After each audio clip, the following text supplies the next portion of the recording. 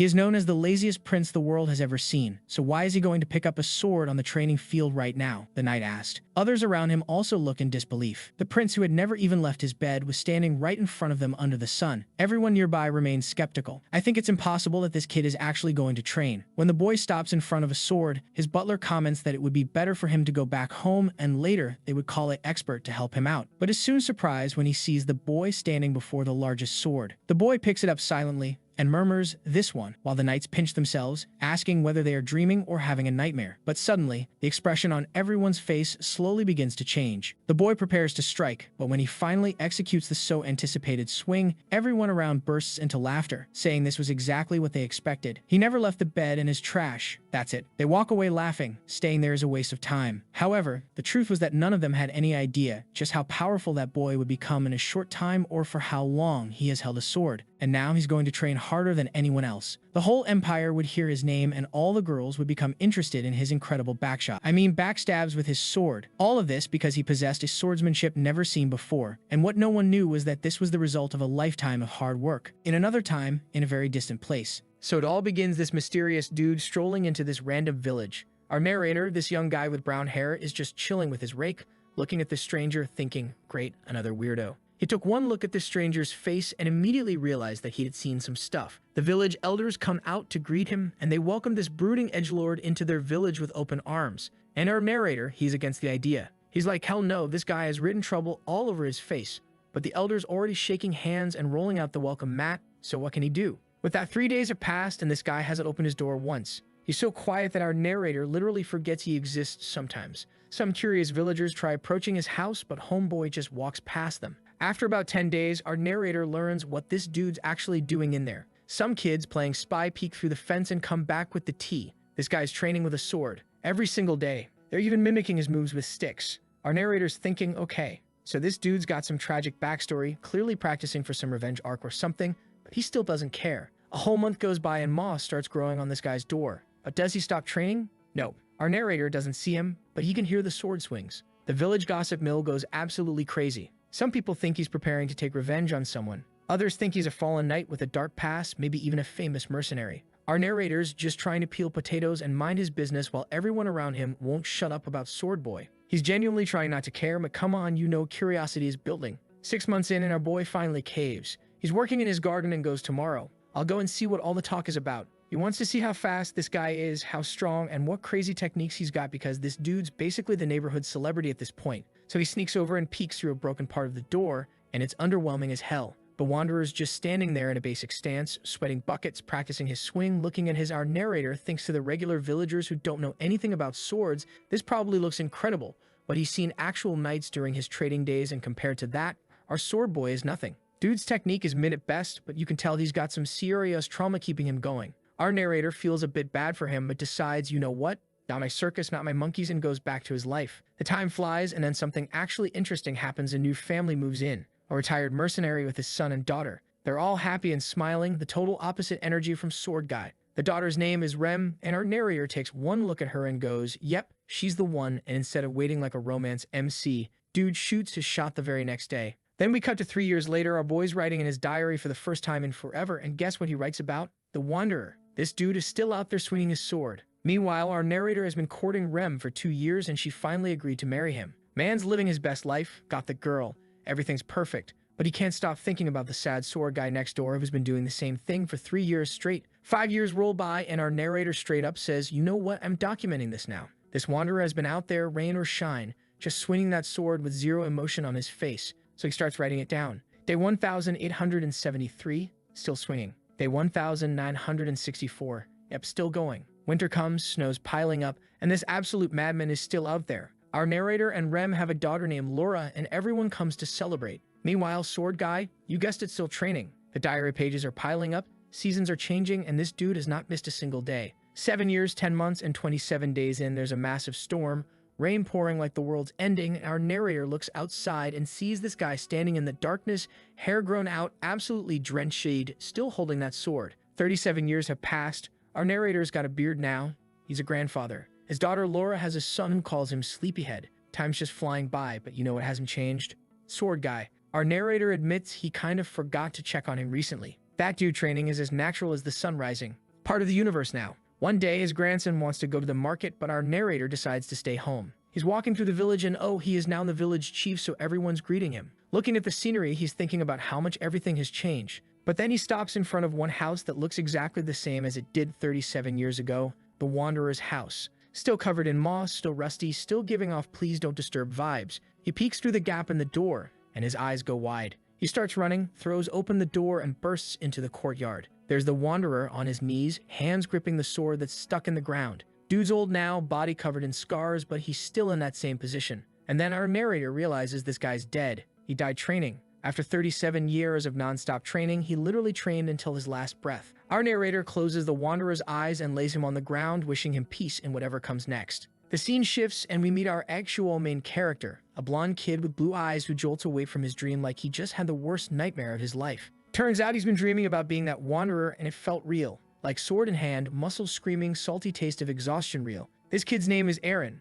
and he's living in this fancy mansion as part of the Ferreira family. While he's processing his existential crisis, we cut to some knights standing guard at the estate. They're gossiping, talking about how Princess Curl is this child prodigy sorceress who got an official title at age 11. Meanwhile, our boy, well, he is a disgrace to the family because all he did for the past 15 years was lie in bed, because of which he's known as the Lazy Lord, but it's not like he likes to be a bum, there is a story behind it. After his mom died right in front of him when he was young, he couldn't do anything. He literally just stopped. Dude spent years in bed doing absolutely nothing. The knights are roasting him hard. Their gossip session gets interrupted when Carol herself shows up with her mom, Amelia, and these knights start estiating. Carol's standing there with her arms crossed, asking who gave them permission to slack off, and her mom's giving them this terrifying smile that says, I could end your careers right now. The knights are basically melting into puddles, apologizing and saying how they won't badmouth our boy again. While these bastards get what they deserve, we cut back to our boy's room and he's freaking out. He can't sleep, which is wild because this dude's whole personality up until now has been professional sleeper. He's looking at his shaking hands, feeling like his whole body's itching,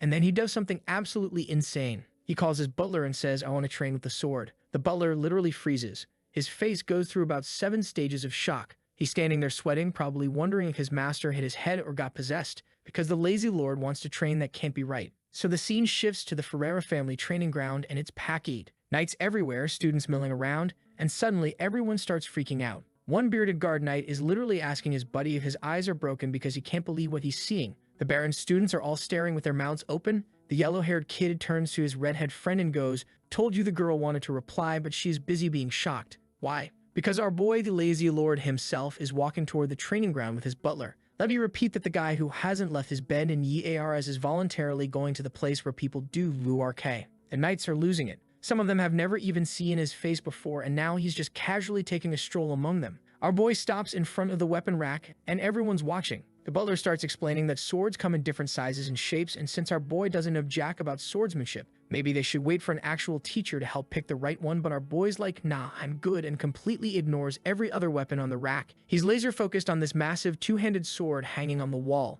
The butler's getting nervous now, trying to convince him to wait for a mentor, but our boy's not hearing it. He just stares at that giant sword and goes, yeah, that's the one. One knight is so shocked he makes his buddy pinch his cheek to make sure he's not dreaming. Our boy then grabs the hilt and immediately starts struggling. His whole body's shaking and sweat's pouring down his face. This sword is heavy, and everyone watching knows it. The two knights stop their little slap fight to watch, and even the butler's mouth is hanging open. Our boy's arms are trembling badly, but he somehow manages to raise it above his head and takes his first swing, and the sword just skis into the ground. The students standing nearby in their fancy uniforms are looking at him with straight-up contempt. They're thinking this dude's weaker than they imagined, and that's saying something. The blonde student is smiling, telling his friend that last month someone named Jiron embarrassed our boy in front of everyone, and maybe that's why he's suddenly trying to train. They're saying our boy didn't even respond when he got humiliated. He just took it like a punching bag. The butler overhears this conversation, and he's pious SD. He is thinking to himself how these bastards know that our boy can hear them, but they are still talking about it.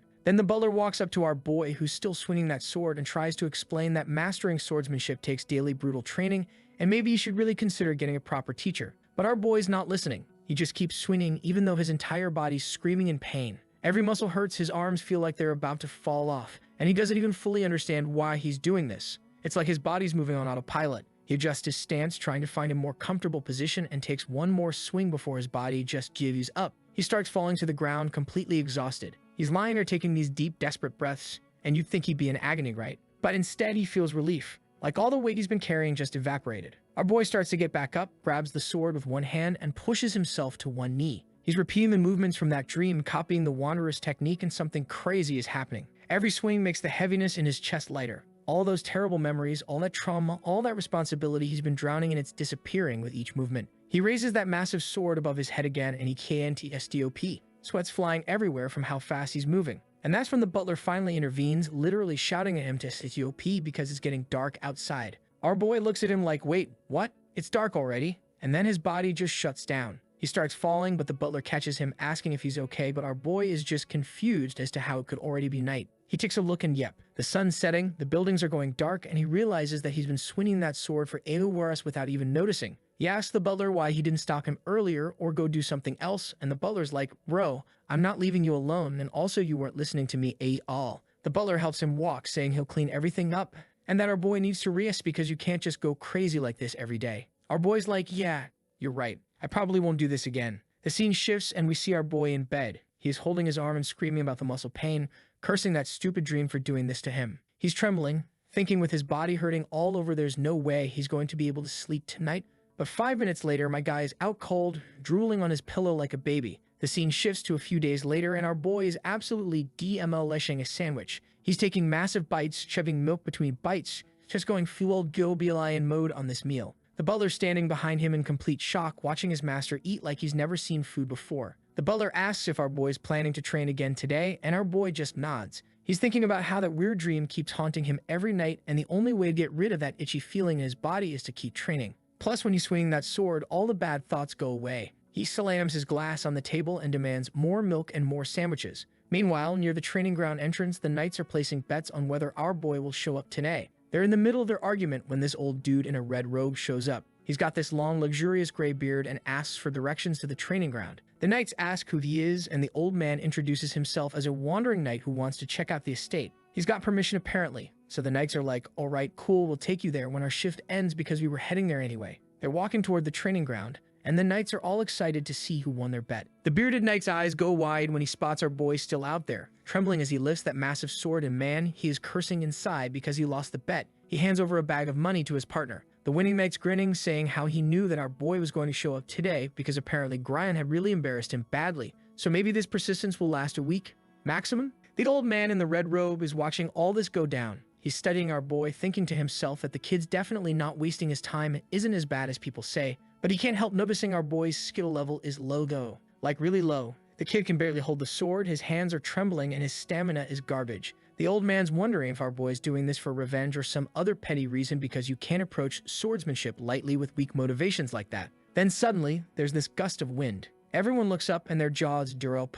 Our boy's concentrating so hard on his training that he barely notices at first, but eventually even he looks up. He sees Curl riding a Griffin. She's looking down at the training ground with clear displeasure on her face. So we all know how a griffin is a mythical creature that has the body of a lion, the face of an eagle, and skin of steel, and how these things are not supposed to exist. Yep, that's true in this world too, but Carol, she created this thing with her own hands and then just casually brought it to life with magic like it's no big deal. Now back to the present. The knights are standing there with their mouths open as this thing lands and kicks up a massive dust cloud, burying the TILES on impact. Carol hops off and starts petting her death machine creation. Then she starts pointing at the knights one by one, and these grown men are about to see her eye. The newcomer is shaking like a leaf, thinking he's about to get executed. She goes through all 3 of them, making each one nearly wet themselves, before getting to the old man in the red robe. This dude? He just semi-Elias and waves, introducing himself as a wandering knight who came to check out the training ground. Kuro lines them up and asks why they're here during working hours. The knights are Satsuwidiatiing, trying to explain their shift just ended and they're not doing anything wrong. The griffin turns its head toward them menacingly, and Kuro's about to go OFFF when suddenly our boy calls out to her. Our boy walks up asking why she's scolding everyone. Kuro then told our boy to stop doing useless nonsense. Iron just looks at her blankly, says absolutely no thing, then turns around and walks away with his eyes closed like she doesn't exist. And that breaks her. Kuro's face twists up, the griffin looks shocked, and she absolutely loses it. She starts screaming about how he's being frivolous, how he doesn't understand swordsmanship, but suddenly decided to start training after doing nothing but sleep his entire life. She even points at the newcomer knight, saying, even he's better than you. Then she drops the bomb, asking him if he is doing this because of what that bastard Grian did 2 weeks ago. Before Iron can respond, Amelia appears out of nowhere and everyone freezes. With a smile, she asks Carol to stop bothering her brother and come to her. Carol's clenching her fist about to argue, but when Mom demands she come over, the princess immediately backs down. Amelie tells the knights good work with that terrifying smile of hers, then asks Iron not to overdo it. Our boy just nods and promises he won't, and Mom and daughter start to leave. The knights are sighing with relief, thinking the worst is past, until the griffin screams and scares them again. These poor guys can't catch a break. The old man's watching all this, thinking, ah yes, this is the Kirill Ferreira I heard about. But then he turns and sees that our boy's already back to training through all of this commotion, but it didn't affect him at all. It was at this moment that the old man decided he's going to stick around and observe our boy for a bit. Then we cut to a few hours later. Carol's walking in her pink slippers when Marcus suddenly appears behind her, nearly giving her a heart attack. He told her that our boy's sleeping and she should wait for the morning like her mother had told her, but nah. Carol turns around and releases this massive amount of mana and asks him who he thinks he is to order her around, and the butler is on his knees from the pressure. Realizing that she had overdone it, she stops, the pressure disappears, and she orders him not to tell anyone what happened while holding something covered in a blanket. Just like that, the morning comes and Iron wakes up to this magical cat playing a flute. There's a letter next to it, and when he reads it, he smiles. It's from Kirill apologizing for not saying this during the day, but she heard he's barely eating and overworking himself, so she was worried. She gave him this musical cat to help him relax. Then he flips the note over and there's a message from Mom saying to tell her if Kirill's bothering him too much, and until then she'll pretend she doesn't know anything. Man, both the stepmother and the sister aren't bitches. What is happening? Is this for real? Like, this goes against everything we know. Anyways, back to the present, our boy's sitting there petting the cat, thinking about how his mom and sister are worried about him, even though he's been a useless lump in bed for over 10 years. As he was having his emotional moment, the butler rolled into his room with the breakfast, but our boy told him to take it to the dining table as today he was going to eat with his family for the first time in who knows how long. The scene shifts and Marcus is following him down the corridor with this huge smile because his master is actually Chain Jang. At breakfast, Carol's literally loading Iron's plate with steak, telling him to take more. The father's smiling watching this wholesome moment. Then Iron gets emotional and thanks them for being kind to him, despite him doing nothing but lying in bed all this time. Amelia is smiling, Carol's eyes are wide with surprise, and the father's just beaming as Iron confesses his weakness and tells them he loves them. The father says he loves him too, and Iron's like, okay, enough emotions, let's eat, because our boy can't handle a wholesome family moment. Too many feelings. After they clear every plate on the table, the father mentions he heard Iron's been focusing on swordplay. He says how he is glad that our boy is focusing on swordplay, but told him not to overdo it since he is starting late. Iron says everything's fine and he's not overworking himself. He's thinking that compared to the 37-year training montage he saw in his dream, what he's doing now is no thing. Then we cut to the training hall and our boy is doing his usual swinging the sword and not caring about anything. Those bastards from earlier are watching Iron train, asking how long it's been now. His body's still trembling with every swing, the sword's almost touching the ground, and people are muttering that he's about to hit his limit. Then they notice the old man in the red robe just Shiashaya lying there. The blonde asks who he is, and his friend explains it's some old knight who got permission to be here. The old man's got a blade of grass in his mouth like some kind of wise hermit, eyes closed, listening to the young guy's gossip. He opens his eyes and starts thinking. It's been 10 days of watching Iron train. At first, he thought the kid was just motivated by an inferiority complex and pride, but he was well wrong. This old man's stroking his beard, thinking about the Lazy Lord nickname and how this kid who's never exercised in his life is training tirelessly without a single complaint. Day after day, it's like our boy's training with the mind of a blacksmith who hammers steel all day. The old man is surprised because in his entire life, he's never seen anyone with this kind of will. But here's the problem. Even the greatest heroes with terrifying willpower build that over time, usually at a mature age. And Eren, he's 15, a literal teenager. Then the old man has this realization. If Eren keeps studying swordplay and discovers his potential under a good teacher, he could reach terrifying heights. After that, the old man turns to the guard and asks if the prince has a teacher yet. The guard explains that the estate owner is planning to assign someone soon, probably this guy named Zuon. The moment he says that name, the old man literally goes, oh hell nah. The old man knows that drunk bastard very well. He knows that all he's going to do is to drink and then yell at our boy. He's thinking, yeah, no way in hell am I letting this alcoholic train this precious child. So naturally he storms off to talk to our boy's father himself. Cut to the Baron's office. The old man's laying out his case while our boy's dad is sitting there holding this fancy letter, a recommendation for the Chronos Swordsmanship Academy. And folks, this isn't just any school. This is the Academy, the Harvard of sword fighting. They got this cool logo with hands holding a sword, and they pick talented kids regardless of who you are or where you're from. Graduating from this place basically means people have to respect you whether they like it or not. But getting in is stupidly hard, and honestly, getting kicked out is way easier. The Baron's thinking, can my son even handle this? Our boy walks in, hears everything, and his jaw literally drops. His dad smiles and tells him he doesn't have to go if he doesn't want to. The scene shifts and our boy is back in his room, sitting in his bed, staring at the floor. He's thinking about how he spent 10 years doing absolutely nothing, just lying in bed like a vegetable. He grabs the edge of his bed and makes a decision right there. He's done being useless. Looking up at the sky, he decides he's going to change for himself and for his family, who actually gives a damn about him. Next thing you know, he bursts into his dad's office and announces he's going to Criminal Academy. Soon after, we get this wholesome goodbye scene. Marcus and our boy are standing by a carriage while his family's gathered at the estate entrance. Amelia's crying her eyes out and Curl is standing there with her arms crossed, trying to look tough while wishing him luck. On the carriage ride, Marcus notices our boy is practically glued to the window, and he asks if this is his first time leaving the estate. Then Marcus pulls out this necklace with a sword pendant, saying Carol wanted him to have it. Our boy smiles, and then he puts it on immediately, clutching it and mentally thanking his little sister. They finally arrive, and our boy's standing there with his mouth hanging open, looking at this massive building. Marcus says he'll escort him to the entrance, but our boy stops him, saying he needs to start acting like a student and do things alone now. Marcus literally tears up at this as baby boy's growing up and bows as our boy walks away, wishing him success. So our boy gets in line with all these other kids. There's this blue-haired dude named Brett in front of him, and his knights are announcing him like he's royalty Prince Brett from the Count family, recommended by the famous knight Cole Swady. The gatekeepers are practically rolling out the red carpet for this guy. Then it's our boy's turn. He hands over his letter saying he's from the baronial Ferreira family and was recommended by Knight-errant Bran Somerville. The green-haired knight's eyes go wide and both guards start talking about how Bran Somerville is this legendary dude who led raids in the mines for decades.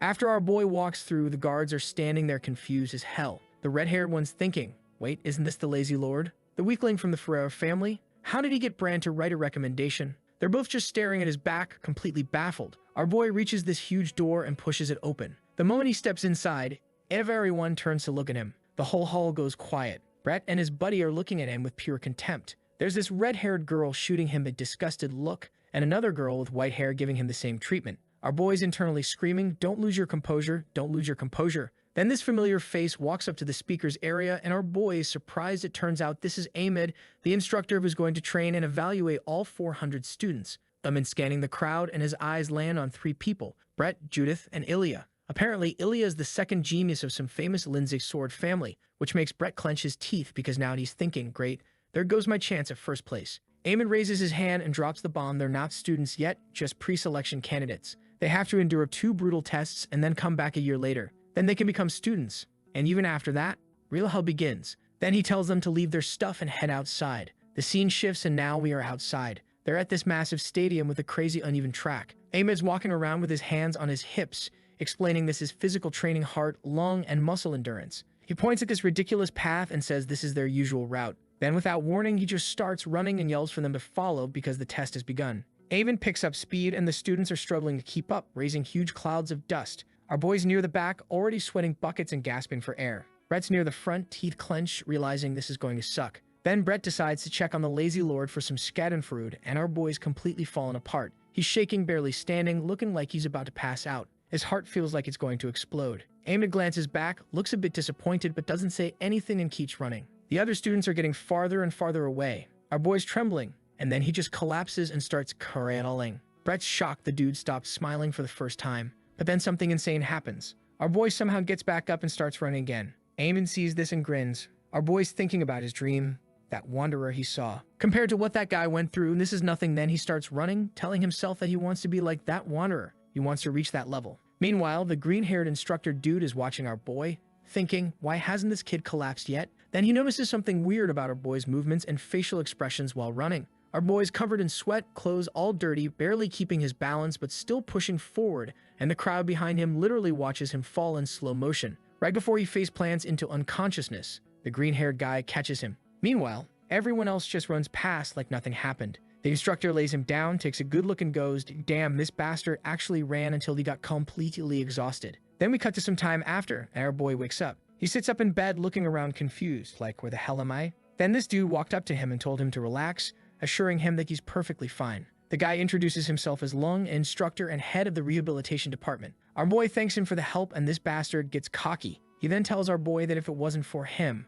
our boy wouldn't have recovered so well. Then this bastard got close to our boy's face and said that he has a feeling that they'll be seeing each other often. Our boy's face drops and Tarhal quickly adds he's joking, telling him not to look so serious, and then he pulls out a scroll and hands it over to our boy. Our boy opens it and his eyes go wide. It's the student ranking from the first test and our boy is on the very bottom. Tarhal explains not to worry too much, telling him that the intermediate assessment doesn't matter as much as the final one. This first test was just to gauge everyone's endurance levels. After he gave our boy the usual work hard speech, he looked down and saw that our boy was smiling. He was not the least bit concerned with the rankings. Then he pulled our boy out of bed and started pushing him forward by the shoulders with a smile, saying, "You can't skip classes on the first day." Cut to a massive auditorium. This green-haired instructor guy named Karaka greets all the pre-selection students, asking if they slept well in their new place, and these fools replied with a yes. So this Karaka dude then pulls up their schedule, and man, this schedule is BRVTL. 6 to 8 a.m. wake up and breakfast, 8 a.m. 12 p.m. training, 12 to 1 p.m. lunch, 1 to 5 p.m. more training, 5 to 6 p.m. dinner, 6 to 7 p.m. mental training and general education. And then mentions that they are free to do whatever they like after 7. And since they have proven their worth starting today, all of the training hall, indoor fitness rooms, and other activity rooms will be open for them. Hearing that, our boy's getting hyped, thinking he can finally pick up a sword again. Then Karaka gives a thumbs up and cheerfully announces that training with weapons is PROHUBITED. Our boy's smile dies immediately. He's just staring at the instructor in shock. Then the scene shifts and Brett and his crew are walking up to the gym building. One of them asks Brett if he found the regular lessons boring. Brett admits he almost fell asleep during all that theory. Then this other idiot says how the teacher was just throwing around words he didn't understand. Brett tells him to shut up because he understood it perfectly fine. They walk into the gym and everyone's surprised tons of people are already training on day 1. One guy comments that many are already grinding. Another says he thought people's motivation would die in a couple weeks. Brett looks over and freezes. There's this white-haired girl doing squats with a barbell loaded with serious weight. Her back is absolutely shredded looking at her. Brett's thinking how the rumors about her were actually understated. Just looking at her, you can feel the pressure. He imagines himself standing on a hill looking up at her, thinking other students are no match for her. Standing next to her makes you feel inferior. He pictures it like they're on completely different levels, different islands, separated by an abyss with a ladder you can't climb. One of his friends is amazed by Ilya's physique, asking where she got it since she's a year younger than them. Then they notice our boy doing bench presses with an empty bar and start laughing their asses off. They're like, even the lazy lord is trying to get disciplined now. One says he really worked hard during that last test. People really do change. The others are like, this is absurd. He should have started this years ago. Why was he idle for so long? They're watching him struggle with the empty bar, joking that he's going to pass out again soon. Ilya finishes her set, wipes sweat from her forehead, and silently watches the guys. Brett walks past his friends, saying they're wasting time and need to get to work. Then he spots this red-haired girl who got the second position in the test. He's thinking she's a commoner, and to get this far, she probably had to work her ass off to get into this academy. But honestly, he doesn't care. He wasn't about to lose to anyone. Suddenly, Judith turns around and tells him to stop staring. Brett's confused, like, are you talking to me? She asks if he's blind since she's looking straight at him, telling him to leave because he's disturbing her concentration. His friends rush up and start getting aggressive, yelling about how she's talking to a noble from the Earl family of Lloyd. How dare nobody like her be rude to him? Judith asks who they are supposed to be, his pet. The green-haired guy runs closer, telling her to get on her knees and apologize. She's holding a dumbbell and says with disgust that his breath stinks and then tells them to get the hell out as they are an eyesore. While all of this drama was taking place, Ilya walks up to our boy and asks him if he has a minute. Our boy looks at her all confused, wondering what the hell she wants, but he puts down the weight and they chatted for a while. On the other end of the hall, the redhead was watching all of this happen, all confused. Meanwhile, our boy and Ilya are looking at each other silently when Ilya bends over a bit, points at his body, and says something. Seeing this, the whole of the training hall completely lose their minds. After she finishes, she calmly walks out while our boy sits there on the bench, all embarrassed. He then turns his head and realizes that everyone was staring at him. But these bastards quickly turn away and start doing their exercises like nothing happened. Brett and Judith are both thinking, we didn't hear anything. Judith hands a dumbbell to the green-haired guy and walks toward our boy. Our boy's doing bench press, exhaling with each rep, super focused. Judith calls out to him and he turns in surprise. She walks up and asks if he's ignoring her. Our boy apologizes and asks what she wants. Looking at him, the redhead says she doesn't want anything from him. All she wants is to know what he and Ilya talked about. Not wanting to deal with this crazy lady, our boy tells her everything about how Ilya was just giving him some pointers and the redhead is all confused. She's asking him if he really thinks he can lie to her face like that. She asks if Ilya really was telling him how to press a barbell properly and nothing more. Our boy nods, saying that yep, that's right, but Judith's giving him that yeah right stare, asking if they knew each other before today or something. He tells her they literally just met today, and she finally sighs, turns around, and tells him to stop making that pathetic face because they will think that she's bullying him. Our boy's standing there thinking, why is this girl even bothering me?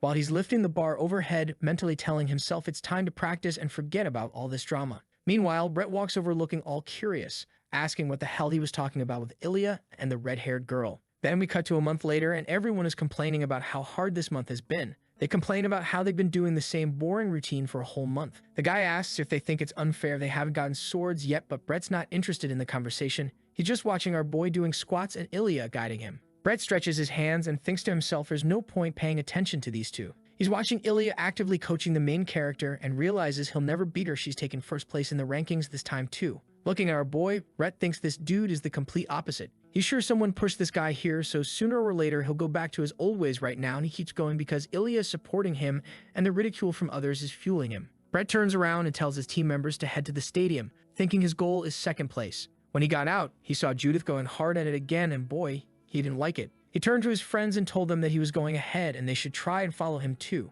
Then we cut to 3 months later. Two teachers walk and talking to each other, saying how, as expected, most of the students have quit. The other one smiles and says how even after that, they've got more students staying this year compared to the past. They then look around to see what the monster trio is up to, and Judith's jumping on a table, Brett's running, and Ilya is doing bench presses. Karaka turns, wanting to know what the lazy lord was up to, but he stops mid-sentence, looking at our boy lifting dumbbells on the bench. He corrects himself, saying you can't call him lazy anymore. The scene shifts and Eamon hits the students with the news that the midterm assessment is approaching. He claps his hands and gestures to a map behind him, informing everyone that this is the route they'll have to run. All they need to do is complete it in a limited time. And the students immediately lose their minds, saying how it was crazy, but On doesn't care. He tells everyone that they've been learning to run and swim for 4 months. This should be a very simple task for them, and the test is actually easy. There is no ranking. All they have to do is to complete the task within the given time. Then he adds that the first 5 who cross the finish line will be personally presented with awards by the head of the academy, and then he tells everyone that the exam will take place in 10 days at 9 a.m. Until then, classes are canceled. Students can use the time however they wish but must not forget about food. He wishes everyone good luck at the end. The scene shifts and now they are outside. These idiots were making a fuss as usual while Bard was thinking about something else. He is thinking how even though there are opponents like Ilya and Judith, plus several other strong people who will be participating, there is no way that he won't be in the top 5. And he turns and looks at our boy and the man looking at him. He is thinking, this guy is now making me feel uneasy. The scene shifts to the gym. Judith finishes her set, exhales, and puts down the barbell. She clenches both hands into fists with a smile, saying this is her new record and she can finish for today. As she was celebrating, she heard a weird voice, so she turned, and there was our boy pushing past his limits as usual. Looking at our boy, she is thinking how, compared to when he first came to the academy, he has changed a lot. So she's standing there, almost surprised, trying to figure out how this absolute disaster of a human being managed to pull that off. Then she immediately went into jealousy mode. She's thinking to herself, there's no way I'm losing to this waste of oxygen. Meanwhile, the two teachers are still doing their whole scanning the room thing. The green-haired dude turns to the redhead and goes, so what do you think? How many of these kids are actually going to survive this? The redhead's like maybe 30. Green hair just laughs in his face, saying he's giving these little ones way too much credit. That's when this old man walks in and guys meet Ian, the resident baddest grandpa of the series. Dude's a swordmaster and the headmaster of this academy. He walks up and shakes Karaka's hand, saying how everyone's been talking about the new teacher. Karaka immediately switches to maximum ass-kissing mode, going on about what an honor it is to meet him. Then this cheeky old bastard gets right in his face and asks, how old do you think I am? Karaka's sweating bullets, hesitates, and finally goes, 55. And guys, this man is 90. The old man cracks up laughing and says he likes this dude so much he's doubling his salary right there. Meanwhile, the redhead's giving Ian the hardest side-eye imaginable, thinking, hey, old man, you're not even in charge of finances. What the hell are you promising? Ian turns to look at his students and comments on how the vibe this year feels way different from last time. His eyes land on Ilya, so Karaka jumps in to explain she's the second genius from the Lindsay family and how she's been crushing every single test, getting first place like it's nothing. But Ian, not impressed, he takes one look at her and instantly realizes she's not doing any of this for herself. She's just obsessed with her family's reputation. He's hoping she eventually ditches that stupid mindset and does what she actually wants to do. Then he spots Judith and asks Karaka if she's the one he mentioned before. He studies her and says she's overdoing it, like way too much, and it's going to hurt her eventually. Asks if Karaka tried talking sense into her. Karaka's like, yeah, I did, but that girl's stubborn as hell and refuses to listen to anyone. And doesn't want to see talent like hers just burn itself out, so he walks over hoping to stop her. But she gets in with, give me a good reason, old man. And just like that, Ian's got nothing. Man, what do you even say to that? Then he asks about Aaron, the legendary lazy lord everyone keeps hearing about. Where's that guy? They turn around and there's our boy absolutely grinding through his deadlifts. But instead of walking over, Ian just starts leaving. The two teachers are confused as hell, but before they can ask what's up, Ian tells them to leave our boy alone. Don't stop him unless he quits himself. Scene shifts and we're back with our boy lying in bed. He's completely wiped out, thinking about how weird everything's been lately. People who used to act like he didn't exist are suddenly paying attention to him. He remembers Ilya helping him out and wonders why the hell she'd do that, because she's definitely not the type to do stuff out of sympathy. But he's too exhausted to think straight, so he just puts his fist on his forehead and decides to stop overthinking everything. Some time passes and our boy wakes up wondering what the actual hell is happening because everything around him has turned reddy. He opens his eyes and sees this lady in a red dress. He starts thinking about how the real reason he never wanted to leave his bed in the past was because he wanted to come to this place. He knows this isn't his mom's embrace, but still, this spot is so warm and comforting, he genuinely doesn't want to leave. He grits his pillow, thinking how nice it would be to just fall asleep one more time. But right as he's about to close his eyes, a sword strike cuts through this red world. And there he is, the wanderer, practicing with his sword. Our boy stands up watching him, totally surprised and impressed by this cool-looking figure, and starts walking in his direction. The lady grabs his hand, trying to stop him from leaving. Our boy turns back, smiles at her, and thanks her for everything she's done for him all this time. But now, it's time to go. Then he wakes up and gets out of his bed, and man, the aura here is unreal. The scene shifts, and there's this fool badmouthing our boy because his clothes are all dirty. He thinks that our boy probably pulled an all-nighter and how stupid he is to do that just before the test. Meanwhile, Brett is busy doing his mental calculations, thinking about how Judith also pushes her limits and now she too isn't in her best condition, and that our boy definitely screwed up somewhere along the way. He smiles, thinking how if he doesn't let his guard down, second place is basically in his pocket. Meanwhile, our boy's just staring at the ground looking lost and sad. Ilya notices him looking all depressed. That's when Ian makes this hand gesture and shouts it's 8:55. He says he's going to explain the intermediate assessment rules one more time. An image of the test route pops up. It's got 4 stages, each one has an instructor, and you can only move to the next stage after beating the current one. Eamon points out that for this assessment, the only thing that matters in this test are their grades and reminds them not to get lost in the competition, as that is not going to help them. Just show what progress you've made. Then everyone takes their position. An image appears showing several guys standing in front of weights. AIM tells everyone to get ready and then gives the signal for the test to start. The first stage is called the push press. Students start bench pressing.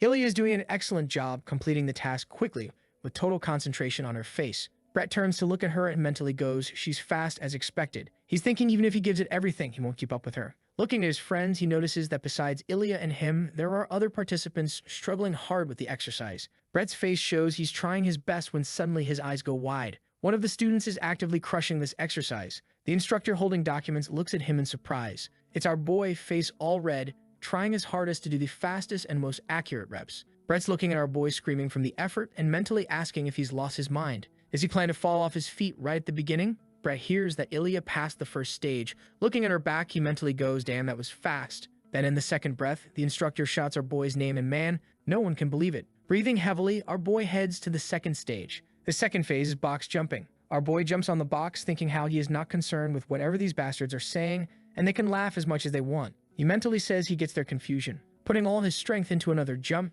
he says how he's shocked by himself too. Something in his body has changed, it's literally on fire. And in his head, there aren't just thoughts about limits anymore. His feet hitting the box make loud sounds. Opening his eyes wide, he mentally goes, this means I'm doing everything at my own pace. Eamon looks shocked at our boy speeding up. Aaron thinks he needs to move even faster. Current speed isn't enough, he needs to be more agile. He's psyching himself up when the instructor announces our boy passed the second stage. Brett and his friends are like, how is this possible? Brett looks back at the sound of someone screaming. Judith's lifting the weight with everything she's got. The third stage is long distance running. Our boy's actively running when Ilya looks back and sees him less than 10 meters away. Ilya's running confidently while our boy's mentally saying he's experiencing some kind of wonderful feeling. He shakes his head slightly, raises his eyes, and looks forward confidently. Watching Ilya run, he thinks how he wants to get her out of his way and instantly accelerates. But then both he and Ilya turn around surprised. Judith does this sharp jerk, instantly completes the stages and overtakes them. Our boy's mouth drops open. With her head down, she's running as fast as possible, putting everything into every step,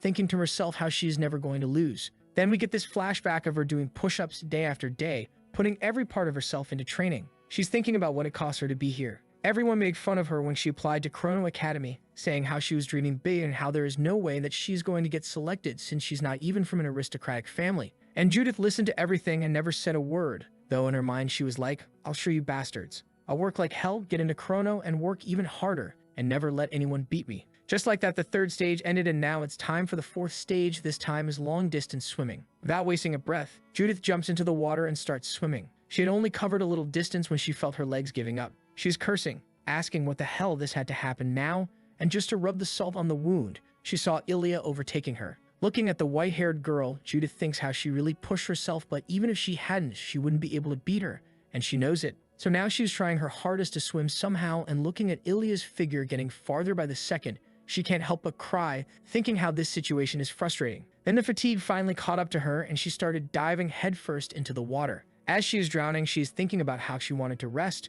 but then she felt something strange, and it's our boy pulling her to the surface. She finally comes to her senses, spits out water, and finally takes a good look at her savior. But is she grateful? Nah, not at all. Instead, she asks our boy what the hell he thinks he's doing. And this stupid protagonist of ours just looks at her, smiles, and tells her not to worry as they're almost to the shore. Once on the ground, he asks if she's doing all right. Just then, Karaka comes running towards them and tells him to leave her and run quickly. While others jump into the water, our boy checks up on Judith one last time before jumping in the water himself. Cut to this guy crying his eyes out on the ground. The dude's in tears, saying how he tried so hard but still failed. Just then, Karaka walked up to him, saying how he should not lose hope yet, as he's still got a second assessment waiting for him, and compared to the first one, the passing criteria are much more forgiving. If he doesn't give up, he'll definitely pass. Hearing this bastard smiled and went to his room, saying how he'll definitely pass the next time. Aim turned to Karaka, saying how, as expected, more students passed the first evaluation compared to the last one. Karaka smiled, saying how this year is definitely different, as a lot of talent arrived this year, but among all these talents, this blonde boy of ours is shining even more brightly. Meanwhile, this idiot looks at our boy, wondering why he needed to do stupid things in the exam. He wonders if he wanted to seem nice or something, but then he says it doesn't matter because thanks to him, he took 5th place. Even his friends are like, no way someone like you got 5th place. Just then, Brett walks up to him and congratulates him. Placing his hand on his chest, Lance says that without Lloyd, he wouldn't have succeeded. Brett replies, saying it's nothing like that, and it's all thanks to his hard work. Just then, others started congratulating Brett on taking the 2nd spot, but he is not looking at these idiots. His eyes are fixed on our boy and thinks that with his current abilities, he won't be able to keep up with the level that he showed today. He knows that if Judith hadn't been that stubborn and burned herself out, he would have ranked 4th, and he knows it very well. Then we cut to the next day, and our boy is busy with his workout. He completes his laps and is now catching his breath when someone approaches him. It's Ilya asking him why he saved Judith, and our boy just goes, well, I thought it was the right thing to do. Ilya asks him if he can even hear what he is saying, because even if he hadn't rescued her, one of the instructors would have saved her. And he gave up on receiving a reward from the greatest sword master on the continent for something like that, and it was not only that, he could have also hit back at those who looked down on him so far. Our boy stops her and says that she must know that people used to call him Lazy Lord, and then goes on to drop his backstory about how at that time he felt like being stuck in some swamp and how he didn't want to come out of it because of his own reasons, but his loving and caring family pulled him out of there. He told her that he was able to escape from that pit of despair because of them. That's why he can't just ignore someone drowning in front of him. Then he turns to Ilya and tells her it was just for that reason that he saved Judith yesterday, but nah, she is not having it. She called our boy an idiot and told him that she had heard that he has never even lifted a sword till last year. She says that sword art and physical training are two different things, even though talent and hard work is required in both swordsmanship and in physical training, but talent plays a very important role in swordsmanship. And thanks to that stupid decision of his, he missed out on a chance to get trained by the greatest swordsman on the continent. Then she drops the bomb that she too won't be helping him anymore. But our boy is more concerned about something else. He asks her why did she help him till now. This takes her by surprise. She pauses for a second and then told him that she doesn't like when others talk shit about others and then leaves. The scene shifts to the training hall, and Ahmed was announcing the result for the midterm exams and called for the top 5 students of the first evaluation to the stage, telling everyone how, like he said before, these 5 will be rewarded by the swordsmaster. Just then, the old man turned to him and said, "Hey, are we missing someone?" And then Ahmed called our boy to the stage, and everyone was shocked to hear that. Then the old man started giving the speech about helping others and how one must never lose themselves to the competition, and how our boy did just that. He sacrificed his chance to rank in the top 5 to save a fellow student from drowning, and that is something that must be rewarded. And since he was the top dog around here, it isn't like anyone can go against him, so everyone followed along. Then we cut to some time after, and Ian was talking to Brett. In their conversation, he gave Brett some pointers, and listening to that, Brett went into full humble mode, saying how he got what Ian was saying and how he had been so narrow-minded until now, and told him not to be ridiculous, as some narrow-minded person wouldn't even acknowledge it. But Brett continued, saying how he was arrogant for trying to do it by himself all this time, and that he'll try to learn from everyone from now on and won't be as foolish as he was before. Then he stood up and began to leave, watching him go. Ian was thinking how Brett was really an exceptional boy who is aware of himself and is working hard to overcome his weakness. Plus, this boy even has the ability to lead those around him, although he has that stubbornness and pride of those high-ranking nobles, but not to a dangerous degree. He thinks how if this was any other year, he would have placed first. Well, that reminds him of his current problem. He turns and sees Ilya sitting in front of him, waiting for her reward, and man, look at the old man's face. It's hilarious. Ilya, as a reward, asks him to personally teach her. Anne smiles, saying how she is a daring one to ask something like that. Then he smiles and changes the topic and tells her not to waste her time in the academy and to return to her home and to live her life. He told her not to waste her time here with her obsession and to go back to learn her family's way, as that would be much more beneficial to her, but nah, she doubles down and says that she was here for his guidance, and man, the face-to-face, it's hilarious. Ian basically goes, of course, why did I even think that it would work? And he turns, scans the room real quick, and asks Ilya if she minds training here. Then we skip to a few candidates later, and now it was our boy's turn. Ian asks him what he would like for his reward, saying that he can ask for anything. While our boy was thinking, Ian was looking at him. In his mind, he was thinking about how he had been curious about his reply, and our boy didn't disappoint. He asked him, how do you make up with someone? Listening to this, Ian went, wait, what? Because, giving out relationship advice wasn't on his to-do list. But on second thought, it makes sense, since our boy has been locked in his room for over 10 years. He's 15 now, so of course he doesn't know how to socialize. So our boy spends however long explaining the whole Ilya situation while Ian just sits there patiently listening like some wise grandpa.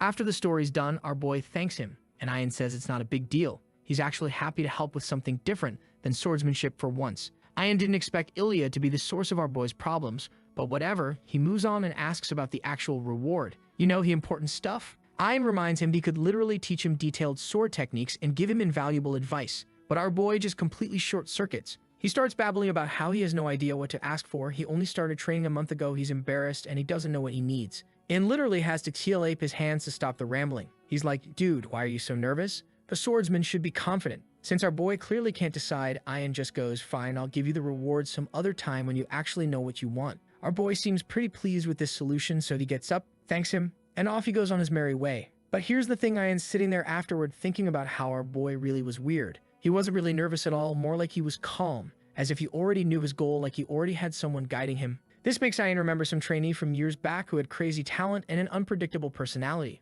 But nah, our boy's way too different from that person. Their vibes don't match. The scene shifts, and the next thing we know, our boy's doing his usual training grind when Judith shows up. She's not surprised he's working hard, but asks if it's really okay to keep training this hard, especially since sword training starts tomorrow. Our boy looks at her wondering what's she doing here. But before our boy can even ask, Judith jumps in with an explanation. She wanted to thank him properly for saving her life. Our boy's like, it was no big deal, but for Judith it obviously meant everything. So she proposes they stick together and help each other out from now on. And it turns out Judith is the type who gets real comfortable real quick, because she's already planned out their entire schedule. They're eating meals together now and training together. She even playfully threatens and smacks him while saying all this. Our boy's thinking, you know what? This isn't so bad actually. Just like that, he gained a big sis, even though she's 3 years younger than him. The next day, Judith is literally glued to our boy's side. She's even sharing songs with him, and everyone's noticing, especially Brett and his crew. They're weirded out by how close Judith is being, but what's really strange to Brett is that our boy and Ilya seem distant now.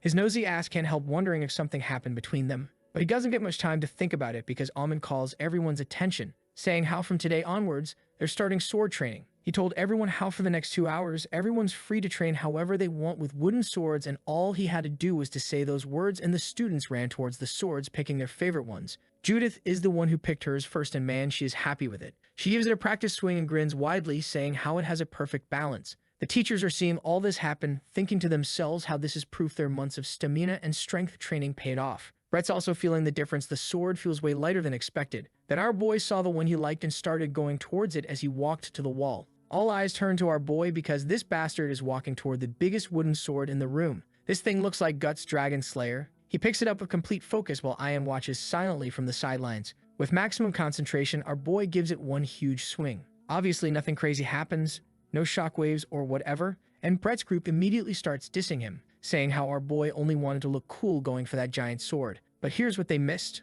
Amba and Karaka both noticed that even though it was rough, our boy's stance was pretty damn close to the standard form. That's insane for someone who started a month ago. Ilya's just standing there speechless, observing everything. And while Brett's henchmen are babbling about how our boy's just showing off, Brett himself starts walking toward our boy, and this bastard casually challenges our boy to a duel as he says that the entire room goes silent. Everyone's shocked. Our boy's shocked too. He is like, what the hell is the deal with him? So he looks at Ian for permission. The old man nods immediately, giving his permission, so without wasting a single second, our boy accepted his challenge. Amna got angry and asked Brett what he was doing since he knows that they can only duel after formal swordsmanship training. Meanwhile, Karaka is lost in thought, wondering why Brett would do such a thing. An was about to give these two boys an earful when Ian cut him off, saying that they could make an exception this time since he too was curious and allowed the duel to take place. But before the two could start, he warned them that he would intervene if he found it risky. With that, Ian stepped away and the two tested their mettle, or in this case wood, against each other. As soon as the old man did that, Brett lunged forward and dashed straight toward our boy at a speed that took him by surprise. Aaron could only stand there as Brett delivered the first blow, but thankfully our boy managed to block it. Then Brett looked at Aaron for a second before going for another attack. This time he chose to do a thrust, which our boy barely dodged by a hair's breadth and is now pushed back thanks to Brett's barrage of attacks, who's not even giving our boy time to regain his footing. Plus there's his speed too, which makes it near impossible for our boy to counter. The students continue to look on, but they're most surprised that our boy was able to hold out. On the other hand, Judith is gritting her teeth in anger because she knows what Brett's doing. He's testing our boy. With laser focus, Brett gives another swing towards our boy, which Aaron blocks before Brett steps back. He's thinking to himself that for a beginner swordsman, our boy's reflexes aren't bad, but his balance is crap. Not to mention the fact that his posture and movements are pretty sloppy, which made Brett think if our boy's serious about swordsmanship training, he sucks real bad. So he decides to wrap things up and goes straight for the kill. Then this bastard dashed straight towards our boy. He wanted to check what our boy was capable of, but our boy saw through it and decided to go for the offense. He raised that giant sword of his to slash Brett in one straight swoop, emitting a powerful aura and looking cool while doing so. Brett, seeing him take the stance, was shocked by his movement, so Brett spun around and stepped to our boy's side before disarming him of his weapon. He then pointed his weapon at his neck, marking the end of this duel. Everyone started cheering, but Brett just walked away without a word. Then we cut to some time later, and Karaka was telling everyone what class they belonged to based on the swordsmanship test they had taken earlier. He then announced the names Ilya, Brett, and Judith, along with a few others, will be part of Class A since they're the top students. He then proceeded to name students that belonged to Classes B and C. But when our boy's name wasn't called even in Class C, Judith, even our boy was surprised. Then Karaka announced that our boy's result was so bad that he was placed in Class F, and he was the only student in that class for a second. Our boy, who usually doesn't care about stuff like this, was surprised. Then we cut to some time later, and Judith is cursing Brett, saying how that damn bastard had only challenged our boy to show off and how he only wanted to show off by doing so, but our boy wasn't concerned about any of that. He just continues to swing his sword as she keeps on babbling about encouraging our boy and cursing Brett. Our boy then turned and looked at her, all surprised, and told her not to get so mad. Also, he was happy that she was getting angry for him, as she said that Judith got all red, so after some well-deserved punches later, the scene shifts to Brett, who had just finished freshening up and was about to head to bed, but he can't stop thinking about our boy's last move. He is thinking about how he was about to take that blow head on, but there was something about that blow that made him dodge it on instinct. And it wasn't only about the sword, his eyes, or his expression. Everything in that moment was so focused that Brett started to wonder something else. What kind of impression does Brett make when he wields the sword? The next day, everyone starts their official sword training, so does our boy. Since he was the only student in the class, he got a private instructor to himself. His instructor was Ron Tarhal. Yep, it's the same dude from the infirmary from before. Tarhal is standing there asking our boy if really the only thing he knows is the vertical and horizontal slash. Before starting, Tarhal gave our boy a pep talk, saying how our boy's lack of skill only makes sense since he had picked up a sword much later than others. Then this bastard asked our boy what is something he thinks he needs to catch up on compared to everyone else. Our boy goes, I don't know, maybe effort, but just then he snatches the sword from our boy and does this slash. Hey, calm down, buddy. You are not the MC here, so don't try to act cool. Then he told him that he thinks it's experience he needs to catch up on. Because of course, hard work has to factor in as well. But for our boy, who's more than a couple of years behind, that's a lot of catching up to do. Ron gave him 1 week to master all the sword basics, and if our boy manages to do so, he'll be promoted to Class C. But he also added that if he fails to do even an easy task like that, he should just give up and go back. Our boy gets all hyped, saying how he'll do his best. So after that, the days are flying by, and our boy's out here grinding like his life depends on it. Ron's watching him every day, throwing tips here and there, and actually giving compliments when our boy does something right. And by day 6, Ron's sitting there thinking, hold up, this kid's actually cracked. Like our boy's improving at this ridiculous speed that's got Ron second-guessing reality. He's thinking, damn, this kid's got talent. So one training montage later, it's already the day before the exam, and our boy's still at it. He asks Judith to check his form one last time, and she's already over it. She's told him like 50 times that he's doing fine, but secretly, she's eating it up. Someone's actually asking for her advice, and she's trying not to smile about it. So our boy does his whole routine, the hoop, the swing, the slash, and asks how it was. Judith doesn't even need words, just gives him a thumbs up with this smug little grin. Bro passed the vibe check. Cuts to the next day, and guess where Ron is? Back in the infirmary sipping tea and enjoying his free time when another instructor saw and said if Ron was here at this time, it could only mean one thing. Our boy got promoted to Class C. Now let's talk about Judith because man, she is straight up funny. We're in the cafeteria and she's already on her 6th plate. Meanwhile, all the dudes are sitting there with their one measly serving. She even tells our boy to eat more, but then one of Brett's cronies decides to make fun of her. Lance, being Lance, can't keep his mouth shut and calls her a hippo. She claps back immediately and asks the dude if he's got a crush on her since he's always in her business. Dude was about to say something stupid, but Brett steps in and tells everyone to chill out and stop talking trash about people. Judith wonders what the deal is with him since he's been keeping it quite civil these days. Character development maybe. And our boy notices Ilya across the cafeteria. Judith picks up on it real quick and says how our boy and Ilya have been acting weird lately, so she asked him if they had a fight or something. Our boy's not even sure if it was a fight, so Judith tells him to just go ask her himself, but our boy is hesitant. So he asks her how she's been doing in Class A after teasing our boy for a bit. Judith told him that it's the usual. Ilya's so crazy talented that literally nobody approaches her, herself included. Everyone's too intimidated by this genius prodigy. And then she told our boy how even after grinding all day, she still practices her family's vision swordsmanship at the small training hall at night. She then changed the topic and told our boy that he should GUD and get promoted to Class A so he can play with her too. After class, our boy and Judith are going at it in the training hall. Brett's just standing there watching like he's a fight analyst or something. Our boy is blocking and dodging her attacks, thinking how when Judith gets serious, she is a different breed entirely. She's got this threatening aura and she charges at our boy with a slash. Our boy, who's actually improved a ton, dodges that first attack like it's nothing. But Judith's not done. She changes direction mid-swing and nearly takes his head off.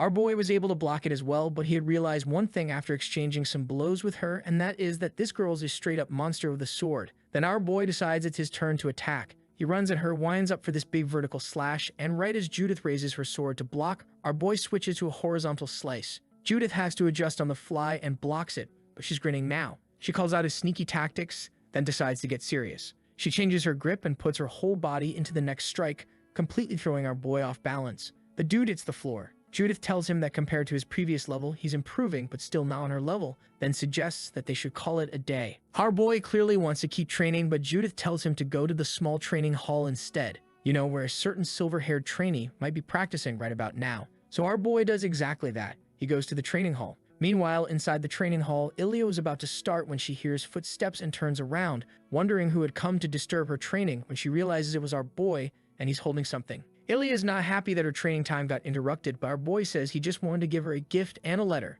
Ilya immediately thinks it's a bribe and asks what he wants. Our boy explains that back home, he has a younger sister, and they fight a lot because neither of them is good at talking about feelings. After their fights, he wakes up to find a letter and a small gift from her as an apology. Now that he's in this situation, he gets why she did that it's easier to organize your feelings when you write them down. Ilya asks if he thinks giving her a gift will make her mentor him again. Our boy says she doesn't have to do that because he just wanted to give her the letter and the gift. With that done, he turns around and starts leaving. Cut to some time later. Ilya is back in her room. She reads the letter and actually smiles. She's thinking about how childish our boy is, but in a sweet way. Then she opens the pouch he gave her and finds a bracelet inside. But when she saw what it was, her eyes went wide. She starts sweat panting and then forces herself to calm down. This isn't just any bracelet, it's an Adonis. Whatever that means, it's clear that it's a big deal for her, and judging by the reaction, it's not pleasant. So after a while, when she calms down, she is sitting there thinking maybe she was too harsh on her boy. The next day, Judith and our boy are getting ready for another duel. She's hyping herself up, saying they're going even harder today,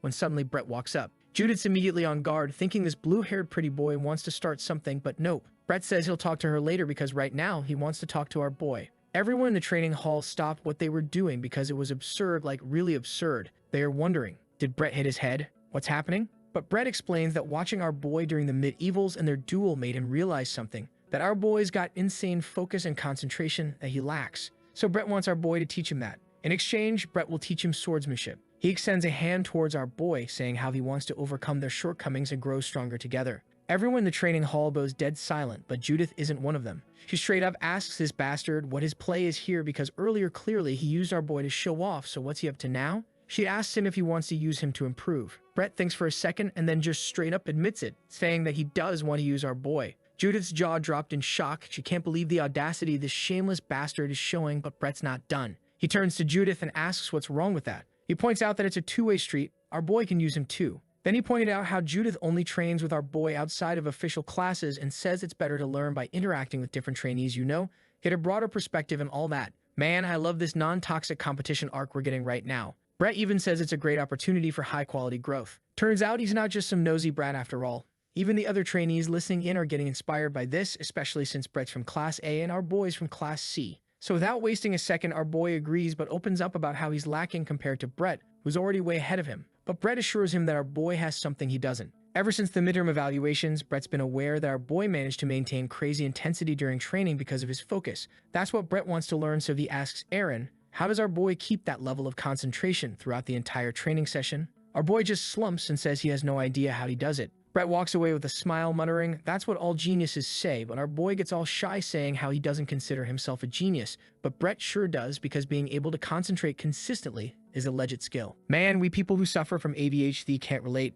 As he's walking away, Brett tells Judith she'll be training with him starting tomorrow too. She immediately rejects the idea, saying that she never agreed for anything but nah, he does care, but before walking away, he says one last thing to our boy. Brett tells our boy to hold his head high and not put himself down like that. He's of noble blood, after all, from the Pereira family, and he had proved that he is someone who is worthy of that noble title, so he should be proud. Then we cut to the next day, and like agreed, Brett starts coaching our boy. He's correcting everything, the minute movements of our boy's hands, his posture, and his stance, and guiding him on how to thrust the sword properly, and then demonstrating it himself after he was done giving him pointers. He turned and asked Judith if she wanted to duel, but unlike our boy though, Judith still won't budge and refuses to duel with Brett. Brett laughs and says how she is stubborn and asks our boy how long she would be able to keep this going. But our boy tells Brett that maybe she'll cave in after a week since she didn't even curse at him this time. Then the scene shifts to the cafeteria and Judith and our boy are eating together when something wild happens. For the first time in a long while, Ilya actually acknowledges our boy.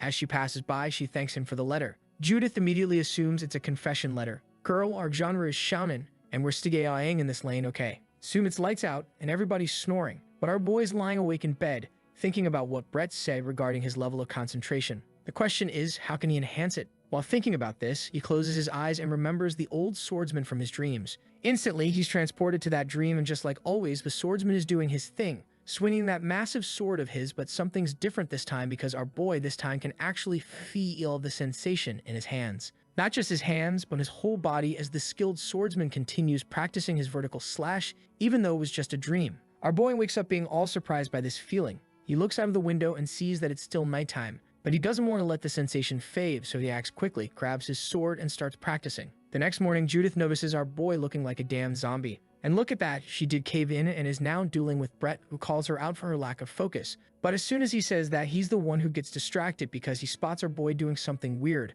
1 second he is sleeping, and the next he is swinging his sword and then sleeping. And just a moment after, he is in the middle of practice, so he was curious to know what he was doing as he asked our boy about it. Judith gave him a mouthful of insults, but Brett advised her against it. Then suddenly, our boy's up again, sword in hand, practicing his vertical slash. Then he goes back to napping, so Brett walks over and asks what he's doing, and Aaron tells him that he's training to improve his concentration. Brett immediately assumes it's meditation training and explains that it's a technique priests use. Desperate to learn our boy's ways, Brett also positions himself to sleep. He starts feeling calmer and more at ease until he wakes up to Lance staring at him, asking him if he had fallen asleep, but Lance can't say that out loud, so he just tells Brett that he looks like he was sleeping. Brett explains that he's meditating, but Judith saw everything and asks if it's normal for people to drool and snore while meditating. Brett quickly wipes the drool off his face while Lance just stands there not saying a word. Then he sits down on the ground, saying that it was his position that was the problem, so he'll try again while sitting down this time, but Judith keeps telling him that it's of no use since that blonde boy over there was a special case, but nah.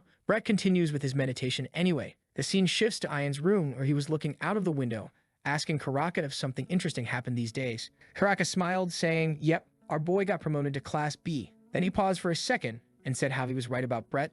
Slowly but surely, he had started creating definite changes among the students in the academy. Someone's sword hits the ground, signaling the end of the match, and the owner of that sword is none other than Judith, who's lying on the ground as Ahmed announces Brett as the winner. This is the 5th time this redhead has lost to Brett, and she's immediately asking for another go, and man, she is cute, but not to Ahmed because he quickly gave her a look, so she had no choice but to give up for now, but immediately told Brett that they are doing it again after the class, and Ahmed is standing there smiling and thinking how these children are just simply amazing, especially Brett, who's in a different league from Judith and improving like crazy. Brett himself can feel that he's getting significantly better. Maybe if he keeps at it, he'll soon catch up to Ilya. Meanwhile, we have our boy off training by himself. It looks like the meditation thing actually worked because he's training better than ever. But as much as he's improved, it's still not enough for him since his goal is to be like that old swordsman. His train of thought gets broken when Brett calls for him along with Judith. He tells him that the swordmaster has summoned them. Our boy, without wasting a moment, got ready and asked if they were meeting in the usual place. Brett told him that nah, this time they're meeting in the martial arts hall.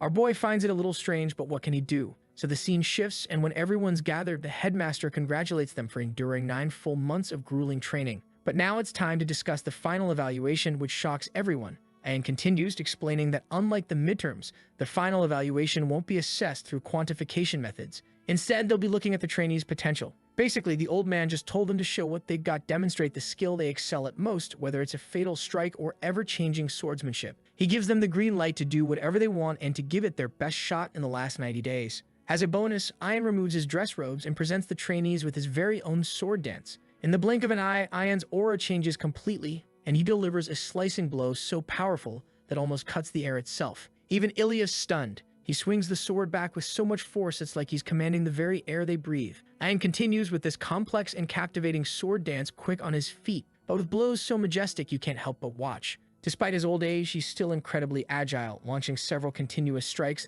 that are just as powerful, and everyone who sees it is in awe. Our boy stands there silently, watching Ian. For his final move, Ian delivers a powerful thrust that reminds Brett of his own technique, though Brett's version is nothing compared to the old man's. As soon as he finishes, Ian wishes the trainees good luck and walks away. The hall's left with this tense atmosphere because of what they just witnessed. It makes some of the trainees start thinking about what kind of swordsmanship they have. The next day, Judith and Brett are taking a breather, but she's not her usual loud self. She's awfully quiet today. Brett tries to break the silence with some casual talk, but she gets pissed at his constant nagging. But Brett is happy because he finally managed to get a reaction. Turns out she's pretty worried about our boy, who has done nothing but meditate as the finals draw near. Brett's pretty confident in our boy, though, and reminds Judith that the criteria for the finals is potential, specifically future potential. And out of all the trainees in the academy, our boy is the one who's shown the greatest improvement in the past 9 months. Brett's argument definitely cheers Judith up, so she's back to her loud self, even saying how she'll get first place. But Brett told her not to get ahead of herself, as Ilya is going to take the first rank as usual,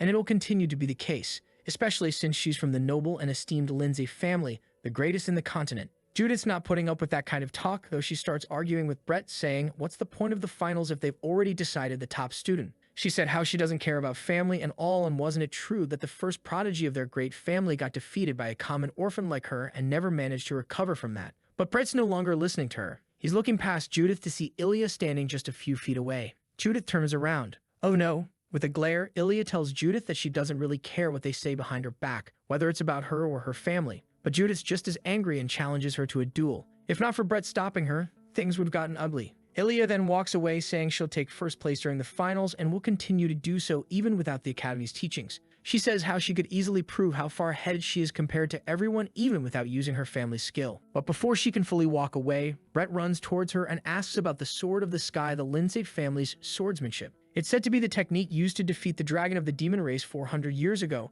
and told her that he wants to see it, but Ilya says she won't be showing it. But what do you know? Being so near Judith has its upsides too, because our boy isn't his old self anymore. He straight up told her that if she doesn't use the Sword of the Sky in the upcoming evaluation, he'll be the one to take first place in the finals. That catches Ilya off guard. Then we cut to our boy, who continues training the vertical slash by himself. But there's something off. This isn't how it felt before. He thought he was getting better at this thanks to meditation, but lately the swordsman from his dream keeps getting further and further away from him. So he tries to meditate again, sitting cross-legged. But wait, would it be better if he held the sword while he meditates? So he does exactly that. Meanwhile, in the training halls, side character Lance is pretty fired up, winning one duel after the other. Brett himself can't help but praise him, but Lance says it's all thanks to Brett, as they all got pretty pumped up after hearing what Brett said to Ilya before. And Brett got all shy listening to this. But before he could savor the moment for a bit, Judith came walking up and asked Brett for another duel. So now these two are clashing swords when Brett is faster, sending a powerful thrust toward Judith that almost hits her face. Thankfully, she dodges in time and counters with a slash, leaving her left side open, and now Brett can't miss that, so he follows up with another swing, but Judith blocks it in the nick of time using both hands gripping her sword. As she was doing that, she realized how Brett had gotten way more powerful than before. As she swings back, he steps away to put some distance between them. As Judith catches her breath, she thinks that maybe this time there's actually a chance Brett could defeat Ilya and get first place. Even if Judith doesn't want to admit it, she's lacking far behind, and man, it's frustrating, but it just means that she has to aim even higher. She knows that she won't be able to do that overnight, and she is willing to be patient and decides that she'll defeat Brett when they finally become official trainees. After a while, Brett calls it quits, saying they shouldn't overwork themselves. Surprisingly, Judith doesn't put up a fuss this time, saying she's got other things to do. When Brett asks what those are, she just tells him off. Now by himself, Brett thinks that he's definitely changed for the better, and this time maybe it's really possible for him to be on par with Ilya Lindsay. Not just that, maybe this time he can take our boy's level of focus too. Speaking of our boy, he is still deep in meditation, sword in hand, but nothing significant is happening. Just as he starts to worry about what to do, he hears a voice asking if he doesn't feel stuffy holed up in the training hall all day. Judith asks him to come out and get some fresh air with her. As they were heading to the garden, Ilya saw them. Once they got there, both of them just lay down in the green grass, enjoying the setting sun in front of them. Judith wastes no time and asks our boy how he's been preparing. Our boy seems to have forgotten they have an upcoming final evaluation, but he tells her anyway that he's just doing what he usually does, then asks her in return. Unlike our boy, Judith's pretty confident with her skills. If anything, he should be asking her if she could beat Ilya this time. They go on with that banter for a little while until the two fall into silence. Then, out of nowhere, Judith apologizes to our boy. Erin was about to ask what for, but she's quick to explain that it's because she's been neglecting him lately and hasn't practiced with him for a while. Our boy, as usual, seems pretty chill about it. And folks, we get some backstory here. Judith opens up to our boy, telling him that she's an orphan. Our boy looked at her all surprised, so she explained that she's not saying this to gain sympathy from our boy, but rather to explain how, growing up, she had to steal to survive. Soon after, she noticed that everybody else was pretty much like that, so it didn't occur to her to be grateful to people or thank them, until our boy saved her during the midterm evaluations. But because she wasn't used to people doing things for her, she got angry at him instead, which feels a bit weird to say up front, but a Lannister always pays their debts. I mean, she never forgot what she owed him. So she returned the favor to our boy in the only way she knows how. But it seems like it's not working out. Judith told our boy to pass the final evaluation so that by the time they become official trainees, she'll be able to help him fully, and she won't be uncomfortable over the fact that she owes him something. Our boy nods and smiles in return. With Judith finally able to say what she had to, she takes her leave, telling him to leave after a few minutes because it would be embarrassing if they were seen together. Too late, Ilya saw you too. But then again, she doesn't care. Our boy thinks to himself that he should be the one apologizing to Judith since he wasn't there for her. Looking back, a lot has changed. A few months ago, he was still lying in bed, but now he's out here admiring the sky. He thinks to himself that spending time at the academy isn't so bad. He feels grateful to be able to experience all of this and thinks about the things he's received from Ilya, Judith, Brett, and even the drill masters. So it's about time he reciprocates the gesture. Our boy starts to resume his meditation training, but this time it's different. He finally figured out the thing he has been doing wrong all this time. Meditation is the act of training the mind, but all he's done this whole time is imitate what the old swordsman has been doing. This time it's different. With a golden aura surrounding him, our boy starts to meditate with the sword still in his hand. Then we cut to 2 weeks later. The final evaluation has arrived. Everyone gathers at the training hall for the evaluations. First up for the evaluation is this random nobody showcasing his skills. He uses his swordsmanship to cut fallen leaves with insane accuracy. Ayan asks Ahmed after seeing that boy's skill if he wasn't in the B class. Ahmed told him that even the trainees from the lower ranks have improved a lot, so there's a chance the rankings might differ this time. Meanwhile, it's Lance's turn, and for his skill, he cuts clean through a piece of rock in one fell swoop. It's all well and good, but Ayan's not quite satisfied just yet. Then finally, Ahmed calls out Judith's name.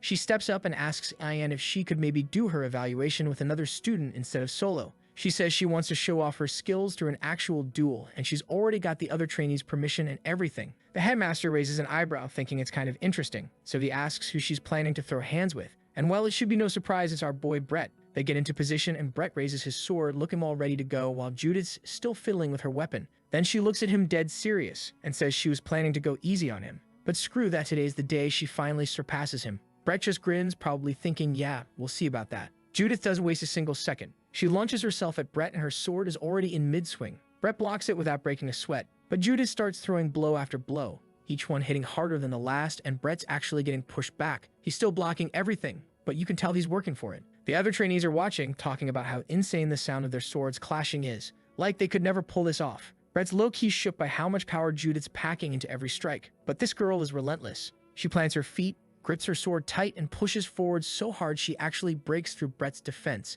He barely manages to jump back in time before her next swing takes his head off. He's dodging her slashes by literal inches, and even though Judith's moving at lightning speed, her hits aren't getting any weaker. The trainees are hyping her up, saying stuff like, how is she keeping that power with that speed? Now, Brett's playing full defense mode, trying to create some space and find his rhythm. But Judith's not giving him a second to breathe. She's swinging non-stop. Brett tries to throw her off by taking a swing of his own, but Judith just jumps over it and comes down with an overhead slash that could have ended the fight right there, but somehow, Brett manages to parry it at the last second. This back and forth keeps going, Judith charging in like a berserker while Brett's deflecting everything she throws at him. Judith's bouncing around, dashing from every angle, and if you blink you'll miss half the exchanges happening. Most people watching probably think Judith's winning since she's the one on offense, but Ahmed's got sharper eyes. He notices Brett's not just blocking randomly, he's deflecting perfectly, waiting for his moment, and he finds it. Brett sees an opening and goes for a quick thrust aimed right at Judith's face.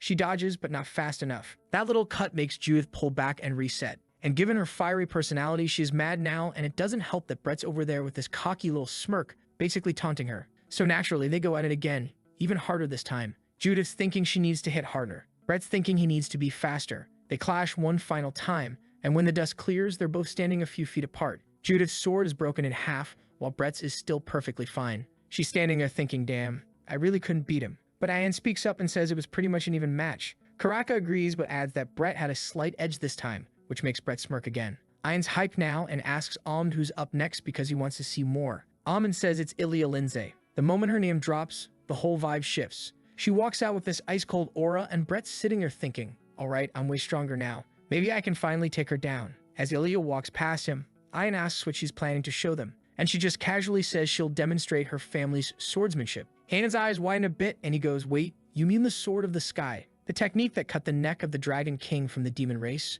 And without saying anything, she raises her wooden sword, staring at the tip with laser focus. Brett's still got that confident smirk on his face, thinking he's got this. But in less than a second, that smirk gets deleted. His eyes go wide as Ilya starts moving because she's not just swinging the sword, she's dancing with it. Ilya delivers one swing after another, and suddenly the whole hall is filled with wind, and the wind keeps picking up speed as Ilya moves. Then she delivers this massive vertical slash, but she doesn't stop there. She keeps going, slicing through the air over and over, and now everyone's getting hit by these wind blades. They're doing everything they can not to get sliced up by invisible cuts flying everywhere. Judith's standing there thinking, what the actual hell is this? When the wind finally dies down, Ilya just stands there in the middle of the hall. Ayan's got this serious look on his face, processing what he just witnessed. Karak is completely speechless, and Brett is having an existential crisis because he just realized that the gap between him and Ilya hadn't decreased at all. Like, what was he even thinking? That he could compete with this? He snaps out of it when Judith measures him and points to the last trainee walking up. And yeah, it's our boy. Judith immediately lets out this loud cheer for our boy. As our boy walks to the center, Brett's over here clenching his fists. He flashes back to a moment where our boy called him a good person and said all these nice things about how people respect and follow him. But Brett just brushed it off back then, saying he's not as great as our boy thinks. And now he's terrified. Because this moment right here is about to prove it. In his head, Brett's repeating like a broken record, please don't be amazing like the others. Please don't be exceptional. Please just be normal. Man's finally cracking under all that jealousy and insecurity he's been bottling up. So now our boy is just standing there and Ayan is grinning, wanting to know what our boy plans to show him today. Our boy stays quiet for a second while everyone's locked in, also curious as to what our boy is going to do. Then he finally answers he'll be demonstrating a vertical slash. A vertical slash? The headmaster's grin gets even wider while Judith literally hangs her head in shame. Ahmed's standing there equally shocked, and Lance completely loses it. He starts yelling at our boy from the sidelines like, are you serious right now? Even Ahmed's thinking, what the hell is this guy doing? A vertical slash? In a crucial moment like this, but our boy's already locked in. He gets into position, raises his sword, closes his eyes, and imagines himself in this peaceful, quiet space. Meanwhile, the headmaster is grinning because back when he was showing off his own swordsmanship, the whole class was in awe, intimidated as hell. Everyone except our boy, that is. Aaron was the only one who wasn't shocked by Ayan's display. Everyone's standing there waiting for our boy to move, but nothing's happening. The silence drags on, and people are starting to get impatient. But Ilya? She's the only one who picks up on what's actually going on. She realizes our boy's meditating right now. He's focusing on his breathing, tensing up every muscle in his body, then shifting all his focus to the core of his heart. And that's when it starts. A blue aura begins radiating from him. In his mind, he's standing in the middle of a lake. Then out of nowhere, this massive wave like way bigger than him comes crashing toward him. And right at that moment, the old swordsman from his dreams appears next to him. This dude's huge, towering over everything, and as he braces himself for a massive swing, so does our boy. In his head, he's thinking that all he needs is an iron will. Back in the real world, our boy starts to brace himself. He's gathering up all this energy, channeling it into his sword, and you can feel the power building up. Then he swings, and holy shit, the ground's splits in two. The entire training hall floor just cracks open from the sheer force of it. Everyone's jaws drop. The shockwave sends wind blasting through the room. Judith's completely speechless. Brett's standing there with both fists clenched so tight his hands are bleeding. Judith notices the blood and realizes just how messed up Brett's feeling right now. And the headmaster? He's smiling because he knew that our boy was special from the very start. Since our boy was the last one, it doesn't take long for the instructors to huddle up and decide the final rankings. But before the headmaster announces them, he makes sure to clarify that these rankings don't guarantee formal admission, yet they still have a final interview to go through. With that out of the way, he starts calling out names. 66th place goes to Peter Nelson, then 42nd, and the list keeps going until they reach the top 4. 4th place, Judith. 3rd place, Brett. And a shocking twist, our boy lands in Seiko in place.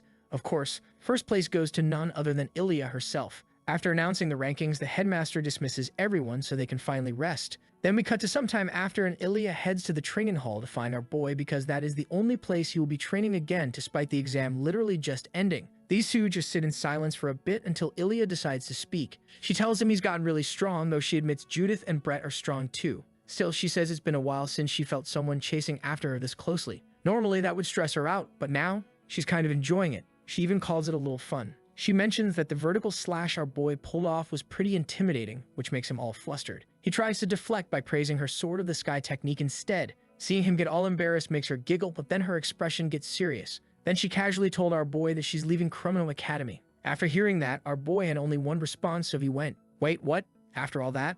All those hardships and grinding? You were going to leave just like that?" So Ilya explains that she never planned on becoming an official trainee in the first place. She was only here to cap first place in both the midterms and the final evaluations. Then she asks him a question. Do you know who used to be called the greatest genius on the continent? Our boy, who's been out of the loop for years, obviously has no idea. So Ilya answers for him. It was Carl Lindsay, her older brother. And folks, it's some backstory time. Ilya starts talking about her childhood. When she was 7, her brother Carl Lindsay was basically the continent's golden boy. We're talking about a kid so talented that at 10 years old, he was out here beating actual knights in duels. So naturally, with that kind of talent, Carl became a legendary prodigy. Everyone knows his name, he's winning every fight, life's good. Until one day, some commoner shows up and changes everything. Now this commoner, Egnet, was ranked first at Kronos Swordsmanship Academy, but for some weird reason never became an official trainee. This girl just casually walks up to Carl one day and challenges him to a duel. And here's the thing about the Lindsay family, they never back down from a fight. It's like their family motto or something. So Carl accepts, probably thinking it's going to be another easy W for his collection.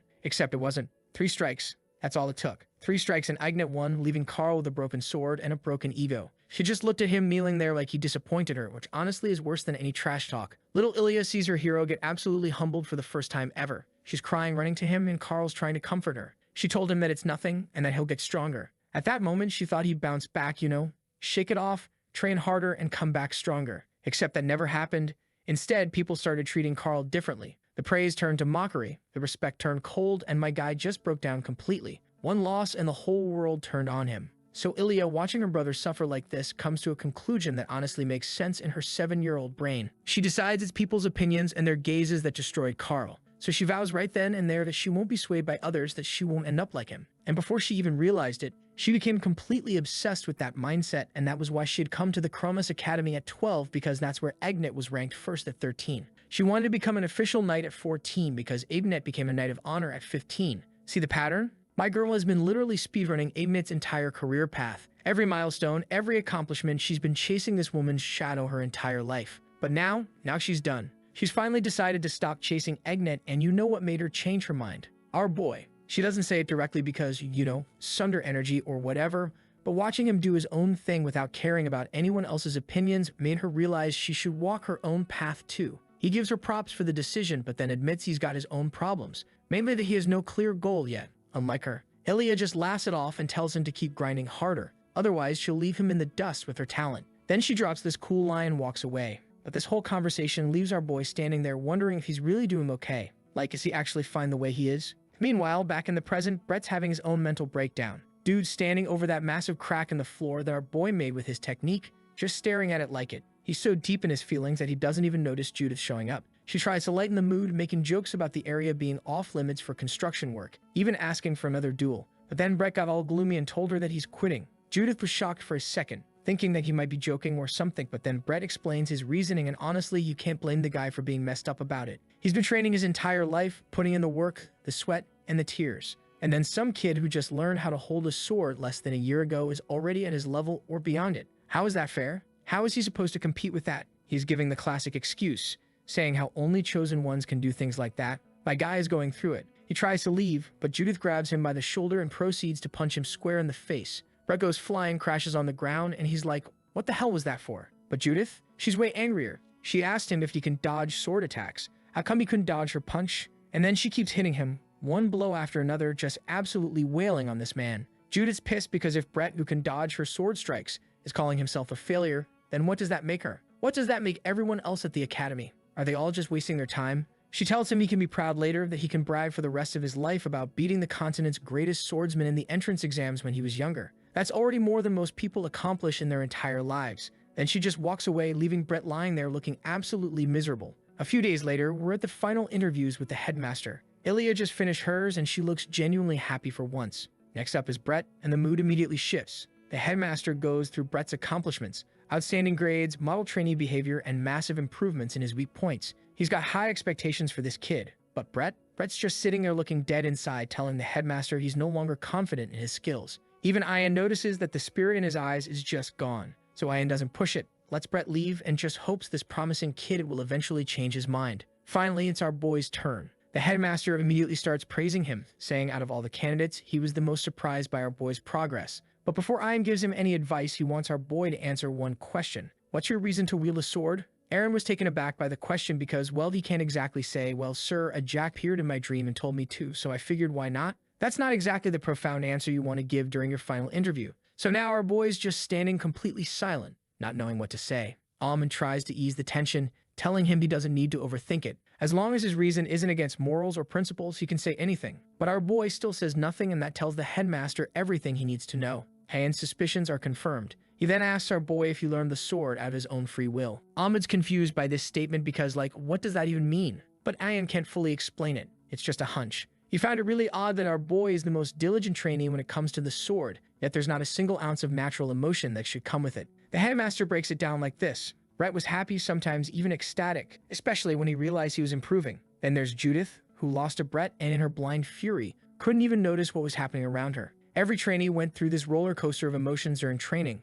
Anger, joy, frustration, and pride. But our boy, he didn't show much of anything. He was going through the motions like a really dedicated robot. So Ayan asked him straight if he was trying to imitate someone. And to this, our boy answers yes. The headmaster thought as much but decided not to press further. However, he did tell our boy that if he plans to continue wielding the sword, he needs to give it serious thought from now on. And if he doesn't have a good reason for doing it, then he might as well leave the academy. Both Ahmed and our boy are shocked hearing this because that was so out of character for Ayan. But Ayan continues, saying that rather than just swinging his sword on school grounds without purpose, it's much better for our boy to go out into the world and discover who he actually is. That eases our boy's tension a bit, hey Bose, thanking the headmaster for his final words. But Ayan just laughs that off, telling him not to be so dramatic. It's not his final word, he's got one more thing to do. He asks our boy to come closer so he can take a drop of his blood. Our boy does as he's told, gets pricked, and then the headmaster presents him with this gold plaque that officially names Aaron Pereira as the 27th season official trainee of Chronos Swordsmanship Academy.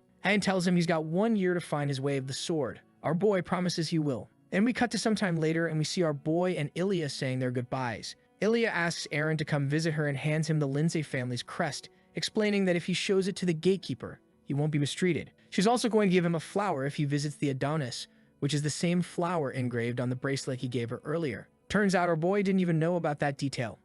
Ilya mentions that when she was younger, she plucked all these flowers for some reason, but now she's planning to plant them again. So he should come visit when they're in full bloom next April or May. That's actually really sweet, planting flowers for someone to see in the future. Suddenly, Judith pops up between them like she materialized out of thin air, asking about Ilya's family crest and demanding one for herself too. Ilya is a bit hesitant at first because, you know, these crests aren't exactly party favors. But Judith being Judith, she gets her way and receives a Lindsay family crest as well. She holds it up high, admiring it, finally understanding why nobles go crazy over these things. She even jokes that it'd fetch a fair price in the market. While she's at it, Judith also apologizes to Ilya for her behavior last time, especially for mocking her family. Ilya apologizes too for being so condescending. Just then Brett showed up and our boy went to him all worried. He had already heard that Brett decided to leave the academy. But Brett doesn't want to talk about why he's leaving, especially since the reason is standing right beside him, so Brett quickly changes the topic, asking if our boy is leaving too. Our boy nods but adds that he'll be back after finishing his personal training. Hearing this makes Brett think about how hardworking our boy is and how useless he feels in comparison.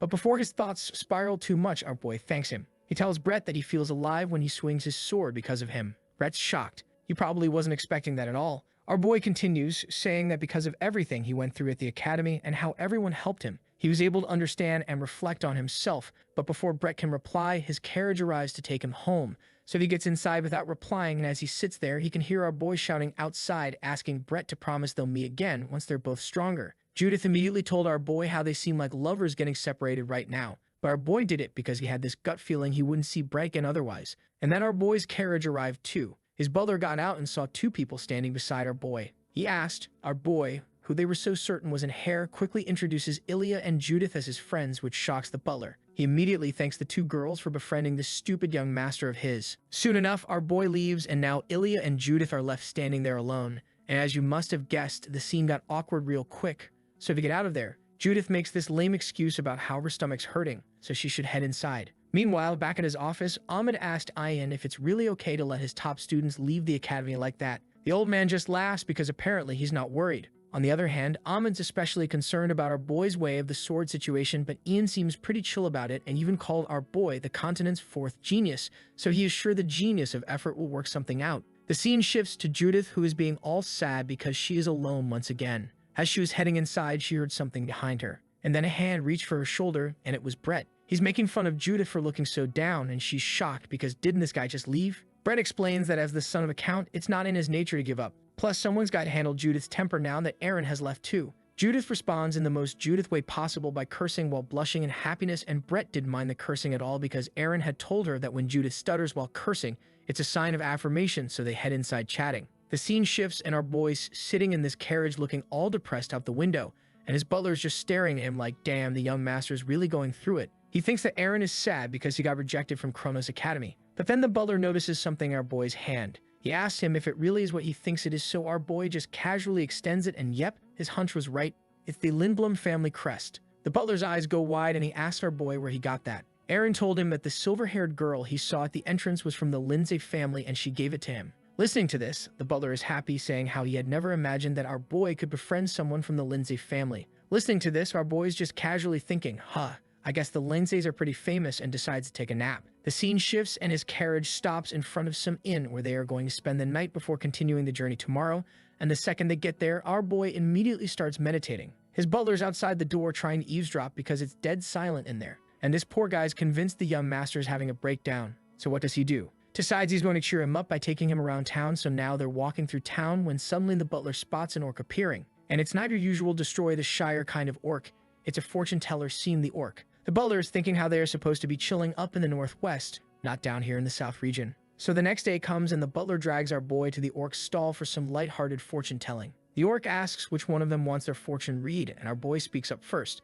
The butler's probably thinking, perfect, this guy's going to say something nice and cheer up the young master. The orc starts asking what aspect of his life he wants to read, but then stops mid-sentence and goes, wait, how old are you? Both of them are confused as hell. Our boy says he's 16 and the orc just starts laughing. The orc says, I can't read your fortune if you're going to lie to me. Our boy's like, I'm not lying. The orc laughs and tells him that if that is true, our boy can be accepted into any night academy he wants, and listening to this, the butler panics. You know, it was the only topic he had brought our boy to avoid. So he gets all angry and calls the orc a fraud and storms away while telling our boy they wasted their time. But before our boy can leave, the orc hands him a piece of paper and says, this will help you when things get difficult. Our boy takes it politely and walks away, but the orc's just standing there staring at his back. He's thinking there's no way that kind of power belongs to a 16-year-old. The next day, they're back on the road. The butler's apologizing about the fake fortune teller, but our boy's chill about it. Says the guy didn't say anything bad and even gave decent advice. He pulls out the paper the orc gave him, and it says, one need not be alone to stand alone. Our boy's sitting there like, what does that even mean? He's also wondering if the orc asking about his age means the orc somehow saw that old man from his dreams too. The butler's still ranting about how the orc was rude, especially since our boy's heading home after failing the exam. But our boy corrects him, telling him that he did to fail. He passed, well, sort of, because it's like a conditional acceptance. As long as he completes the task the headmaster gave him, he can return to Kronos. The butler's jaw drops. So does the carriage driver's, because at that exact moment, the driver announces that the Garin family's carriage is approaching. The butler peeks out to confirm, and yep, it's the house of Discount Garin, like the family that's been bullying the Pereira's family for years. And out of everyone they could run into, it's Garin, the same jerk who bullied our boy. This bastard got off the carriage with his knight Jack Stewart. The butler tells our boy he can stay in the carriage and let him handle it, but our boy's like, nah, that'd be disrespectful, so they both step out to greet them. This bastard almost didn't recognize our boy since he had gotten taller and gained some muscle, so now he is standing there thinking the academy really did its job.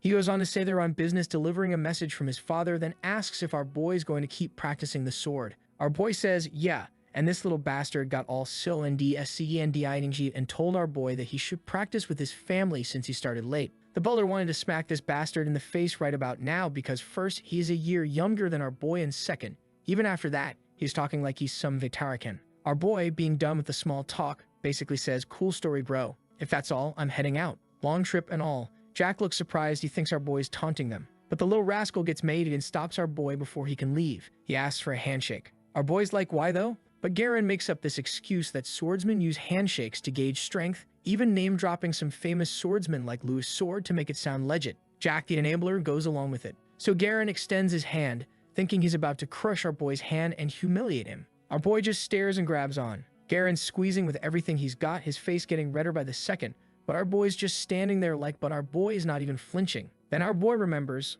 "Oh right, I'm supposed to grip hard too," and just Scooby is. Garen immediately yanks his hand back in pain, and our boy gives the most half-assed apology. "My bad, it's my first time. Couldn't control my strength." Garen's HUMMILIATED. For the first time in his life, he's the one pulling away first. Our boys are ready to bounce when they hear another voice. It's a talking cat watching the whole thing. The butler is surprised by this and asks the cat if it's a sorcerer, but the cat ignores his question and says, "Hey, are you gonna smack that bastard or what? I was here to see some violence, you know." Some things that you need to know are that even in this world, some things are just inconceivable things that can't be explained logically, stuff that makes you question reality itself. And when people witness these things, they usually chalk it up to magic. But hold up, that's not exactly right. The correct term would be handling mana, which is apparently grounded in reason and logic. But since you can't see it with the naked eye, people just call it sorcery because that sounds cooler, I guess. And what's this mysterious, unexplainable thing they're talking about? A talking cat. Yep. We've got Puss in Boots menace the Boots situation happening right here, folks. So now Marcus is having an existential crisis. Is this a sorcerer who turned into a cat?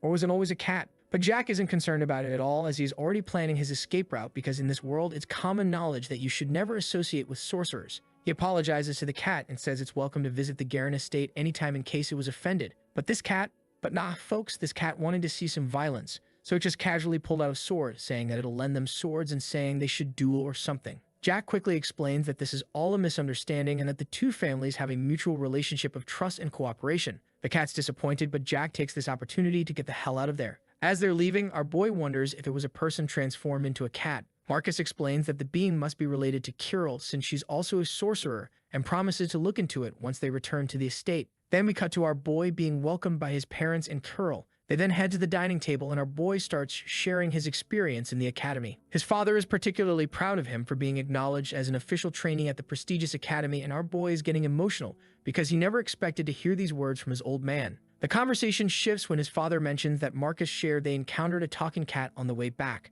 Baron explains that the cat's name is Lulu and is a sorcerer with intelligence equal to humans. And yes, it's an actual cat, not a transformed person. Kirill told our boy not to get deceived by its appearance because that thing is how powerful. Then the mother told our boy how the cat had first visited the palace estate 10 days ago and asked to be Kirill's tutor. Since the cat's a little sus, their parents had someone check with the Sorcerers Association to investigate this kitty. Ultimately, though, it's up to Kirill if she wants to be Lulu's apprentice or not, as our boy was about to wrap his head around this whole kitty business. Kirill asked him what he thinks about Lulu. She explained that she was asking that because he had already met with Lulu. The mother told her not to put our boy on the spot like that since he has just returned from the academy after a year, which Kirill takes badly, getting all pouty, but our boy was already prepared, so he whips out a pendant and gives it to Kirill. Now Kirill is all shy, she doesn't know how to respond, while the parents are enjoying the situation very much. She says thanks in that grumpy but shy little sister way. Marcus also makes sure our boy bought souvenirs for his parents. Just as he's about to share them, somehow a wild Lulu appears on the dining table, saying how it was no wonder that our boy smelled like Kirill.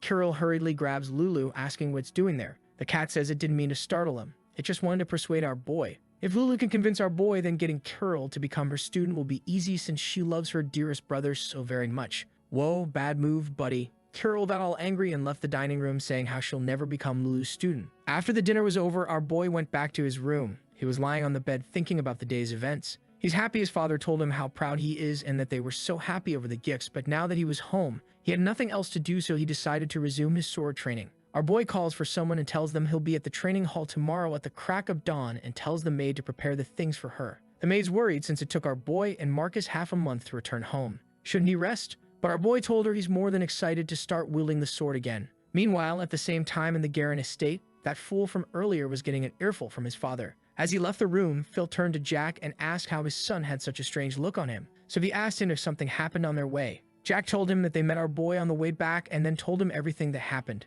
For a second, it looked like this bastard was taking it all very well, but then he snapped at Jack, asking him if he seriously expected him to believe that and if it made any sense. He slams his table and asked if the lazy lord really changed, and Jack nodded, saying that he is nothing like his old self. But nah, this bastard is still in denial mode, and much like any third-rate villain, this dude too has a one-sided grudge against the Pereira family, all because our boy's father managed to bag a hottie and has a daughter as a sorcerer. Till now, he used to console himself because Aaron was a walking L, but now he doesn't even have that. As Phil Garen continues throwing his tantrum, his other son, Ryan, who's been sitting there witnessing all this, tells him to calm down. He suggests that all they need to do is stomp on the growing weed. He asked his father about the upcoming punitive expedition and told him that he plans to drag our boy down once more, and man, is this bastard thrilled to hear that he is out here praising his boy for suggesting something like that. On his way out, Jack thinks to himself what an old bastard the Viscount is, while also worrying about Pereira's our boy. Because compared to the Lord of the House, Ryan Garen is much more ruthless, horrid, and cunning. Then we cut to the training hall, and the knights are feeling good about themselves for coming for training this early. These guys are doing it out of their own will, but with the expedition coming up, they don't exactly have a choice. Can't have monsters just vibing the kingdom, right? One of the guards is complaining about how these expeditions have basically turned into an ego-measuring contest between noble families. But then everyone just stops mid-conversation because they saw our boy. And this dude is absolutely going ham on some pull-ups with a freaking plate tied to his body. The guards walk up and ask what he's training for. Our boy just casually says it's personal training, and he won't bother them. Now the guards are looking at each other like, wait, did this guy get kicked out of the academy? One of them points at the plate and goes, that's just for show, right? No way, and that's actually heavy. So while they're standing around being idiots, Knight Orlan Jukin walks in to see what all the noise is about. Even this guy's jaw drops seeing our boy's development. He's thinking to himself, what the hell happened to the young lord in a year? But of course, like every character in this story, they quickly downplay our boy's achievements and go back to their own training. Now that our boy's done with his warm-up, he drags his gigantic sword over and is about to start swinging when he notices Lulu. Surprisingly, this kitty's just chilling and grooming itself, not bothering our boy at all. So our boy's like, cool, I'll focus on my business then. He's trying to find his own way of the sword, thinking he needs to stop just copying the old man from his dreams. Fast forward a week, and the guards and knights can't wrap their heads around this new version of our boy because these guys can't even keep up with his basic cardio runs, which confirms our boy's suspicion that his friends are just monsters. Then he notices Lulu, who's been playing by himself. Our boy is thinking about how it's been a whole week and this cat's been unusually quiet, which is weird. That's when one of the guards pulls our boy aside and warns him. Apparently there are rumors going around that the cat brings bad luck to whoever's near it. This dude straight up says Lulu's cursed. Just as Marcus is about to call our boy over, our MC turns to Lulu and asks why it hasn't been doing anything lately. Wasn't it supposed to convince our boy or something? Lulu told our boy that he was, but it's just that he thinks our boy is boring. Like hundreds of pebbles in a river valley levels of boring, so instead of going his usual way, Lulu's decided to try a different approach. It's going to give our boy a present, something it learned from humans called a bribe.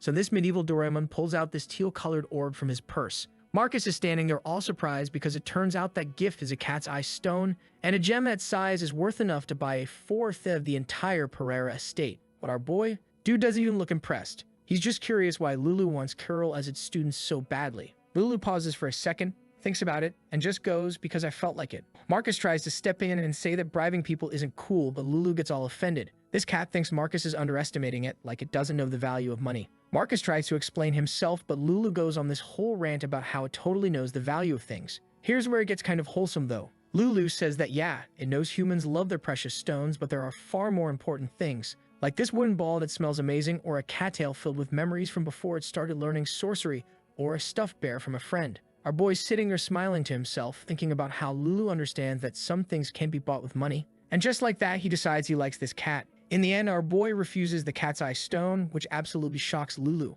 Like, wasn't he listening when Marcus said this thing is priceless? Our boy just says he heard from someone that there are far more important things money can't buy, though he promises to tell Kirill about his conversation with the sorcerer Kitty, so it's not a total loss. Lulu's feeling pretty defeated for a minute, but this cat doesn't give up easily. He says how compared to Kirill, our boy's an easier target anyway, so we'll keep coming to pester him. True to its word, Lulu comes back the next day with a different approach. This time it tries to involve our boy in its daily activities. The first time, Lulu comes running up with such urgency that our boy thinks something terrible happened. Nope, the kitty just wanted someone to eat with. The second time, Lulu rushes up to him the next day, asking what that white kitten on the roof is thinking about. These silly interactions actually make our boy laugh, which is nice to see. As he was sitting there having a chat with the kitty, he suddenly realized how he only has a year to find his way of the sword, just like Ian had told him. Remembering this, our hero gets up and heads back to the training grounds to resume his practice. And even though it's raining pretty hard, our boy keeps training harder than ever. He can't just sit around doing nothing, but at the same time, he doesn't really know what to do. But what our boy doesn't know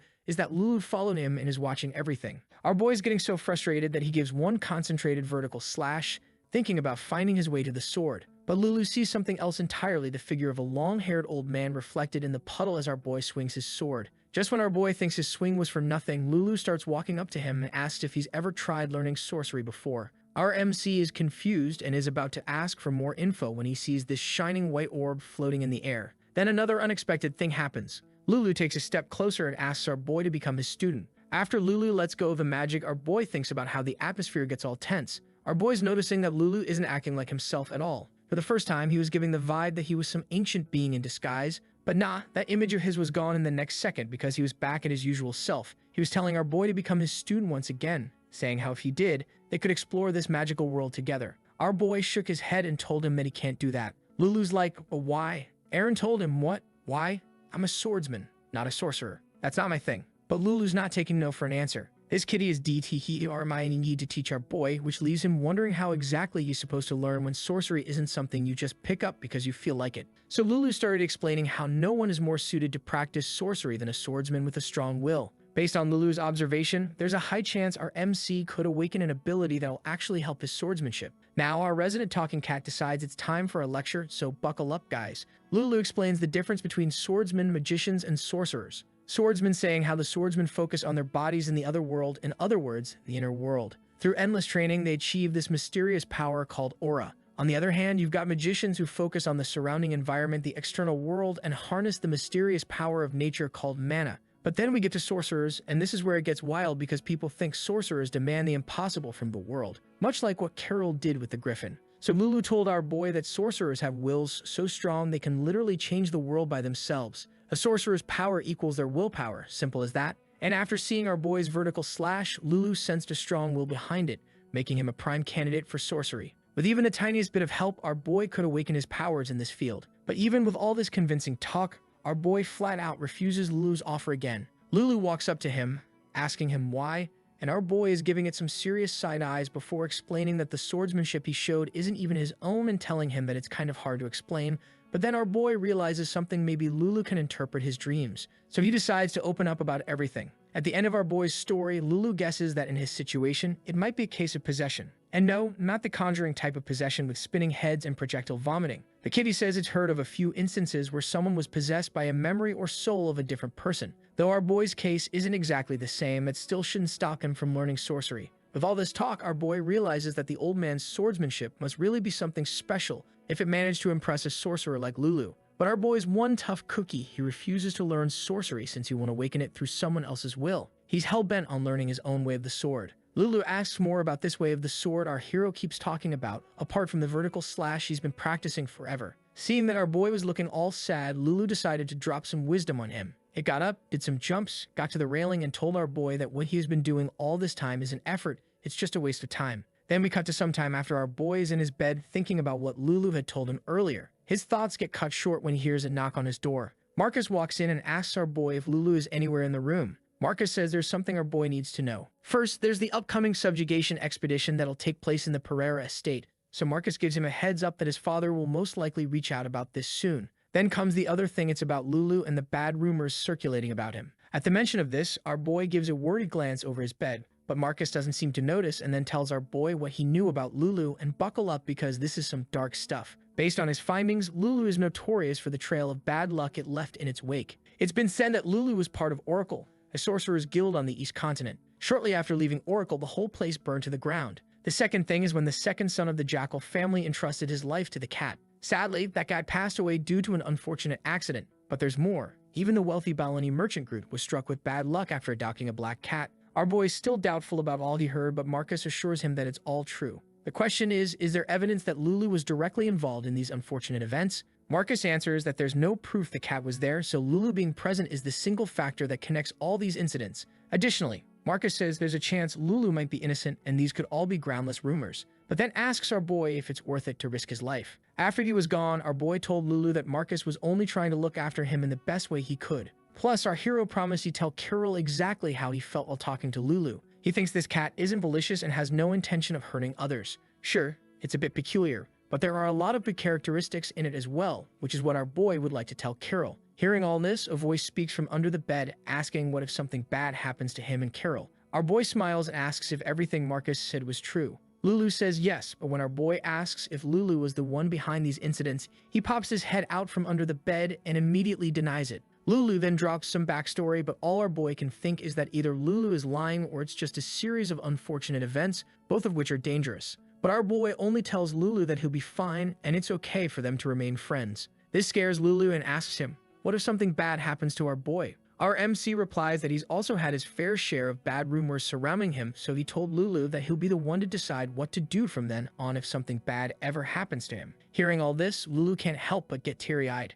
As if this cat wasn't cute enough as it is, now it's extra cute with those watery eyes. Our boy's still talking about how he'll persuade the others, but Lulu's already busy pulling a gigantic orb out of its magical purse. Compared to the cat's eye stone from before, this new gift it's presenting to our boy is way more expensive. The cat dumps the item in our boy's bed in a hurry and makes a pretty quick escape. Our boy is left with this blue orb, remembering it's one of the treasures Lulu showed him a little while back. Looking at it, he goes, "Isn't this one way too big?" The next day, our boy marches into his dad's office and tells him that he's joining the punitive expedition. Baron Pereira is like, "Are you sure about this?" Because family politics hits differently than monster slaying, but our hero is determined to pull his weight as a Pereira. Fast forward a week, and the first guests to arrive were the House of Dutchbags, Viscount Phil Gehring with his two sons, Ray and some other kid. Our boy's sweating bullets, but the Viscount acts all buddy-buddy, saying he looks manlier now. Baron Pereira escorts them inside, where the dining hall's already packed with all the prominent families. Our boy's sitting there quiet, remembering Marcus' warning that they don't actually have allies, just families they're not actively beefing with. You got Baron Bauer, Baron Freed,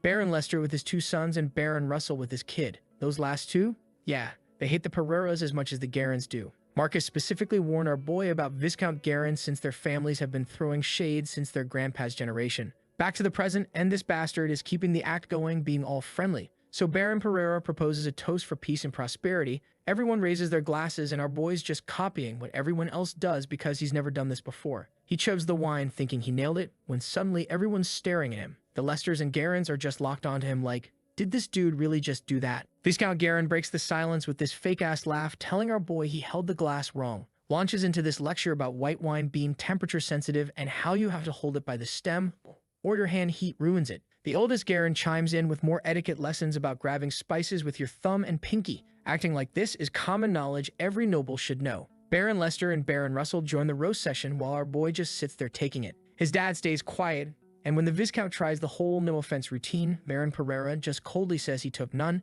though he very well knew this old snake knew exactly what he was doing. Then Viscount Gehring smoothly transitions to asking Ryan about some symphony he recommended, and this smug bastard replied that he did and liked it. Actual man, how fake can you be? So after learning that, another Dutchbag, Baron Lester, jumps in praising how cultured young Gehring is. Then this bastard turns to our boy, asking what music he listens to. Our hero shamefully admits he doesn't listen to music at all. Baron Lester's like, oh, must be busy with Chrono's Academy, but then makes this snide comment about how our boy should at least be somewhat cultured unless he wants to keep embarrassing himself and others in conversations. As he said that, Ryan was sitting there grinning like an idiot, thinking how our boy must be feeling useless because of not even knowing the basics of things. He's thinking about how our boy brought this upon himself after spending years in bed doing nothing. Our boy isn't the only one getting cooked. His father's reputation is taking hits too. The pressure is building, and our hero starts panting and shaking, on the verge of a full panic attack. His dad notices and asks if he's alright. Our boy excuses himself and bolts from the dining hall,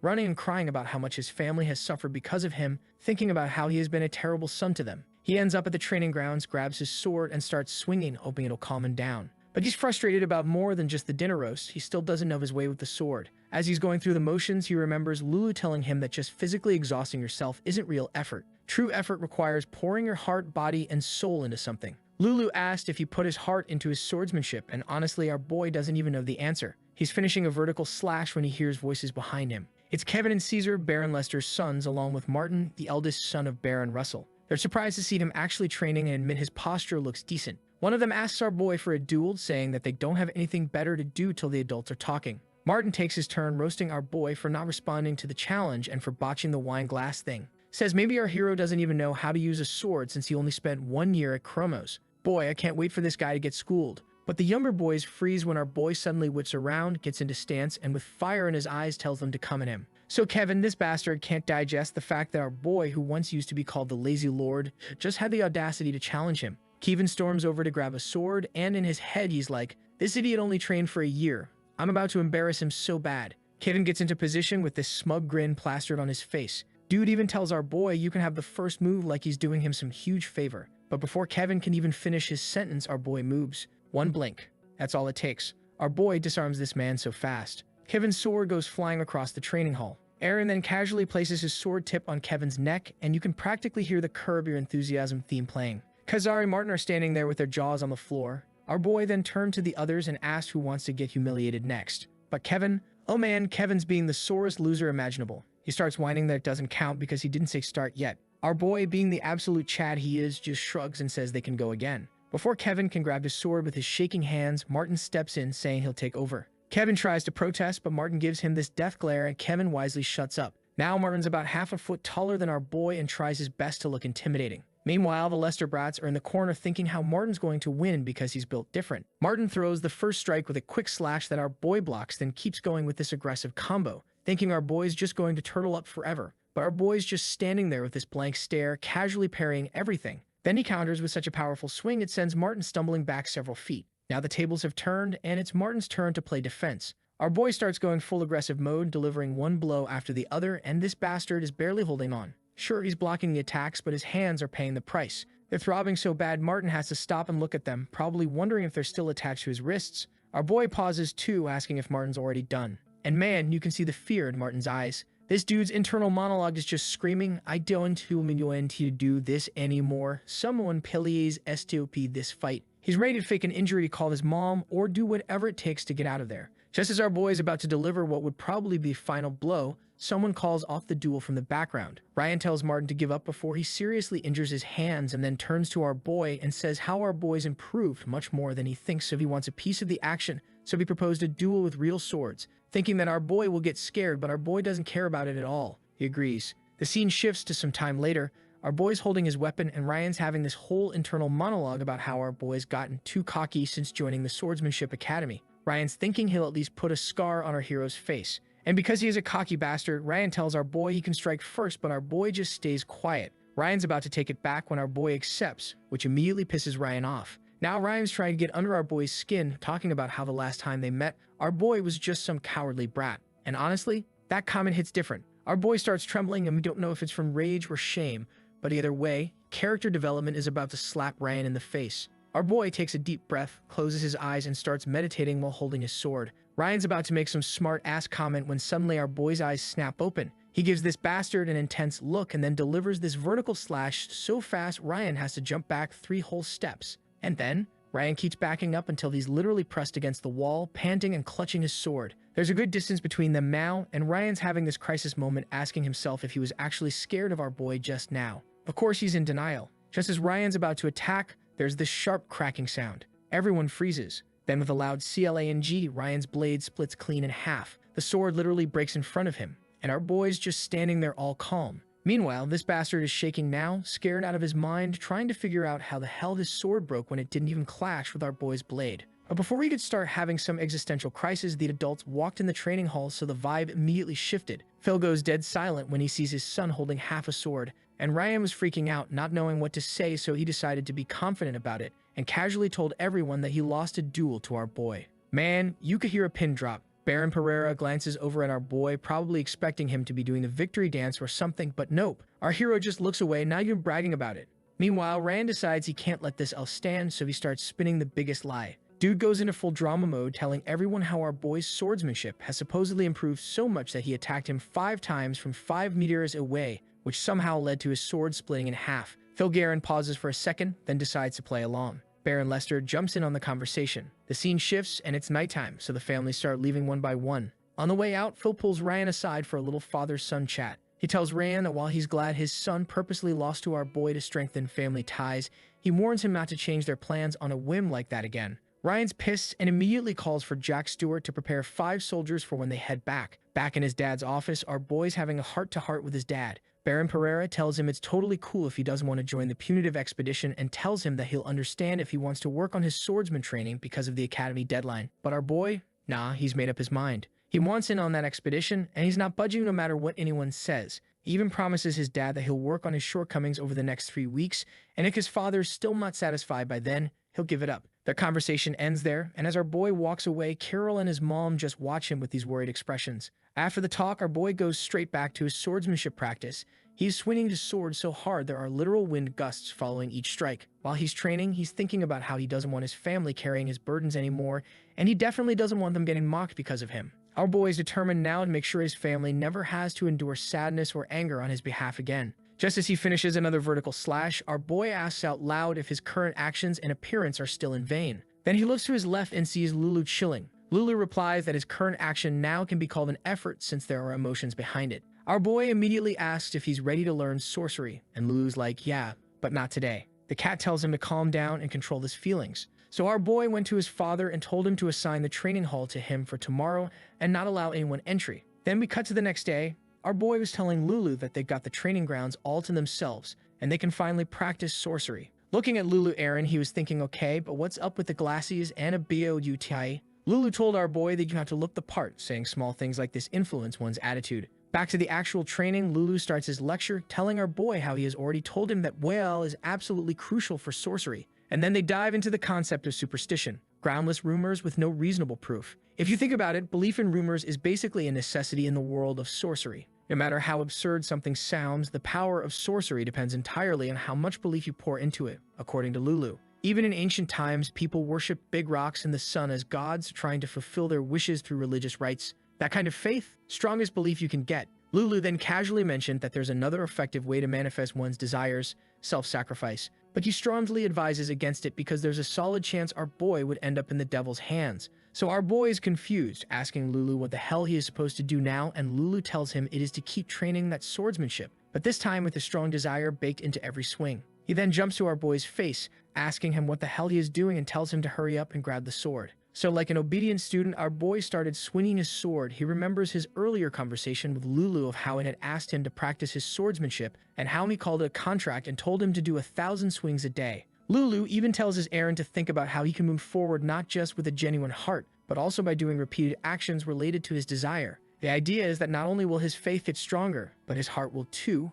growing with every day he fulfills this contract. Easier said than done, obviously. Our boy struggles hard with this concept. Like, is he supposed to just swing with all this power? Does he need to think about his family with every single swing? Or maybe he's supposed to reflect on his entire tragic backstory while doing it? As our boy's having this internal crisis, Lulu just watches quietly and thinks, yeah, that's enough for now. At least he's thinking about it. So our boy keeps swinging his sword day after day. But on the 10th day, the man throws his sword down in frustration, wondering if he's even doing this right. He's starting to think he might be wasting his time when Lulu suddenly appears, asking what cools the fiery heart and smashes the rock-hard heart into grains of sand. Before our boy can even attempt an answer, probably something like, water, Lulu says that it's doubt.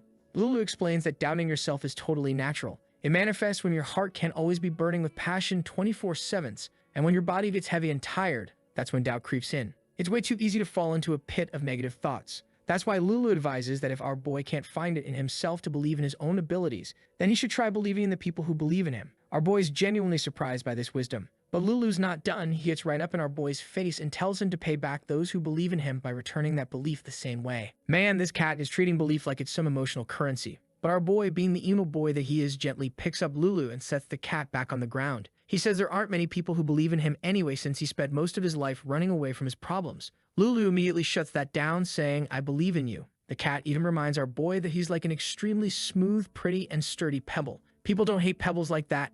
Sure, compared to Carol, who's basically a sapphire, our boy might seem plain, but he's still pretty good. Then Lulu drops another truth bomb, telling our boy that from what he has seen, there are actually many people who believe in our boy, contrary to what he thinks. Then he told our boy to take the day off and think about what he just told him in his room. So our boy does exactly that. He's lying in his bed thinking about everyone who's believed in him. His family who supported him for over a decade. The sword headmaster and drill masters at the academy. His friends who showed nothing but support throughout his stay there. And then there's Lulu, who believes in him even though our boy thinks he's crazy for doing so. As our boy closes his eyes thinking about all of them, A dark blue force suddenly surrounds his entire body, and he goes to sleep thinking, could I ever become someone who encourages others? And then his whole body gets engulfed in a dark blue force field. Meanwhile, in another part of the castle, Carol's just chilling and flipping through a book when she suddenly feels this powerful sorcery. She immediately ran to our boy's room and found Lulu desperately trying to reach our boy, who was now floating inside a blue orb. She asked Lulu what happened to our boy,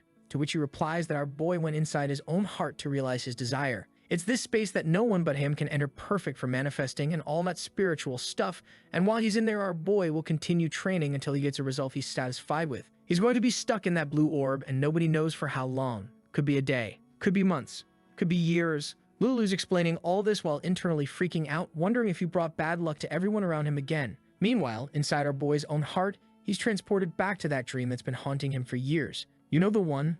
The long-haired swordsman continuously practicing and swinging his sword. Our boy looks at him and smiles, thinking that he finally gets to meet the man of his dreams when the old swordsman stops swinging his sword and turns to our boy, and man, he looks awfully similar to our boy. So our boy gets startled, thinking, what the hell is going on here? The swordsman, he's looking right at me. Our boy's having a minor crisis when suddenly the swordsman's body starts glowing with this blue aura that switches to gold. Is he going Super Saiyan on us? But nope, the man's aura extends like 10 freaking feet and grabs our boy by his forearms, yanking him toward the swordsman. So now our boy had no idea as to what was going on, and when he opens his eyes, he's just lying on the ground thinking he must have had the weirdest dream on the hardest bed imaginable. He does a double take and realizes that he was still on the ground and he's wearing completely different clothes now. When he looks behind him, the swordsman's house is still chilling there. So now our boy is freaking out because none of this makes any sense, but then he wonders if this could be what Lulu was telling him, a situation with absolutely no logical explanation. He wonders if he has awakened sorcery. As he was thinking about it, he noticed the massive sword lodged in the ground, and if his place was created by his own desire, then it's definitely meant to be a training ground. With that realization, our boy picks up the sword and takes a deep breath. This space is meant for only him, his personal training dojo. Knowing he's got the whole place to himself, our boy starts swinging away while thinking that he's determined to find his way of the sword here no matter what. In what feels like a blink of an eye, our boy realizes he spent the entire day practicing. Night has already fallen and he's feeling pretty disappointed. He wishes to himself that there was still daylight when he notices this light coming from behind him. As soon as he turns around, the sun's already out again. The power of sorcery, folks. Just to test things out, our boy wishes for spring and a nice breeze too. Then he runs inside the cottage and wishes to change his clothes, which happens instantly. Not only that, but there's food already waiting for him at the table. I mean, come on, this is literally every gamer's dream setup. After the dinner, he lies in bed thinking how this is the most ideal training place for him and how incredible the power of sorcery really is. Days pass by, and it's already the 5th day our boy's been spending here. He discovers that no matter how many times he sleeps,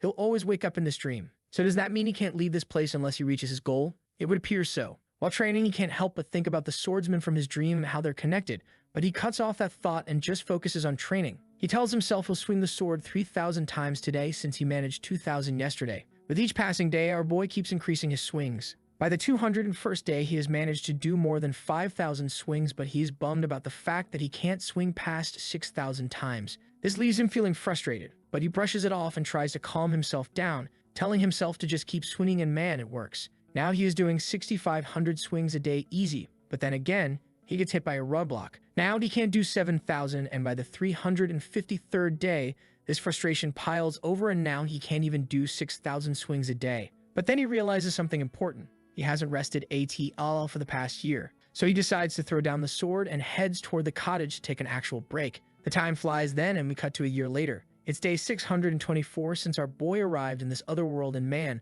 this loneliness has started to take a toll on our boy because it's been 96 days since he has held a sword. So now he is returning to his old self, lying on the bed. He's feeling depressed and tired of it all. He is thinking about how he's not even surprised he ended up like this. He remembers how he has lived more than half of his life as a deadbeat, and whatever he managed to do in the academy wasn't out of his own will. It was the swordsman from his dream doing all the heavy lifting. Our boy wallows in self-pity, especially now that everything's gone down the drain since the old man disappeared. With every negative thought spiraling through his head, our boy continues to be covered comfortably in bed. He thinks about how he was only dedicated for a single year before drifting back to sleep. The last thing on his mind is wondering how long he's even been here. But honestly, it doesn't matter anyway. The scene shifts and we hear someone calling out to our boy. So Aaron wakes up all surprised to see Ilya there. She's her usual confident self, telling him to get ready for training. Because of this shocking wake-up call, our hero quickly shoots up from bed. Too quickly, actually, and slams face first into the floor. Ilya is laughing behind him as our boy realizes the sun has just come up,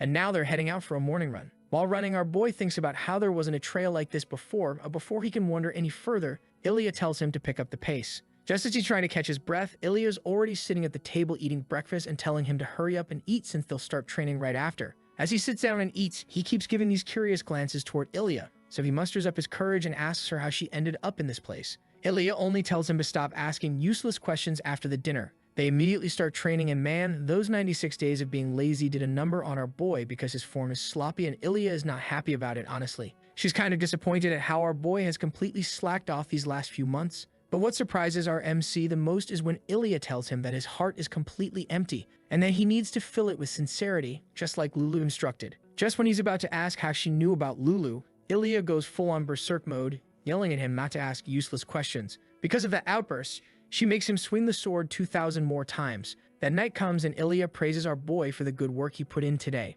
Just as quickly as she appeared, she disappears like fog into the night. Seeing her vanish like that, our boy feels kind of sad. But when he goes to bed that night, he wonders how Ilya even came to exist in this world. Did he summon her unconsciously?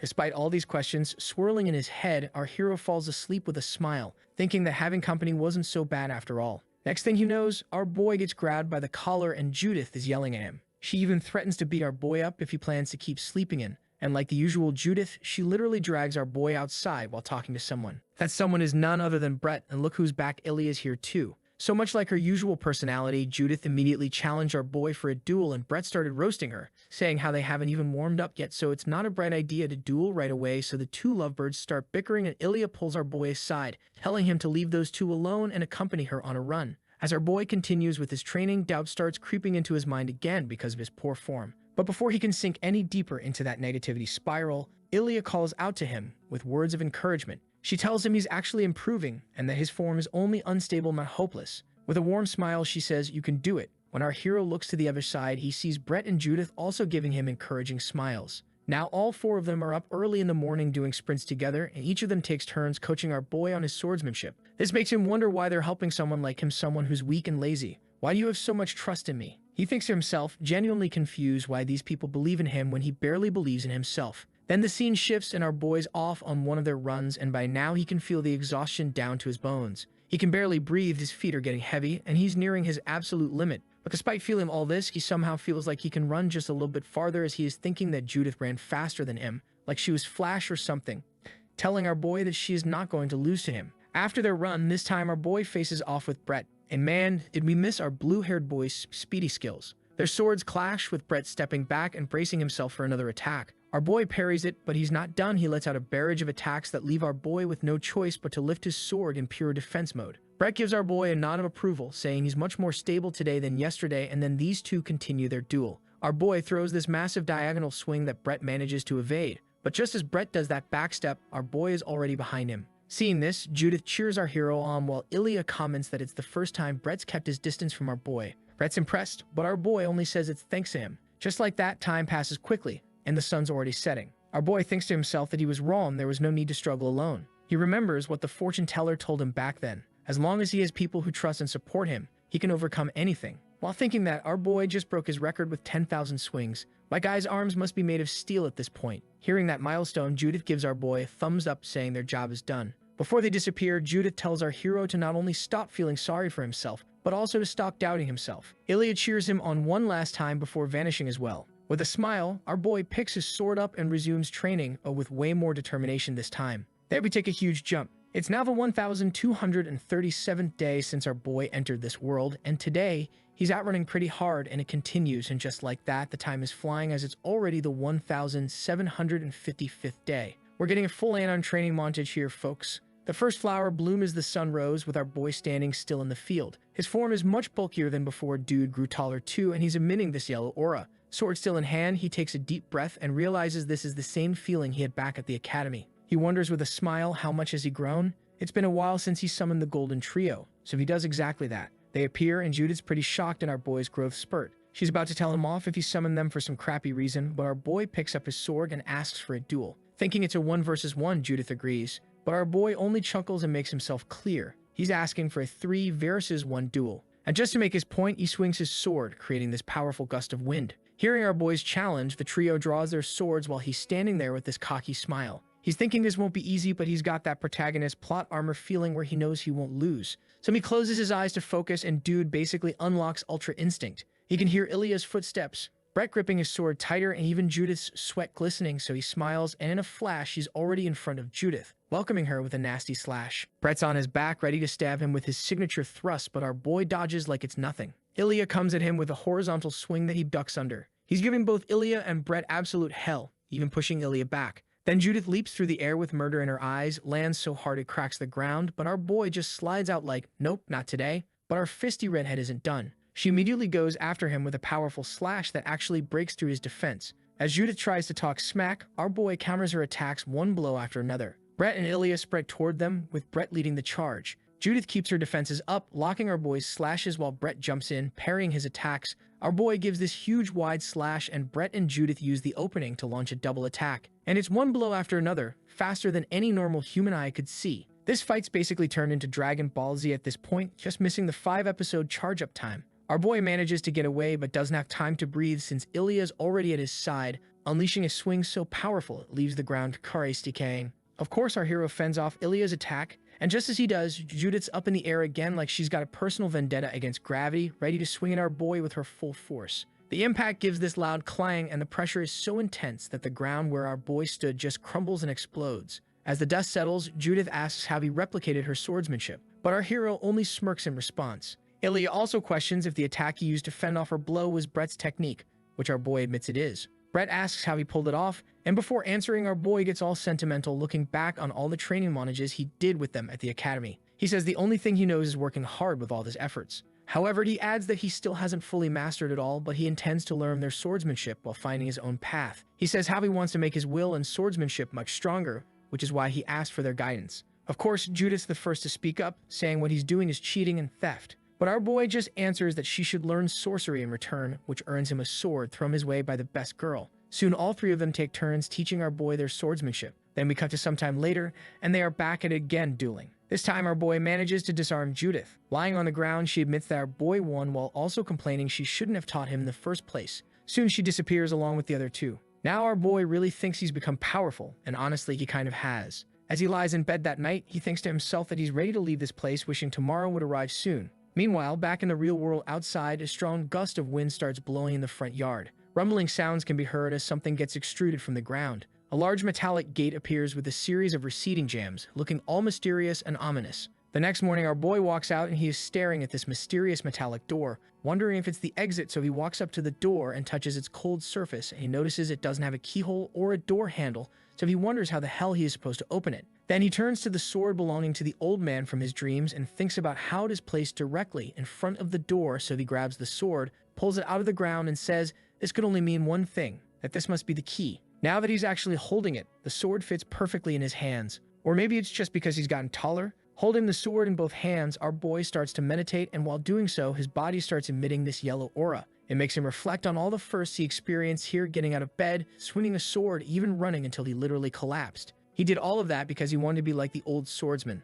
All this time he was thinking that he was doing it out of the old man's will, but all these years here, he now knows that it was done entirely out of his own will this time. So without wasting a single second, our boy delivers 4 consecutive blows to the metallic door that send it absolutely crumbling. Our boy is finally free. And this sword? It's his now, not the old man's anymore. Our boy opens his eyes to find himself staring at his own toes in a very familiar place. He notices that nothing's gone astray, with the blue orb still sitting by his bedside table. Nothing's really changed, right? He couldn't have been out that long, so he gets up to go see his parents. As he runs through the corridors, he hears a meow, so he runs outside thinking that it was Lulu. But nope, this one's a white kitty, it's not Lulu. Just then, Marcus shoos away the cat, and our boy calls out to their beloved butler. The old man's mouth just hangs open in complete shock. Our boy's casually asking where his family is and commenting on how Marcus has gotten a lot more wrinkles when suddenly the older man hugs him tight, weeping his eyes out. This puzzles our boy, but Marcus just keeps rambling about how relieved he is and how he thought our boy would never escape that sphere. That's when it finally dawns on him. Our boy grabs Marcus by the shoulders and asks him how long was I asleep.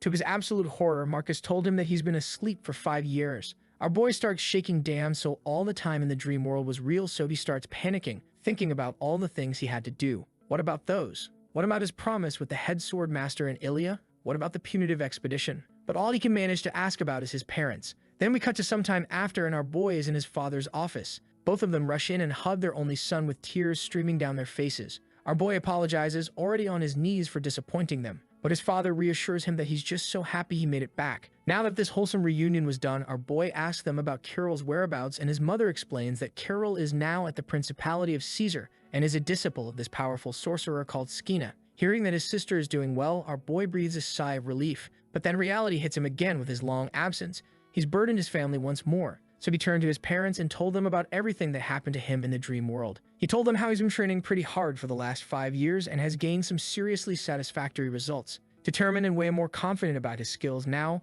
our boy says that he'll become the son they can be proud of. And just as quickly, since it's already April, he told them that he'll be taking part in the punitive expedition this time after Asura. Yes, please, we need him to kick the Garens' butts already. Before his parents can wrap their heads around what our boy just said, Carol walks in asking our boy if he's gone mad. He woke up after 5 years, and the first thing he said was that he'll be joining the punitive expedition, so she asks him who gave him the right to do so. Our boy turns to the door and sees how much older Carol has gotten and how she's become a fine young lady. Our boy walked to her with a smile, but Carol is anything but friendly. In fact, she's pretty hostile. Meanwhile, their mother asks how Carol could even be here since she's supposed to be at the Principality of Caesar. But that question gets completely drowned out as Carol turns to her father and tells them that she'll be the one participating in the punitive expedition in our boy's place. Everyone's shocked, but Carol just says it's not surprising. There's no law stating that only Aaron has to be the one to take part in the expedition. Furthermore, she reasons that our boy was stuck in that barrier for 5 years, so who knows what will happen to him if he joins this time.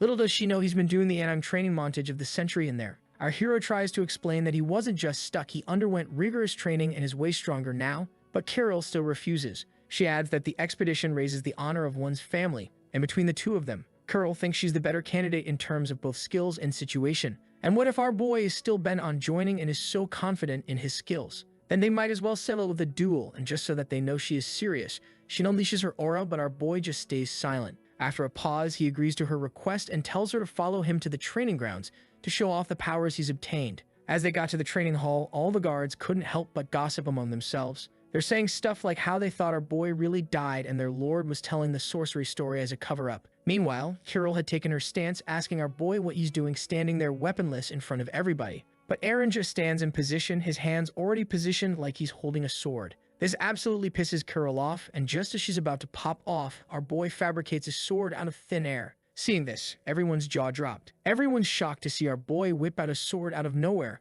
Marcus said in shock if our boy just used sorcery. But in his mind, our boy is thinking that producing swords isn't such a big deal. Carol, on the other hand, grits her teeth and pulls something out of her pouch, 3 small swords. Then, activating her mana, she throws them in the air, where they transform into large swords that come to life, flying straight toward our boy. All 3 swords fly swiftly, but our boy manages to fend off the first one, but after only 1 blow. He thinks his arm will be fractured, just from blocking it just then. The second sword comes from below, which he manages to block in the nick of time, but before he could celebrate that, another one flies at his back and his parents warn him of the danger. But thanks to his reflexes, our boy manages to parry the third sword with a swing as well. But Carol isn't done. She sends more swords at our boy, and our boy blocks each one of them easily, so their duel continues. Carol tries again, and this time all 3 swords come for our boy at once. The guards are panicking, asking if they should stop the siblings soon. Marcus is worried as well, but he's also puzzled about one thing. Why hasn't our boy attacked his sister yet?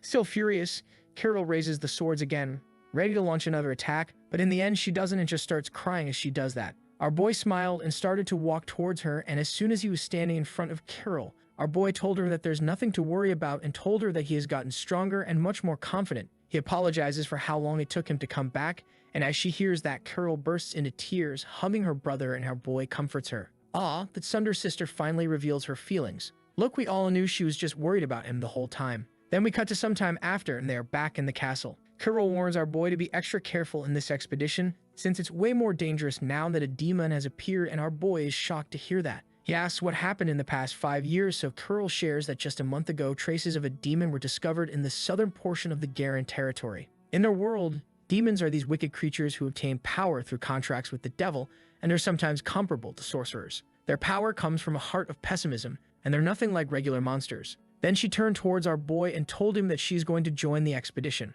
but our boy assures her that he'll be fine. As she was about to give him a piece of her mind, another figure entered the room, telling Carol that she absolutely can't do that, as she has something important coming in 2 weeks, and this figure is none other than Carol's master, the sorcerer Skina. Curl got all surprised to see her master and then started explaining how her older brother woke up after 5 years, so she had to go see him no matter what. But Skina's too busy introducing herself as the most beautiful sorcerer in Caesar to our boy, and she is indeed beautiful. Our boy greets her and thinks to himself that she looks way too young for a 50-year-old. Did she use sorcery to make herself look younger? We know a certified beauty when we see one, folks. As if reading his mind, Skina says our boy's right, but she didn't actually read his mind. She could already tell what he was thinking from his look alone. Turns out Skina is just as proud of her looks, but Kirill tells him to pay her no mind. Hearing this, Skina takes it as a compliment and is about to spill all the tea on Kirill, rambling about how much his sister talked about her brother for the last 5 years. In a panic, Kirill puts a hand to her mouth, telling her to shut up. So Skina told her that she'll do so only if Kirill promises to stay put.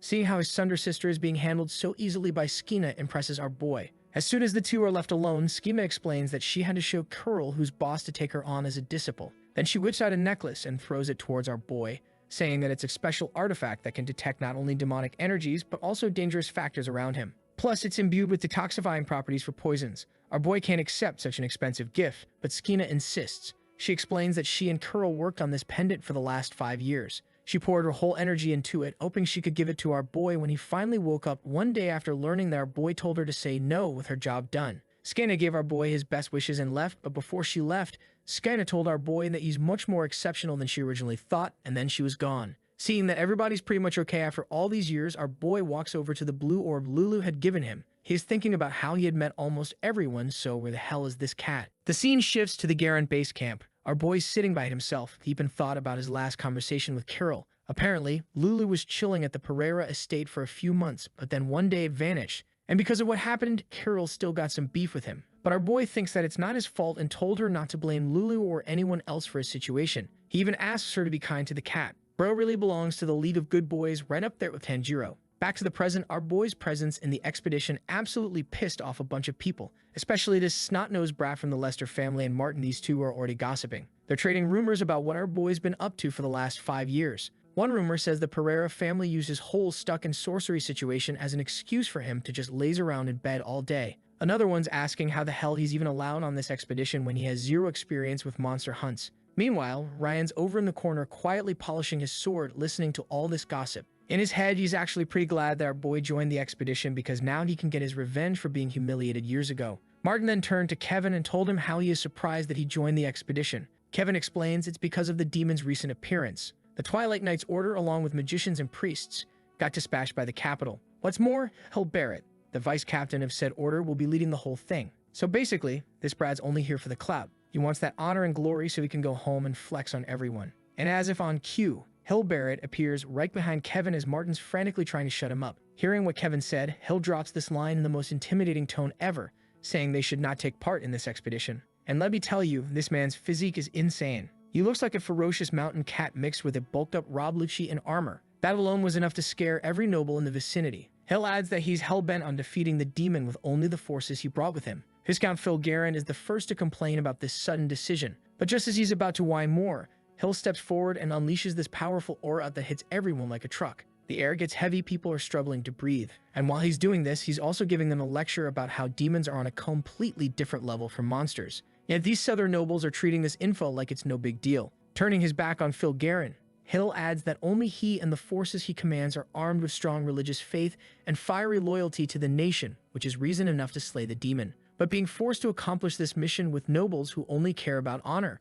nobles who prioritize that over the peace and welfare of the kingdom, Hill flat out says he's reluctant to work with them. And while saying this, the vice captain semi-shifts into his beast form for a moment before lowering his aura. Everyone's left gasping for air. Well, everyone except our boy, who's pretty chill about the whole thing. Yep, guys, it's official. Our MC is OP now, but he was surprised to see Ryan suddenly kneel before Hill. Hill admits his aura was pressuring Ryan, but the latter is determined to make a good impression on the esteemed knight. Ryan starts putting on this act, telling him that he is sorry and how initially he joined the expedition for the reason of glory, but his earlier speech made him realize how wrong he was, and now he is ready to change, and said that he is ready to follow the vice captain's orders throughout the whole ordeal. Hearing this pledge, Hill smirks, releases Ryan from the pressure, and starts laughing and tells everyone that he was joking and that he's not someone who can turn down their wishes to join the expedition, though he once again warns everyone of the danger and reminds them to be vigilant before leaving. Then we cut to hours later. Hill was chilling in his tent, going through the list of nobles who joined the expedition. Out of all of them, the only one he deemed strong was that bastard Ryan.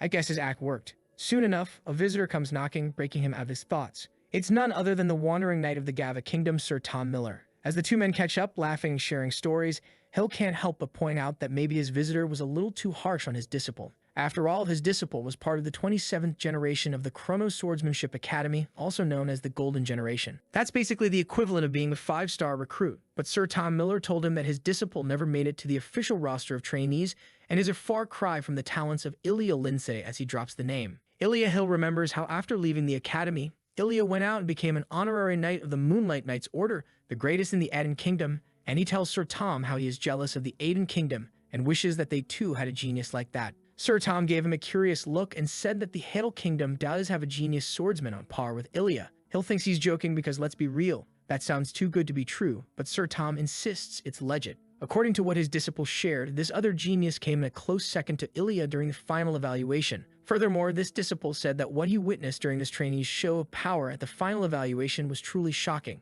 This is the first time Hill's ever heard of this. Just as he's getting hyped, wondering if this genius is still training at Chrono, Sir Tom says nope, he left the academy shortly after. But since he's from the Hail Kingdom, this wandering knight figures the genius must have joined the expedition. Hearing this, Hill can't help but feel shook. He needs to know who this mystery genius is. And finally, Sir Tom reveals it. His name is Aaron Pereira. Just like that, the next morning rolls in and the expedition finally kicks off. Since these guys have been walking since dawn, Hill decides they'll take a short break and order the knights to set up camp. While the other knights are chilling, Ryan and Kevin are over here practicing their swordsmanship. One of the knights points out that Ryan's pretty skilled, but another one just dismisses it, saying they're showing off. Seeing his son getting all this attention for his sword skills, Phil Guerin can't help but be happy. He's thinking how their family's been lagging heavily behind the Pereiras for years now, so in his mind he is cooking up the plan of how if Ryan can pull this off and impress Hill, their family's honor and status will skyrocket back to power. As he was lost in his fantasies, he saw that Hill was walking toward Ryan. Phil Guerin's practically vibrating with excitement now, thinking the vice captain must want to coach his son.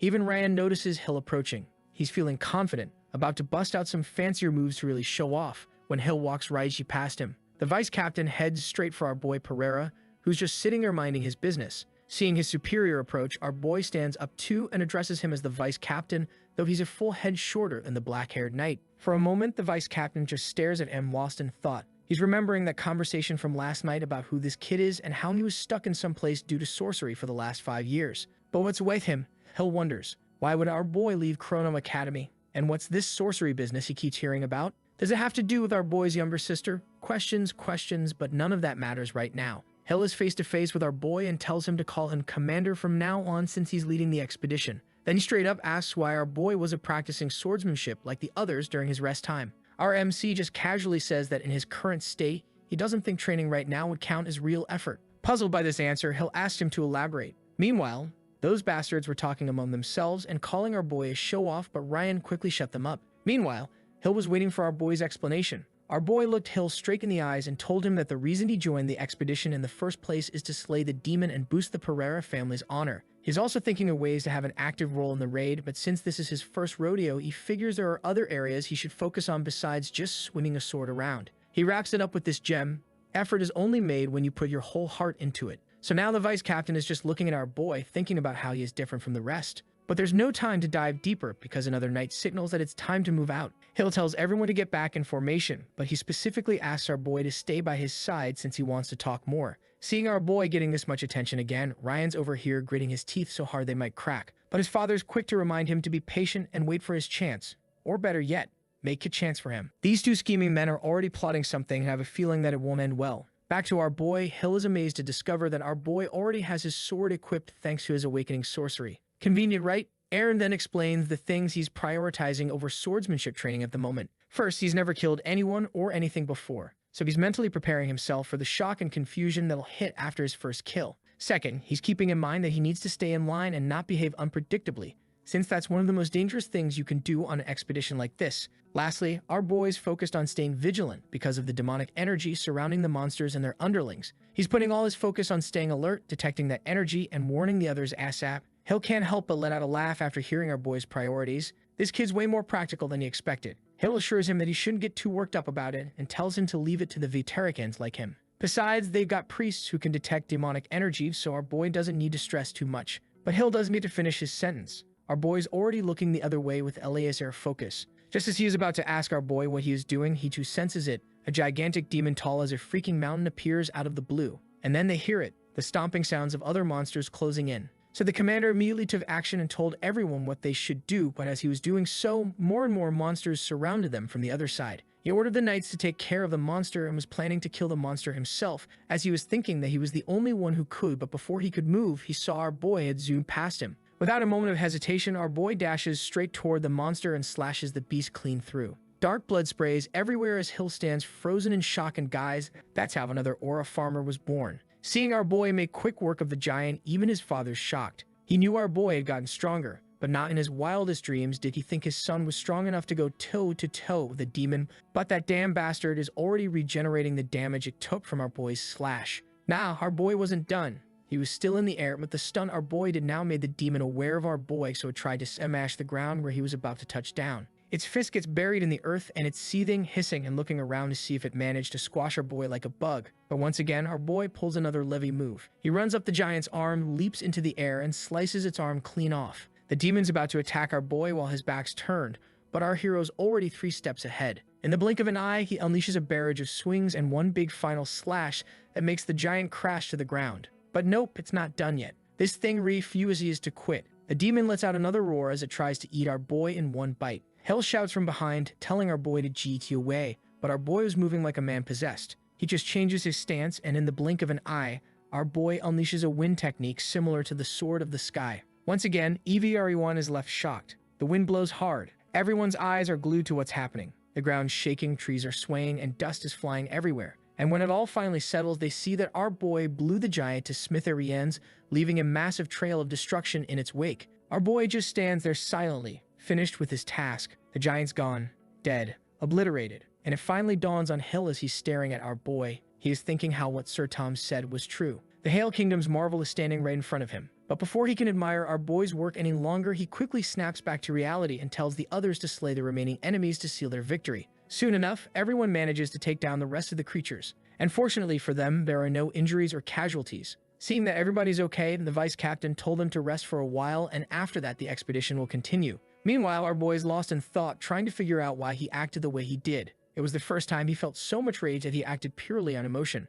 But why did he feel so much anger toward the demon in the first place? It was like he was a completely different person back there. Did the demon trigger something? Is there some hidden trauma? Who knows, but something's definitely off. However, our boy's train of thought gets interrupted when the vice captain approaches and asks him about his actions. Finally, realizing what he just did, going against everything he said earlier about staying in line, apologizing. He's like, "Commander, I'm sorry. I literally just said I wouldn't act unpredictably, and then I did exactly like that." But Hill only lets out a laugh. See how our boy can't take a joke. He reminds him that they're on expedition. At the end of the day, what matters most is slaying the monsters and demons. And because of what our boy did, they avoided casualties and injuries. So the vice captain congratulates our MC for a job well done on his first combat. Plus, he told our boy that he is looking forward to what else he could show him. Just then, Baron Pereira comes running toward Aaron, asking if he's alright. And suddenly, he's hugging him tightly. He tells our boy how proud he is of him. And our boy can only return the hug, genuinely pleased to hear those words from his father once again. While everybody's celebrating their first win, Ryan is already shaking with rage. He calls over Jack, asking if he's got the thing ready. Jack nods and tells him that everything is ready and he is awaiting his orders. Then we cut to some time later and our boy's chilling with the vice captain, showing off this fancy pendant that Carol made for him, telling Hill how this thing can sniff out demonic energy, and Hill's looking at it, thinking how wild it is that some jewelry does a better job than the priest's holy gadgets. Right on cue, like the universe loves perfect timing, the pendant starts glowing and points left. Our boy's like, demons incoming from that direction. Hill doesn't waste a second, the dude orders his spearmen to get in position. The demons show up and these monsters get absolutely demolished. After that beatdown, Hill tells our boy that he's now the official demon detector of the squad. As soon as that pendant glows, he better speak up immediately, and man, seeing our boy getting close with the vice captain, these bastards are fuming. You can practically see the steam coming out of their ears. The march continues for some time, but soon the night falls and everyone sets up camp. Some knights are gossiping about our boy, saying stuff like, "Dude's only 21 and already this cracked at fighting. He's got to be expert level by now," especially after watching him delete that giant demon earlier. Then they start wondering where the hell he's been hiding all this time.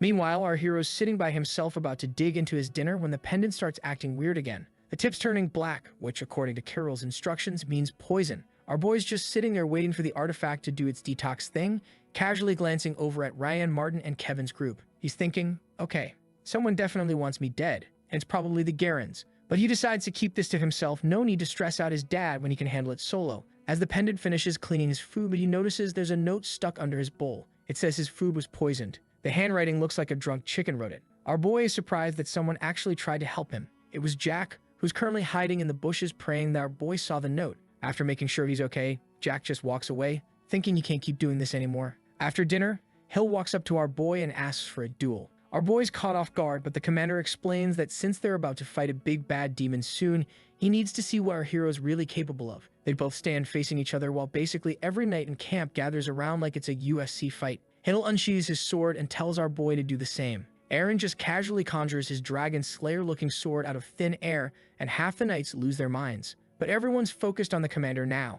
Hill's aura gets absolutely chilling, and he suggests they do a one-move showdown, just go all out with a single strike. Our boy agrees without hesitation. The vice captain's impressed, thinking, where the hell is this kid getting this composure from? But honestly, it doesn't matter. Our boy's just built different. Hill takes a step forward and halfway shifts into his beast form, releasing this crazy powerful aura that makes most of the knights shiver. But our boy? His aura is bright and solid as steel, and it's still growing. In his mind, our boy's seeing that old swordsman from his dreams, the one about to deliver that vertical slash. Hill decides to power up even more to match him. The knights are struggling to even breathe in this heavy atmosphere, watching their captain go full power. Then the most perfectly timed disaster happens. Some clumsy knight who just arrived to watch trips and spills his food right between them. Man, this guy is getting his ass beat in his tent for sure. Just like that, Hill's aura disappears. He looks at the fallen knight, then back at our boy, and just goes, yeah, I've seen enough. Everyone's shocked.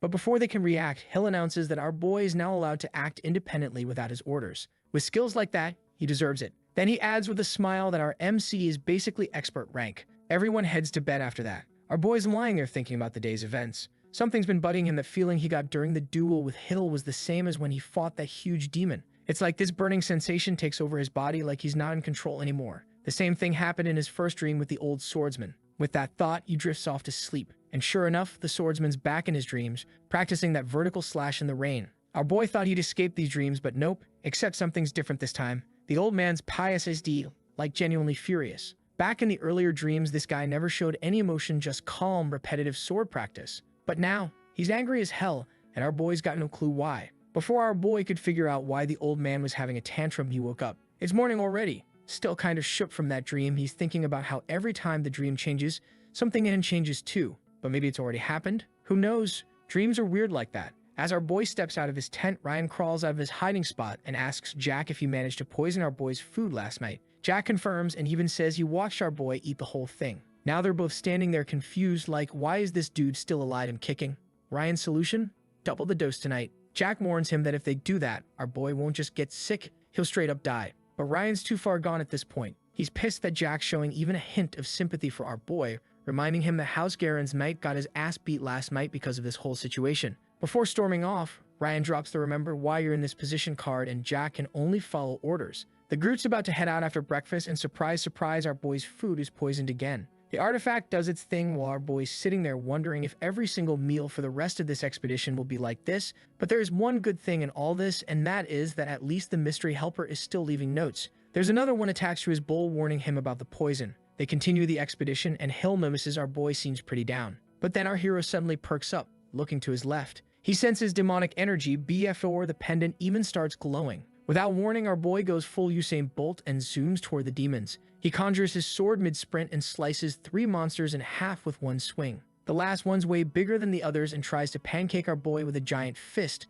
but our hero blocks it with his sword. They're locked in this stare down for a second before our boy slices it clean in half. But then a shadow comes at him from behind, but Hill swoops in with the I got your back save. The other knights start hyping our boy up, saying stuff like, at this rate, we'll finish this expedition easy. I mean, what kind of main character would our boy be if he couldn't handle small fries like these, right? Our boy's feeling it too, his senses are getting sharper. He's wondering if it has something to do with the angry old man from his dreams. While everyone's praising our boy, Ryan is losing his goddamn mind. He is asking Jack, why the hell is our boy not only fine but better than yesterday?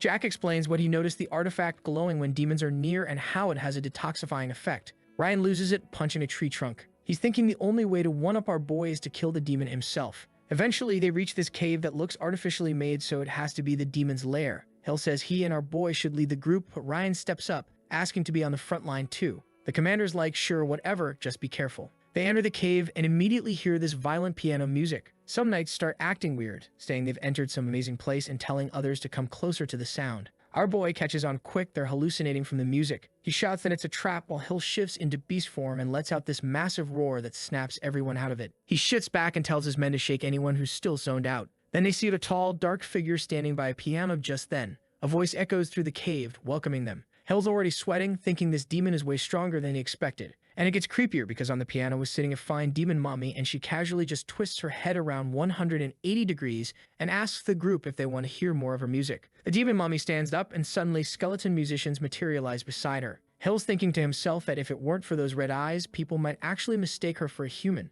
This demon's clearly trying to maintain her ego by keeping a woman's form, and honestly, she's pulling it off. She looks pretty hot. Seriously, if villains are bad, why do they have to look this good? It's unfair. Meanwhile, Ryan's already hyping himself up mentally, thinking about how he's going to kill this demon and finally surpass our boy. Back to Demon Mommy, she proposes playing a tune for her visitors, but Phil Guerin starts acting up. Hill has to tell him to chill and stay in formation, but this bastard doesn't listen. So the Demon Mommy plays another tune, and this time it's different from the first one. It's sweet and soothing, like a lullaby that makes you want to curl up and take a nap. The weaker members of the group start succumbing to it, including Phil Guerin. Hill warns everyone again not to fall for her tactics and do not look into her eyes or they'll get hypnotized. Then someone just zooms past him, charging straight for the demon. It's Ryan, of course. This dude's thinking I have to stand out. I have to kill the demon. It has to be me, not that Pereira bastard. The demon sees him coming and extends her hair like some anime weapon, attacking the Guerin boy. He manages to fend it off at first, but quickly realizes her hair doesn't cut easily. While he's stuck playing defense, the demon forms a hand with her hair and goes for Ryan's face. Lucky for him, Jack jumps in to block the attack, telling this idiot to step back. The demon wraps her hair around Jack and lifts him way up in the air. She comes face to face with him and greets him all polite-like, assuring everyone she won't kill him. Not yet anyway. She calls herself a pacifist. This pisses off Hill, and seeing his reaction, Demon Mommy proposes a deal. Jack's life or her own. Hill and Viscount Guerin are silent for a moment until Hill tells them not to respond. He shouts at the demon that they will not negotiate with her. Hearing this, she starts choking Jack while mocking them for trying to save Ryan, who's now scared and frozen in place. Not satisfied with their response, she changes the terms by hypnotizing Ryan. Viscount Guerin is calling for his son to come back, while Hill warns the group to prepare for battle. Then the demon springs her hair again and snatches Ryan too. Now two of them are hanging in the air. Hill's knights start charging, but the Guerin head commands them to stop.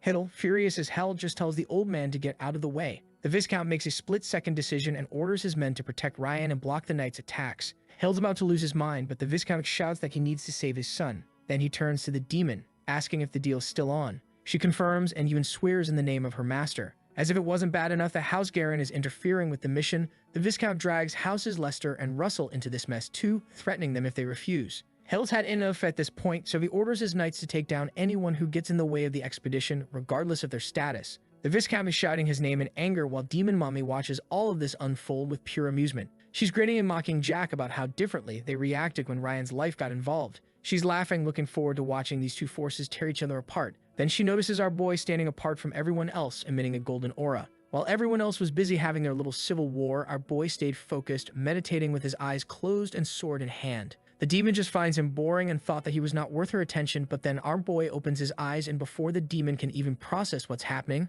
her body splits in half, sending her flying towards the piano. So while the demon is staring at the ground, figuring out what just happened to her, our boy was laser focused on her, watching Demon Mommy on her knees. She was doing what was just a second ago, staring at the ground and waiting for her body to regenerate. She's sitting there like, why isn't my body regenerating a wound like this? It should be healing way faster. Her torso's almost finished putting itself back together when our boy just dashes straight at her. Now, like every villain who's getting their ass handed to them, she pulls out the cheapest move in the book and tries to take a hostage. She grabs Jack, thinking that'll stop our boy from attacking. But nah, our boy doesn't care. Our boy just angles his attack and slices off both the demon's left arm and the hair, holding Jack hostage in one clean sweep. The demon's standing there thinking, this kid doesn't give a damn about hostages at all, he's just laser focused on murdering me. Our boy then sprints towards her once again and hits her with another slash, but this time she actually manages to block his attack, sending Ryan flying backward. The Demon Mommy then starts pumping out her aura and wraps herself up in her own hair like some kind of demonic cocoon, shielding herself from our boy.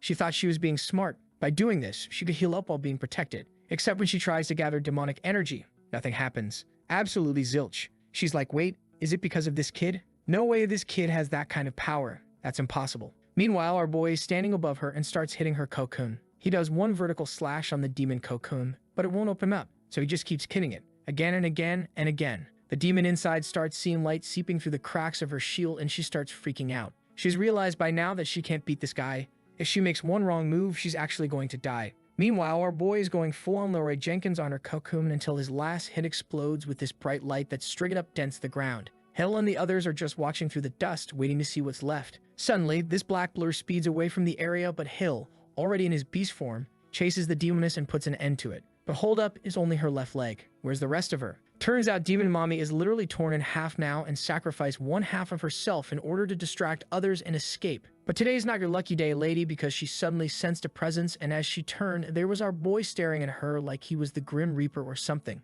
She turns back and gets hit with our boy's vertical slash that splits the ground in half again, this time cutting her vertically. And this time, no more regeneration. Her body starts cracking and she's thinking, how is this even possible? How humiliating that I'm getting defeated by a mere human, before she just evaporates into dust. The crack in the ground looks exactly like what our boy did during the final evaluation at the Knights. Everyone's still shaking from what just happened, but they are just happy that Dan Demas is gone. Our boy's father is all proud looking at our boy with teary eyes, and the vice captain is standing there. The man doesn't know what to say right now, he is just speechless. With the expedition finally wrapped up, everyone returns to camp, and the Knights say how they literally can't believe how smoothly everything went because not a single Knight got injured, and they fought a demon with check powers. That's insane, and it's all thanks to our boy. One Knight mentions how Aaron Pereira is way different from what the rumors said about him, and another chimes in saying the Hail Kingdom finally has its own hero. Cut to a closed-door meeting where the Viscount's explaining how he wasn't himself, and that's why he acted that way. Hill's not buying it for a second,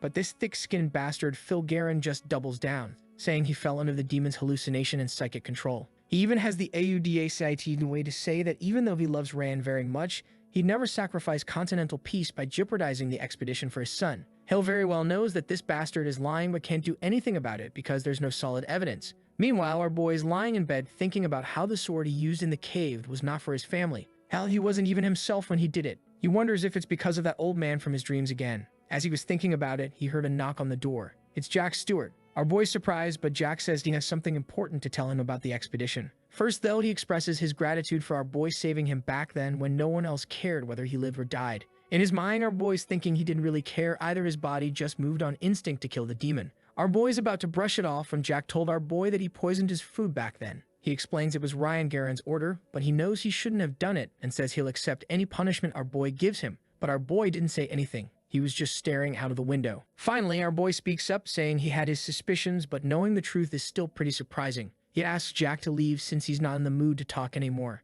Jack was surprised for a second, but our boy makes it clear he has no plans to let bygones be bygones. It's just that he doesn't want to talk about it right now. With Jack gone, our boy's left alone. As he was alone once again, he was once again staring out of the window when a voice told our boy that nothing will happen no matter how much he overthinks it. Our boy turns around to see it's Lulu. He's being all cautious and asks how our boy's been. But our hero just smiles and asks Lulu where he has been all this time, saying he was looking for him. Hearing this, Lulu feels unworthy, turns his back, and starts rambling about how if only he didn't force himself to teach Aaron sorcery, our boy would have had different abilities and wouldn't have been separated from his family for 5 years. Our boy listens as the cat keeps going, talking about how Carol wouldn't have been sad, continuously blaming himself for everything. As our boy tries to pet Lulu, the cat scurries away from his touch. Our boy says all the bad things he's heard about Lulu are just superstitions, but Lulu claps back, saying that in this world, even superstitions hold power. The cat explains that as long as enough people believe in something, it becomes reality. What's more, even the weakest being can become incredible if enough people believe in them.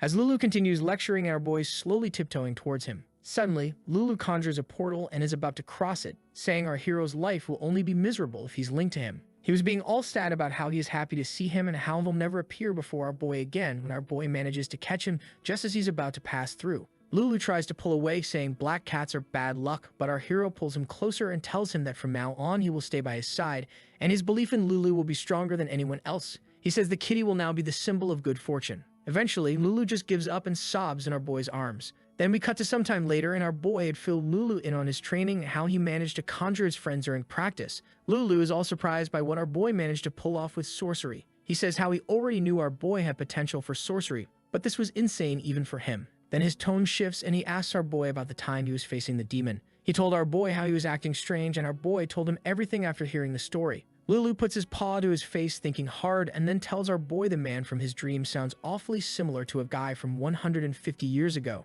That dude too hated demons with a passion. Our boy hadn't expected that man from his dream to be an actual person, much less someone from 150 years ago, as our boy asked Lulu if he knows who this person was. Lulu told him that it's not important. What's actually concerning is how this dead dude's might mess with Aaron's head. But honestly, none of this matters right now. Lulu told our boy that everyone has moments when they falter, so it's best to just put his sword down for a bit and pick it back up when he's ready. Plus, Lulu even offers to help carry the burden, bragging about how he's been hitting the gym for the last 5 years and built some serious muscle. Our boy laughs at this because at least he's got Lulu with him, and man, it's reassuring to have someone you can actually trust by your side. Speaking of trust, this reminds him of his friends from 5 years ago, the ones he made that promise with. He starts wondering how they're doing now. Are they still training? Did they get stronger? Or did they become couch potatoes? As our boy was thinking all that, the scene shifts and we are back to the vice captain is pacing back and forth in his office, being absolutely furious about the fact that the other noble houses are siding with the Garans. He's ranting about how this unlawful act should not go unpunished. How dare that bastard make a mockery of the Imperial Knights like this? However, he'll get snapped out of his angry muttering when one of his knights tells him that someone had come to meet him. Meanwhile, back at this bastard's place in Man, he got another reason to hate our boy and his family. Just as he was at the end of his rant, someone knocked on the door. He told the servant that he was not meeting someone when Hill walked in and said how this man looks like he has constipation. This bastard told the vice captain that they have already talked about everything there was, so there is nothing more to talk about. Then Hill told him that he is not here for that. He is here because he came to know that something disgraceful happened during the expedition and how someone told him that these House Garen ordered someone to poison our boy's food. The Viscount, shocked at what he just heard, immediately starts yelling at Hill about how he's accusing him of something outrageous and without any evidence. But oh no, this bastard was got for good this time because as he said that he asked Phil what he will do if he does have evidence because this idiot could say anything. The vice captain calls out Jack himself. The guy who was supposed to do the poisoning came and confessed that Ryan had ordered him to poison our boy's food. And because he's been truthful and cooperative, they'll be considerate and give him appropriate punishment. But in typical cheap villain fashion, Phil Garen tries to turn the tables and shift all the blame onto Jack, saying that he's framing him. Hearing this, Jack and told Phil how he is a bastard to the very end. And because of this pathetic display, Hill tells him that he will officially request an investigation concerning this whole mess. If Jack is found truthful, then it'd be best if the Viscount confessed to his sins now, especially if he doesn't want to lose everything he's achieved so far. Now that this matter was done, Hill returned to his camp and told his second-in-command to take over while he bolted to the Pereira estate. He's hell-bent on making our boy a member of the Twilight Order, but when he got to our boy's home, his father told him that he has already left for Chrono Academy. Hill was all surprised. He'd thought that our boy wasn't admitted, so why go back? Baron Pereira informs the vice captain that his son had several things to take care of, and technically speaking, our boy's been an official trainee of the academy since 5 years ago, so before going back, he told our boy's father how Aaron is not a treasure to the kingdom, but to the whole continent. That's high praise coming from a vice captain of the Imperial Knights. Baron Pereira is probably standing there thinking, yeah, that's my boy. Meanwhile, our boy is now en route to Chrono Academy, chatting with Lulu about Ian, telling him how he is one of the greatest swordsmen in the whole continent and his first teacher, and he told him that he respects Ian greatly. Then he told Lulu that if he shared his condition with him, he'd surely help him. But our boy is kind of skeptical because, maybe the old man might not know about his dream. But Lulu told him that the old man might actually know something and then began to explain that those who have the greatest in the continent title and have that title are no less than sorcerers. These guys possess incredible ability much like sorcery. Our boy smiles, saying that if it's like that, then the headmaster might actually be able to help him. Then Lulu got on his shoulder all excited, asking our boy if Ian was his first master, and if so, does that make him his second? Our boy nodded and man, is this cat so happy about it, so he jumped to the ground, got into the Puss in Boots getup, and told our boy that he is now ready for the road trip. Then we cut to the Alcantara metropolis, the city where the Chrono Swordsmanship Academy is situated. The place is packed as usual, and Lulu's just geeking out over all the different magic happening in the streets. The dude decides they need a place to crash for the night and settle on this inn called Birthplace of the Sword. Lulu hops off our boy's shoulder saying it wants to look around the town, so he tells our boy to go ahead and he'll catch up with him after he is done exploring. Our boy lets Lulu go and then enters the inn. Now, the moment he walks in, he's hit with this massive interior filled with swordsmen who all turn to stare at him. Suddenly, this big bald dude approaches him, asking if he's a visitor at Chrono Academy. Our boy nods, and then for some reason, everyone starts laughing. These bastards start saying how the standard has really dropped significantly, and that anyone can just show up for the test. Baldy tries to pull this intimidation move, warning our hero not to overestimate his abilities, and as he says that, everyone starts throwing insults at each other. But before things could get ugly, the bartender calls our boy over and asks him if he is new here. Our boy asks him what the deal is with this place. The bartender tells him the story. Turns out everyone who had come here to apply to chronostats at this place, and after some time this place became famous for hosting this bunch of sword-swinging lunatics. Seeing that our boy didn't know something basic like that, he asked our boy if this was our boy's first time at the open visitor reception, and our hero could only go, yeah, in response. So he starts explaining how Chrono Swordsmanship Academy is the dream of many swordsmen, and because of this, tons of swordsmen started showing up at the academy. At first, they just sent the large crowds away, but there were these hard-heads who refused to leave until they could fight someone. Then you've had others who started calling Chrono Academy a bunch of cowards for not accepting challenges. So the academy was like, fine, you want to fight? We'll give you a fight. They launched this open visitor reception system where once every 2 weeks,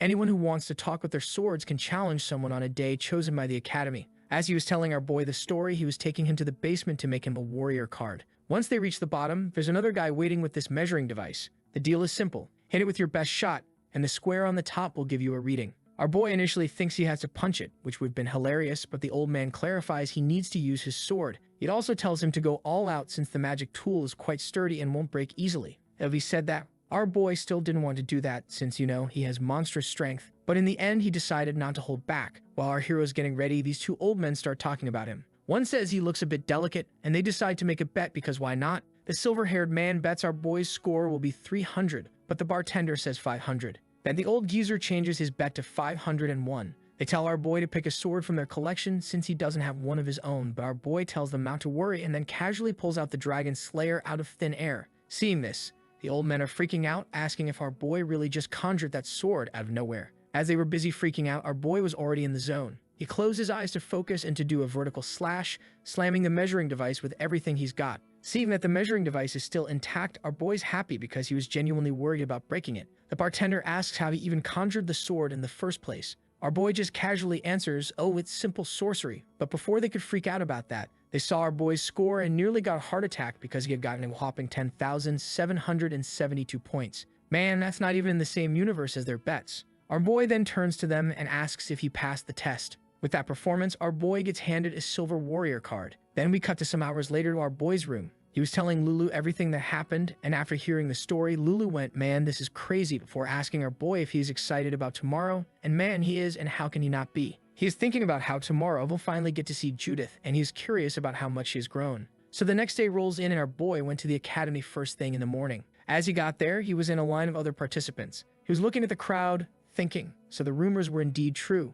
This place is packed. Lulu's pretty excited too and asks if they could watch for a little bit. And honestly, who could say no to those big googly eyes? Since he has time anyway, our boy decides to watch for a bit as well. As he sits down in the arena, he overhears two swordsmen pointing to a boy and saying that the academy has grown crazy because they have sent a boy to fight them. So our boy got curious and glanced in the direction where they were looking. Our boy is surprised to see a familiar face. Seeing the smile on his face, Lulu asks him if he knows that person, and Aaron tells him that he is one of his classmates. Seeing one of his former classmates again, our boy can't help but feel happy. Lulu even comments that Lance looks pretty strong. Looking at Lance now, he's in a growth spurt and has a way better physique than how he was years ago. Man sure leveled up from being one of Brett's cronies back in the day. Lance greets the rest of the swordsmen in the arena and introduces himself, saying that he is a trainee from the 27th generation and will be serving as their opponent for today. Hearing this, many of the swordsmen start complaining about how the academy sent in a trainee and not even a graduate to face them. Hearing their bickering, Lance told them that although they are correct and usually graduates should be the ones facing them today, he used his connections this time around because he wanted to fight people from outside since many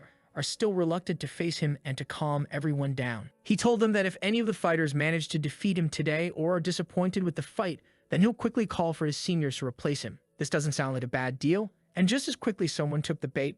Baldy stepped onto the stage and challenged Lance, so they prepared for the battle as the Baldy pulled out his sword. Lance smiles for a second because this bastard was using a great sword that reminds him of our boy. Though he quickly collected his wits and told the Baldy that he could have the first attack, which obviously pissed him off. So this bastard dashes towards our boy to deliver a heavy blow on Lance. Too bad because Lance almost effortlessly blocks his attack. Baldy looks at Lance all terrified. This bastard didn't have a damn clue as to what happened with him just now, but as he was busy being confused, Lance dashes towards him and in just one blow sends the Baldy's swords flying. Seeing him fight, Lulu got excited and told our boy how Lance was simply awesome and pretty tough as well. Meanwhile, back in the arena, Lance asked the audience who wanted to challenge him next, and what do you know? There were still some idiots that wanted to fight him, so after plenty of ass whooping, Lance had defeated almost everyone. Then he once again turned to the audience and noticed something that surprised him. He started walking towards someone from the audience, and for some reason these random nobodies were freaking out, thinking Lance was coming towards them. But nah, he walked past them and asked our boy if it really was him.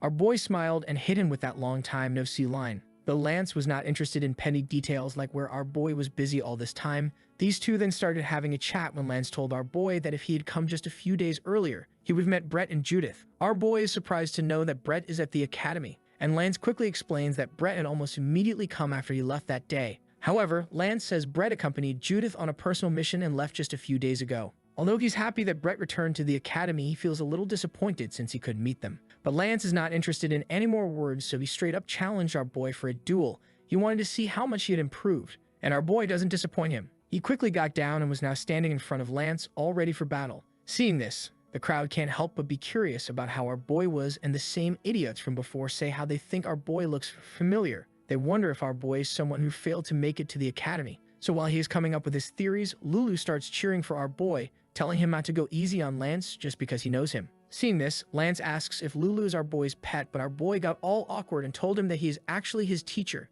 and it's thanks to him that he can do cool stuff like this. Then our boy casually pulls out his swords from thin air. Lance laughs, saying how our boy is simply outstanding, telling our hero that every time he sees him, he's always surprised by what he can do. Then Lance told him how he is not the only one who got stronger in the past 5 years. He too was grinding all this time. So to prove his point, he raised his sword and told our boy to come at him with that. The battle begins. Without wasting a second, Lance charges at our boy, but our boy blocks it. After that, they exchange a few blows. After a while, Lance noticed how, whatever our boy was doing, it felt kind of familiar, and then a crazy idea popped into his mind. For a second, even Lance thought there is no way it's true, but to make sure, he charged at our boy again, and yep, his suspicions were right. Our boy was using Brett's technique, so he was now all surprised and asked our boy how the hell he was using Brett's techniques. Lance is sure of what he saw, these are Brett's techniques. And just when he was about to ask more about it, our boy closes his eyes and gets into position. Oh hell no, not this again. Lance already knew what was coming, so before our boy could deliver this technique, he sprinted in our boy's direction and started delivering one swing after another,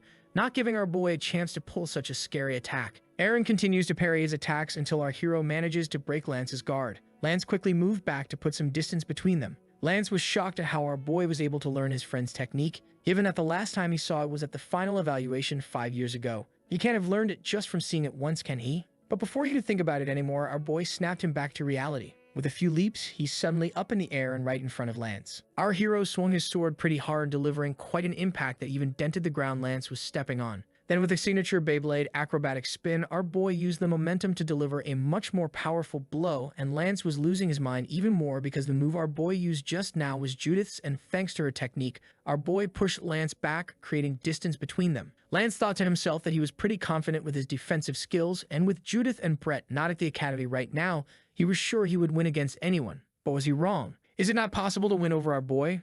Bro, you were just a side character. Of course you can't. But it doesn't mean he would give up. Lance suddenly lunged toward our boy and gave one powerful swing against our hero, but he didn't stop there. He unleashed a barrage of swings and slashes that pushed our boy back. Seeing that Lance was pretty hard on the offensive, our boy did a vertical slash to break the other's momentum, but Lance was quick to get out of the way. He then jumped back and swung hard against our boy again, but of course our hero is not giving in here. While fighting, Lance admitted to himself that he can't beat our MC as he is right now. He knows the three of them worked pretty hard to become stronger, but that doesn't matter to him because Lance won't back down without putting up a fight. Just then, Lance prepared himself to send a powerful thrust toward our boy, but our hero managed to duck to dodge it, leaving Lance's guard wide open, so he went in for the final move. Our boy dashed towards Lance, and with one clean swing, our boy managed to disarm his friend. Lance's sword went flying high and landed on the far side of the stage. Still shaking, Lance just smiled and admitted his defeat. The match was done, so they got all buddy-buddy, shaking each other's hands. Our boy told Lance how it was a good match, and Lance started hitting him with the questions that he had been holding back and asked him what the heck he's been doing for the last 5 years to have progressed this much.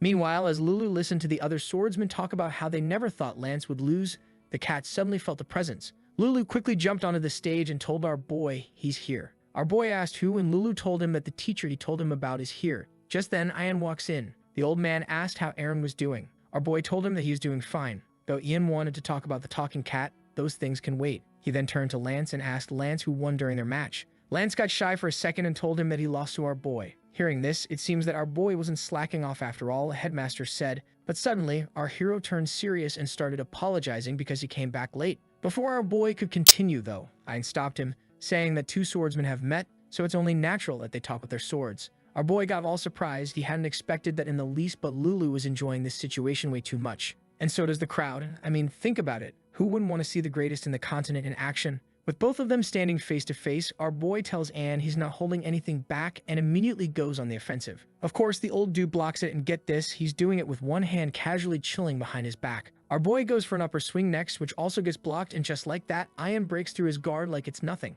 Being the good teacher he is, Ian's already roasting our hero's technique, pointing out how his attacks are way too predictable. Then he decides to give a live demonstration, showing how you're supposed to use the force from blocking to add even more power and speed to your counterattacks. Then, using that same technique he just showed off, Ian rushes straight at our hero, putting him completely on the defensive. Ian notices pretty quickly that our boy is trying to copy Brett's technique from earlier, and he actually praises him for pulling it off decently well. But his flow is all choppy and interrupted. Our boy barely manages to block when the headmaster suddenly comes at him from the side with a sneak attack. And once again, Ian calls out another flaw. Our boy's way too slow in switching from attacking to defending. Then this 95-year-old man just straight up punches our hero in the gut. Now look, the dude might be ancient, but don't forget he's the resident baddest grandpa of this series, so that punch hit like a truck. Our boy immediately drops to his knees.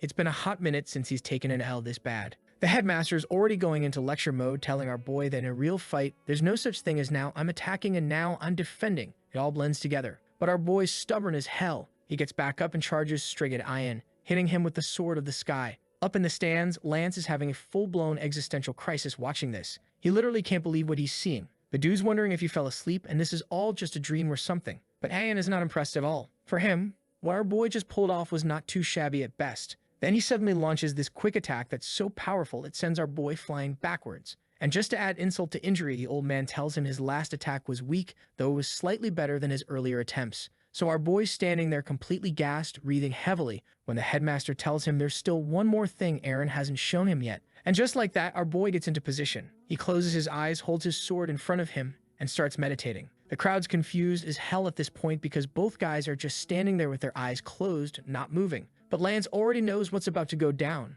Our boy's gonna pull out that vertical slash he did during the final evaluation. A moment later, our boy opens his eyes and delivers the vertical slash, but unlike last time when it was this huge spectacle, this time you only feel these gusts of wind. Meanwhile, Ian is standing perfectly still, focusing his energy when he suddenly realizes what just happened. He quickly coats his sword with aura and redirects our boy's attack, and man, the damage this time is absolutely insane. Like, almost half the entire arena just gets deleted. Once the dust settles, everyone in the crowd is losing their minds because the old man just used an aura sword, something only a handful of people in the entire world can even do. Then he gives our boy that signature cheeky smile and tells him he never actually planned on using his aura sword. He praises our boy for being able to find his own blade. Our boy nods, but you can see in his eyes something's bothering him. And picks up on it immediately, so he turns to the crowd and announces that's it for today. Then he tells our boy he's sure there's a lot they need to talk about, and now that they had their conversation with swords, it's time for an actual conversation with words. So we cut to Ian's office sometime later. And man, Lulu's being adorable again. He's just hanging by Ian's desk, introducing himself and telling Ian he's our boy's second teacher. Ian's pretty surprised to see a talking cat, obviously, but asks if he should be using formal speech with him. Lulu tells him nah, there's no need for that. They're both teachers, so they should just be friendly with each other. After that, Ian finally introduces the white-haired mommy standing next to him, telling our boy she's Kira Finn, the head swordsman of the academy. Our boy introduces himself back, keeping it polite. Now that introductions are out of the way, the old man's ready to hear what's been going on. He asks our boy to explain what exactly happened over the last 5 years and what's been troubling him. Our boy tells him everything, the whole story. Ian takes this long, deep breath before saying he can't give him a real solution to the dream problem and immediately tells him to leave. But then he quickly clarifies he doesn't mean it like last time. Our boy's welcome to stay and train for as long as he wants. He adds that if our boy can't suppress the old swordsman's will, he could just avoid situations that trigger it. But then he asks our boy if that's really what he wants to do. He tells our boy there are tons of different paths a swordsman can take, and just avoiding the old swordsman's will can't be the only option.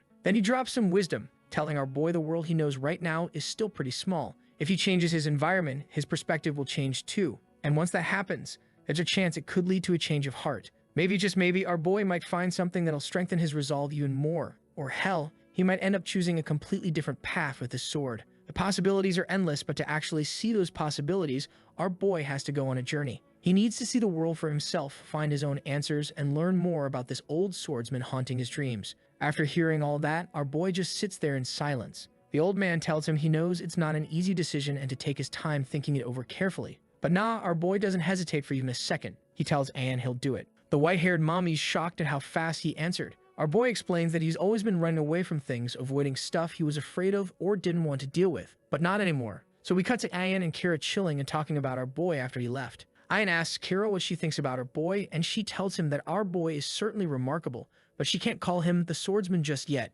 Anne's way more chill about it though, telling her to give the kids some time. The next day, our boy's about to dip from the academy to start his new adventure when Lance pulls him aside. He's telling him about heading west, saying the 5 Western kingdoms are packed with swordsmanship academies and famous coliseums. Oh, and Judith probably went that way too. As they're saying their goodbyes, Lance is sitting there feeling some type of way about losing to our boy. But before he can spiral into a full-on pity party, Kara walks up to him and tells him to get over his inferiority complex and grow up, just like he always manages to do. So our boy and his master sorcerer cat are heading to the city with absolutely zero plan or direction when suddenly this orc just appears out of nowhere asking if they got any food. The orc recognizes our boy too and tells him he's the same dude who did that fortune-telling thing for him 5 years ago. Our boy's brain finally catches up and he remembers this is the orc who gave him that note way back when. They end up at a diner, and this orc is absolutely demolishing everything on the table. Lulu's giving our boy major side-eye and saying this orc seems sketchy as hell. But our boy, being the pure-hearted protagonist he is,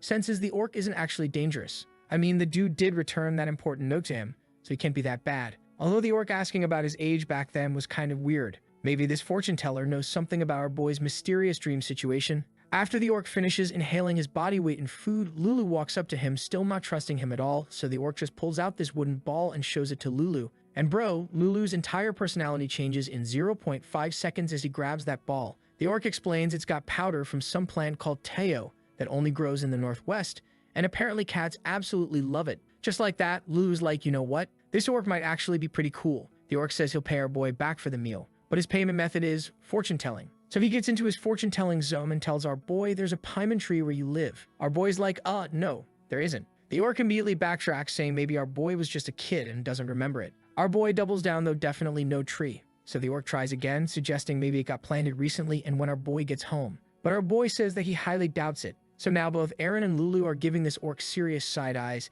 thinking this guy's a total fraud. Then Lulu decides to test him too. The orc tells him he likes raw salmon. Lulu just stares at him like bro on a CAT.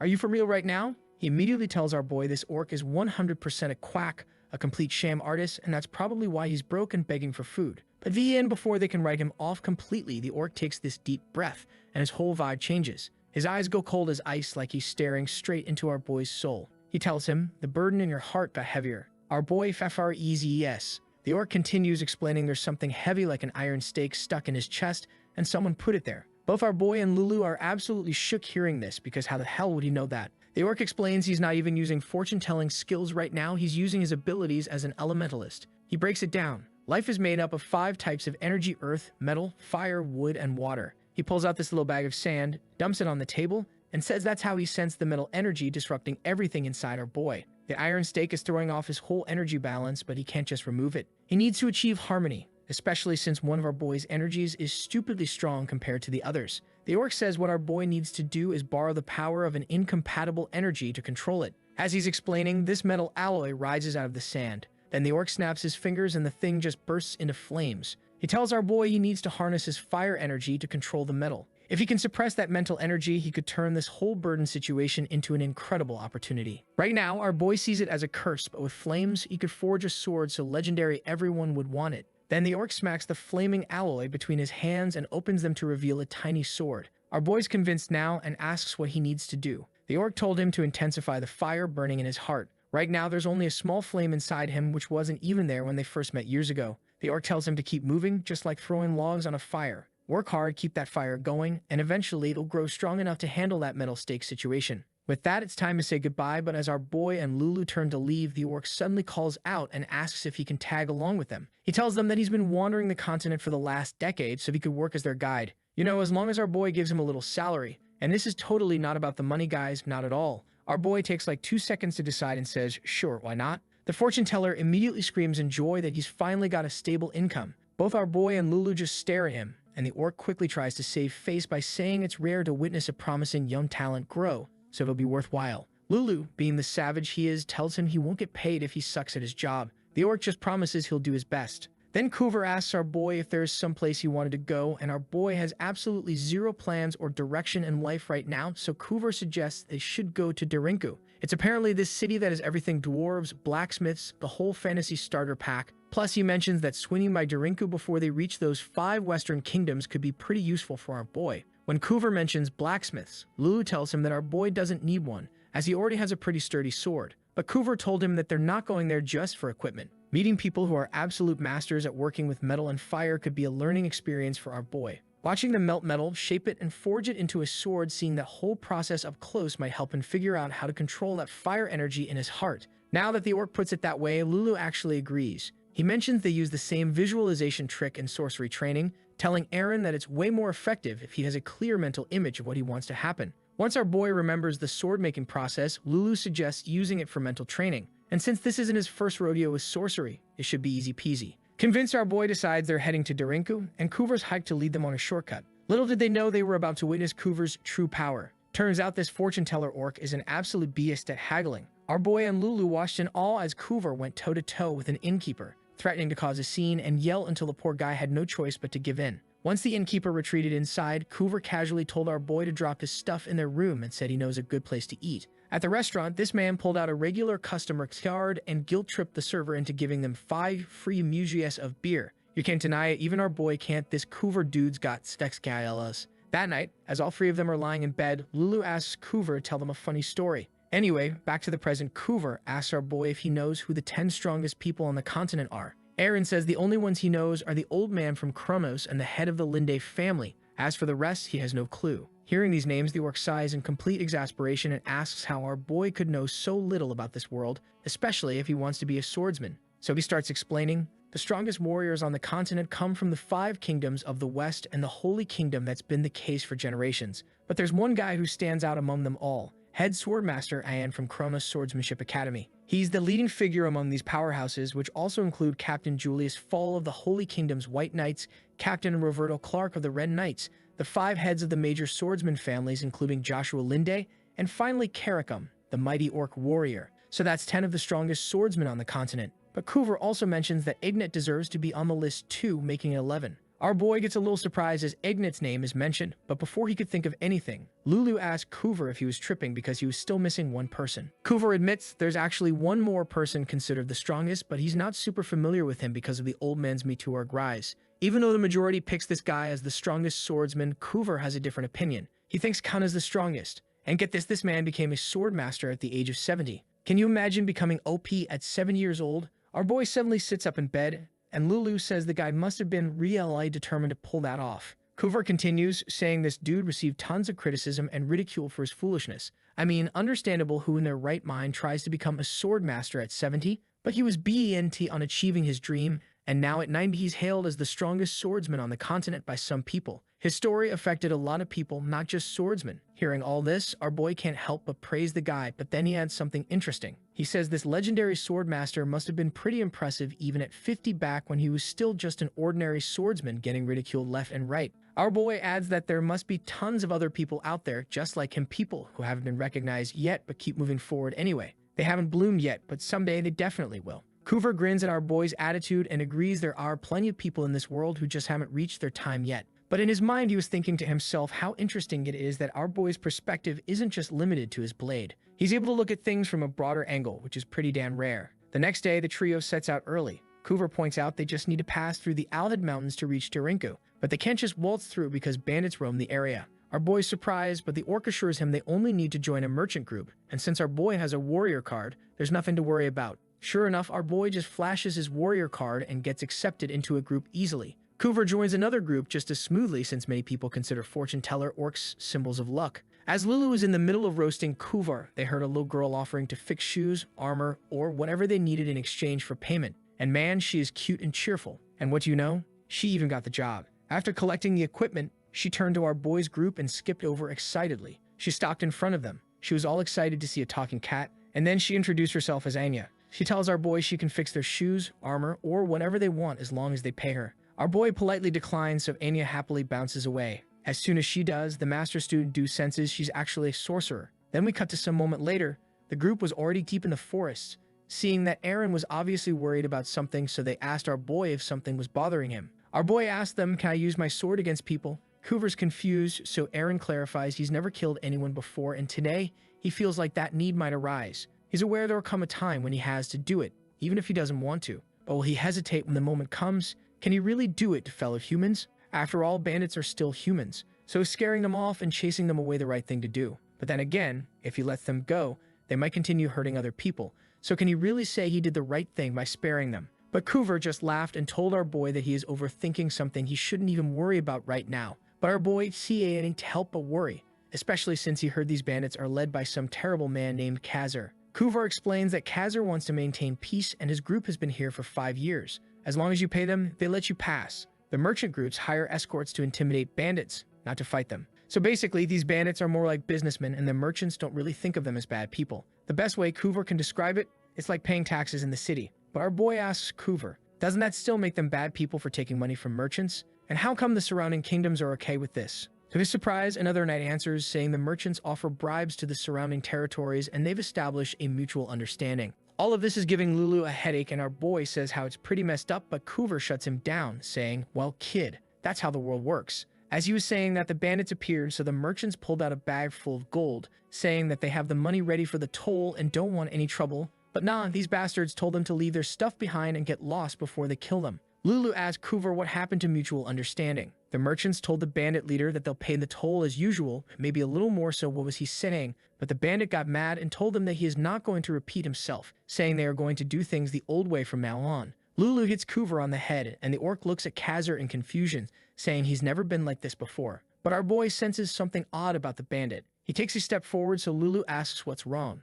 Aaron told him that he is sensing demonic energy coming from the bandit. Lulu asks if our boy's feeling like he's changing, like what happened during the expedition. Our hero told him that this demonic energy is pretty weak, which is why he still has a good hold on himself. Coover asks what they're talking about, and our boy explains it has to do with that iron stake in his heart. His emotions get intense as soon as he senses demonic energy, making him lose control as rage takes over. But Kazur doesn't seem to have turned into a demon, which confuses our hero even more. Just then, this blondie walks up to Kazuk, saying that he should not create unnecessary trouble. He draws his sword, and for some reason the merchants are buzzing. Apparently, this cocky bastard is somewhat famous. He approaches Kazur and warns him they'll suffer damages if they fight here, so the bandits might as well let the merchant group pass. Wolfing draws his sword confidently, but Kazur just stares at the blade and goes, wow, nice sword, hand it over. Though this cocky bastard only listened the first half and was feeling proud, saying how the lowly bandits should know their place, so he didn't see the huge hammer coming towards his face. This bastard gets smacked so hard he flies in the opposite direction and loses consciousness as soon as he hits a tree.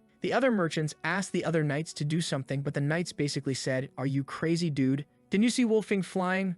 There is no way we are fighting that, so now the merchants started panicking, saying how they can't hand over their stuff as their life depends on this, and if they hand it over, they are as good as dead. Seeing them quarreling, Kazur said not to bother with it anymore as he has changed his mind. He's just going to take them all out since they pissed him off. And our boy noticed it and started walking towards him and told him to stop what he was doing because he was clearly not himself. But Kazur asks who the hell he is. Our boy introduces himself as Aaron Pereira, an official trainee from Kronos Swordsmanship Academy's 27th cohort. Hearing this, the merchants started talking among themselves. Wait, Kronos Swordsmanship Academy? Did he say 27th cohort? Isn't that the Golden Kyo Ajuarti? But this bastard didn't believe our boy and asked him if he thinks that he is a fool, saying what kind of trainee he is if he can't even bring a sword, and charged straight at our boy. But our boy is too OP for this side character and decided to aura farm, so he casually stopped his giant hammer with one hand. The bandit leader's shocked, but our boy just looks him in the eye and asks where he got that necklace from, casually yanking the sword off of his hand.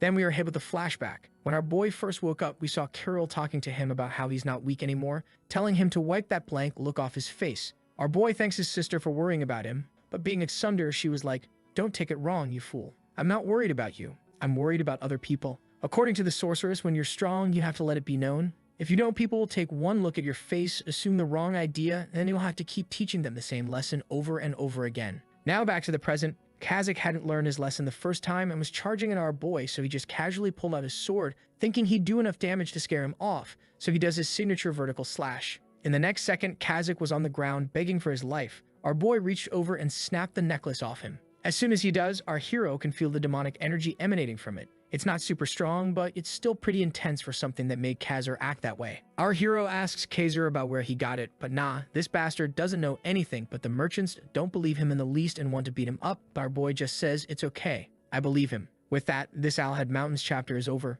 We cut to some time later, and the merchants were saying their goodbye to our boy, thanking him for saving their lives and goods and offering to help him out if he ever needs anything. As soon as they're gone, Lulu immediately hops on Akuver's head, saying they shouldn't have let the bandits off the hook. But our boy tries to reason that they weren't like that in the first place, and since he already took the necklace, there shouldn't be any more problems. Lulu's not convinced and says if they ever pull a stunt like that again, he'll break their bones next time. Changing the subject, our boy says he needs to get back to training with his sword since it's been a while. Kuver tells him he looked pretty strong earlier, but our hero says if he wasn't strong enough to take down Kazur, a lot of people would have been hurt. So the stronger he becomes, the more options he'll have in situations like these. Then he asks Kuver if he hadn't told him earlier that there were a lot of strong swordsmen in Darinku. Kuver nods, saying once he is there, he'll be able to duel with lots of swordsmen and even get a custom-made sword for him made by master blacksmiths. Hearing that, our boy smiles, saying he's looking forward to it. Kuver notices the fire in his heart just grew bigger. Just then, our boy pulled out the necklace and was ready to destroy it.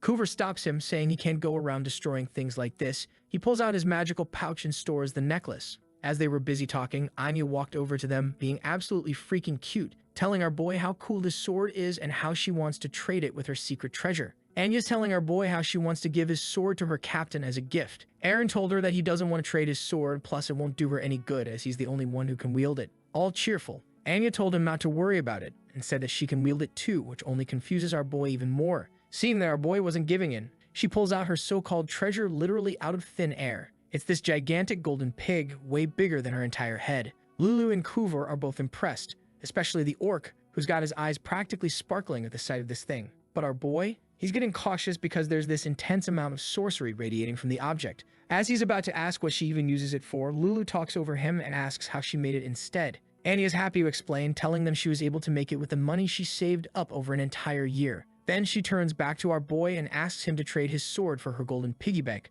but the answer is still the same, so Anya tells him that she could make the piggy bank even bigger. Our boy told her that there is no need, but nah, she just pulls out a pouch from her stuff and takes out one gold coin, inserting it into the golden pig. As soon as she does, the thing instantly grows bigger. Now Lulu and Kuver are actually leaning toward the idea of exchanging our boy's sword for this golden piggy bank. Our boy told them that it's not happening, and then he turned to Anya and told her that she can't have the sword, even when she does this cute little pout to try and appeal to him. That rejection didn't faze her at all. She was just as happy as before, and before leaving, she told our boy that she'll do her best to make more money as she travels to Darinku. Maybe next time our boy will change his mind. Later that night, our boy's about to head to bed when Kuver calls for him, asking him to join the orc at his table. Our boy told him to enjoy, saying that he doesn't drink, but Kuver just points to another man seated at the table who's apparently got some pretty juicy information to share about Darinku. Curious about what he has to say, our boy takes a seat. As soon as he sits down, the man drops some news. The greatest blacksmith of Darinku, this dwarf named Vulcanus, has come out of seclusion. He tells our boy that the swords Vulcanus makes are so damn impressive that swordsmen across the entire continent are desperate to get their hands on his work. One of the defining features of his creations is that he engraves numbers on the swords he took a liking to, which became known as number swords. And there are only a few individuals on the continent that have one because there are only two ways you can own one. The first is if you're already a sword master. The other is if you're destined to become a sword master. Our boy's surprised by this, but the man just continues with his story. He says how 10 years ago, 3 swordsmen obtained a number of swords, and as time went on, it didn't take long for all 3 to become sword masters. And not just them. All the others who've come to own a number sword eventually became sword masters too. And here's the most important part. In 2 days, Darinku will hold a competition to determine who will be the owner of the 10th numbered sword, as he said that all the men are going crazy over it, all curious about the competition. Hearing all this, our boy thinks to himself how this would be a good experience for him, regardless of whether it involves his sword or not. Seeing that many swordsmen will probably be taking part, he decides he'll compete as well. As Wolfgang hears this, he says how it would be pointless to participate in the competition if our boy is participating. Well, I can't exactly blame the guy. I mean, it's our boy we're talking about here. With that, our hero gets up and bids goodnight to Kuver and the rest. Kuver asks him to stay for a little while, saying that there are a lot more interesting stories the man hasn't shared yet. Our boy just says he's tired and feeling a little pressured, so Kuver lets him leave. After our boy was gone, Kuver was thinking about how our boy is pretty different from the rest. Usually, swordsmen would jump at the opportunity to hear more stories, but our hero's not into that at all. Sure, it could be his personality, but our boy is definitely different from all the swordsmen Coover has met until now. It's like he's the furthest from being a swordsman out of anyone he knows. Meanwhile, back in his room, our boy was thinking about what happened today and how he almost lost control once again after he sensed the demonic energy. It was a good thing that it was only a small amount so he was able to control himself. Thinking that stuff like this might happen again in the future, our boy decides to do some mental training. As soon as he does, he pictures an image in his mind of a shadow figure standing in front of a large metal block. Then we cut to the next day and our group is already in Darinku. Coover wasn't kidding when he said there'd be a lot of swordsmen because the city is absolutely flooded with them. Coover looks at the crowd and says that they must have come to the city after hearing the news about the competition. While walking around, they see Anya talking to a guy asking him where the captain is. The man just laughs at her. The moment Lulu sets eyes on this guy, her tail suddenly perks up, saying that the man Anya is talking to is actually a master. Coover's shocked. He thinks to himself that the man seems powerful, but a sword master? Is it possible a new one was born on the continent without him knowing?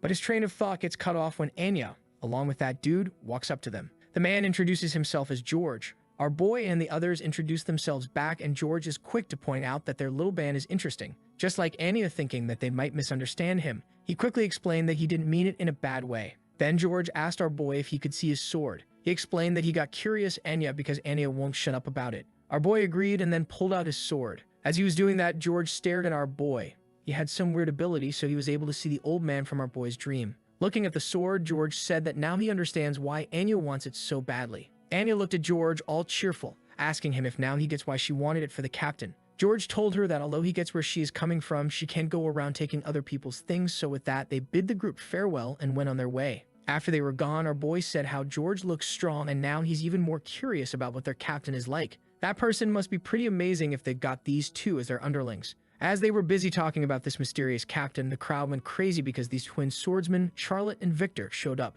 As usual, our boy knows nothing, so he has to ask Coover if the two are famous. Coover nods, saying that they were famous and pretty strong together. They could even stand up against a master. Seeing how some pretty big names showed up for the competition, Coover tells our hero that this won't be as easy as he initially thought, but our boy is all fired up knowing that George is also participating. This will be a good opportunity for him to learn, he says, explaining how he'll use this opportunity as a learning experience. Coover paused for a second and told our boy he shouldn't just go around fighting others for the sake of learning from them. He then asked him if he thinks when Khan faced the old man, he was just thinking of it as a learning experience. Of course not. He was bent on beating Anne, and that was why he was able to reach the same level as Anne one day. Then Coover tells our boy that if he wants to be a swordsman, he better compete with the intention to win. So our boy's just standing there completely shook after hearing Coover drop some real wisdom on him. Like the orc basically told him something so profound that dude's brain just blue screened for a second. Coover's immediately thinking, oh crap, did I go too hard on him? And starts backpedaling with apologies, but our hero just thanks him and says he finally gets what's been missing from his whole vibe. Back at the inn, our boy's sitting on his bed doing the whole meditation thing, thinking about this concept of desire to win. And here's where it gets real. He admits he literally never thought about that before. Even back at the Kron Swordsmanship Academy, my guy was just trying to cosplay as the old man instead of actually wanting to beat people. Meanwhile, his friends Brett and Judith were out there with that killer instinct, actually trying to clap their opponents. Then he remembers the whole sorcery lecture about how the purest form of desire comes from mixing it with fighting spirit, and it clicks. That's why Coover said what he said. But then our boy's sitting there like, wait, have I ever even felt that before? And I'm screaming at the screen like, bro, you literally wanted to OVR take Ilya during mid-TRMs. Short-term memory loss is real, folks. The next morning, Coover's having a whole guilt trip session with himself, thinking he came on too strong and should have been more careful about our hero's feelings. But Lulu tells him to chill. And right on cue, our boy walks out. Lulu notices something's different, though the cat can't quite put its paw on what. Coover, on the other hand, can literally see the fire in our boy's heart is now burning like he chugged 5 energy drinks. They're all set, so the trio heads to the Darinku arena. At the arena, it's basically Swordsman Comic-Con. You've got Double Blade, Kushu walking around, the intimidating one, Strike Randall, and a whole bunch of other talents. They grab seats and Coover's doing commentary, saying Charlotte and Victor might not be guaranteed winners because there's too much competition. Then this absolute unit of a dwarf, Vulcan, walks in with his 2 dwarf homies. Without wasting time, my man introduces himself and explains the competition mechanics. 2 people step on stage and fight until one wins. Winner stays, loser leaves. If the winner taps out, 2 new challengers step up. Pretty straightforward, except the crowd's confused about how they'll decide an ultimate winner. But Vulcan told everyone that there is no ultimate champion. The whole point isn't to crown a winner. It's to find someone who'll inspire him enough to forge the 10th numbering sword. The other 2 dwarves nod like, yeah, that's the plan. The competition starts, and guess who steps up first? Victor and Randall. The crowd goes absolutely feral because these two are supposed to be among the strongest. But Randall's not here for pleasantries. He tells Victor straight up that he despises pretenders like him and can see all the wicked stuff he's hiding behind that smile. Victor's just vibing though, totally unbothered, even calling Randall his angry junior. Meanwhile, Lulu's watching this drama unfold and asks what their beef is. Kuvar explains that Victor and Charlotte are basically celebrity mercenaries. They've destroyed demon nests, helped countryside folks for cheap, and saved merchants from monsters. But here's the thing about fame. The more popular you get, the more people want to take you down. Hence why Randall's got beef. Back on stage, Randall asks Vulcan, "Can I kill my opponent?" Vulcan's just like, "Sure, as long as your opponent agrees." And Victor says he doesn't mind either, as long as he overpowers Randall. Vulcan gives the signal and these two are already clashing swords. There's this loud metallic CLANG, something goes flying through the air and Randall's sword is shattered. Victor wins just like that. The crowd lose their minds. Meanwhile, in the stands, our boys are muttering about how strong Victor is. Meanwhile, Anya and George are watching from a distance. George is praising Victor's strength, and when Anya asks how strong, he casually drops that Victor's probably one of the top 200 swordsmen on the entire continent. But then George asks the important question, did Anya confirm it's those two? She says yes, Victor and Charlotte are the targets. The gold lines turn red, which apparently means something significant. George tells her to leave a mark on them, but Anya's out here complaining about not wanting to waste 2 days worth of whatever currency they're using. She pulls out these golden piggy banks and smashes them. Golden light shoots out and flies straight to Charlotte and Victor's foreheads, leaving golden symbols. Then she breaks A&O's piggy bank and sends the light to Lulu. As the golden light hits Lulu, she makes this surprise sound and asks our boy to scratch his forehead. Our hero's probably confused as hell, while Kuvar's just having the time of his life watching matches. George is standing there like, why did you mark the key AT instead of the actual main character? And Anya just shrugs, saying it doesn't matter since they're always together anyway. George asks if she can only mark one person, and Anya explains it's harder to mark a sorcerer. George is just done at this point, wondering how this spoiled brat became such a powerful sorcerer. Turns out Anya has these magical piggy banks that can grant any wish as long as the value doesn't exceed the money saved in them. So one by one, swordsmen are lining up to challenge Victor, thinking they've got a shot, but these poor souls are either getting their weapons shattered like cheap glass or being brought to their knees while Victor's out here making it look easier than a tutorial level. By now, this man has demolished 17 opponents with single strikes. People in the crowd are already calling it, saying Victor's obviously winning and everyone else should just pack up and go home. Since nobody's brave or stupid enough to step up anymore, Charlotte finally enters the stage. Victor looks at him and goes, "Finally a worthy opponent. Our battle will be legendary." Okay, he didn't say that exactly, but the energy's there. Charlotte glances over at Vulcan trying to read the dwarf's vibe, but Vulcan's just standing there with his arms crossed. And that's when our boy stands up. He has seen enough and is ready for a showdown now. So our hero walks to the stage and the announcer is hyping up the new challenger. Victor sizes him up, thinking he's pretty strong. Our boy approaches Charlotte and offers to wait if Charlotte wants to fight first. But Charlotte's like, nah, you go ahead, and then immediately calls him out for forgetting his sword. Bro, can we please retire this joke? My guy literally gets roasted about his sword in every single arc. But Aaron calmly says he's got it with him, and Charlotte's just like, alright, guess you've got tricks up your sleeve. Our boy steps onto the stage thinking about how he finally understands the desire to win. And as soon as he does, Vulcan looks at him like he just saw a ghost. Our hero remembers that time Ilya overtook him during midterm evaluations, and that memory reignites his competitive fire. Even Charlotte notices the change in our boy's expression, but Vulcan literally jumps out of his seat, and the other two dwarves follow him immediately. Our boy's psyching himself up, ready to defeat Victor, when Vulcan just sprints onto the stage and interrupts them right as they're about to start fighting. Then he announces that he's already decided the owner of the 10th numbering sword is our boy.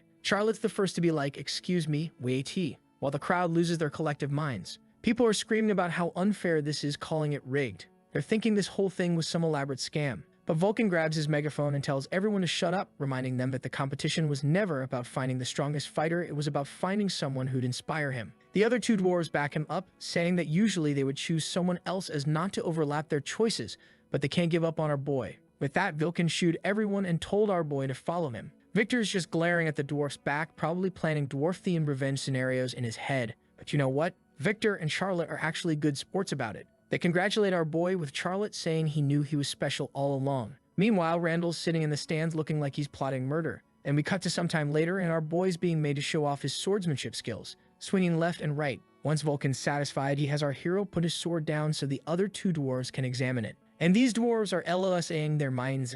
One's asking what metal was used because of how sturdy it is. The other one's hammering away at it and can't even leave a mark, which makes him wonder how the sword got so many scratches in the first place. Like my guy, our boy's been through bores with this thing. While the dwarves are doing their thing, the trio are standing around awkwardly. Coover told our boy how he's never heard of this method before. Our boy's surprised too. Apparently he needs to show not just his swordsmanship, but also his fighting spirit to these blacksmiths. But here's where our boy's insecurity kicks in. He asks Coover if maybe the dwarves only picked him because they sensed the old man's energy instead of his own. Coover reassures him that while that's possible, our boy's doing great on his own and will eventually surpass all that. Still, our hero feels kind of bummed about it. That's when Coover decides this won't do. The orc looks at our boy's sad face and goes into haggler mode. This absolute lazy Andy marches over to Vulcan while Lulu's shouting requests for the cat to get a sword too. Vulcan is not pleased with Coover's audacity. The dwarf can't believe this orc is asking him to give our boy's sword for free. But wait, there's more. Coover has two additional conditions. First, he wants Vulcan to provide a sword for Lulu and tailored equipment for our boy.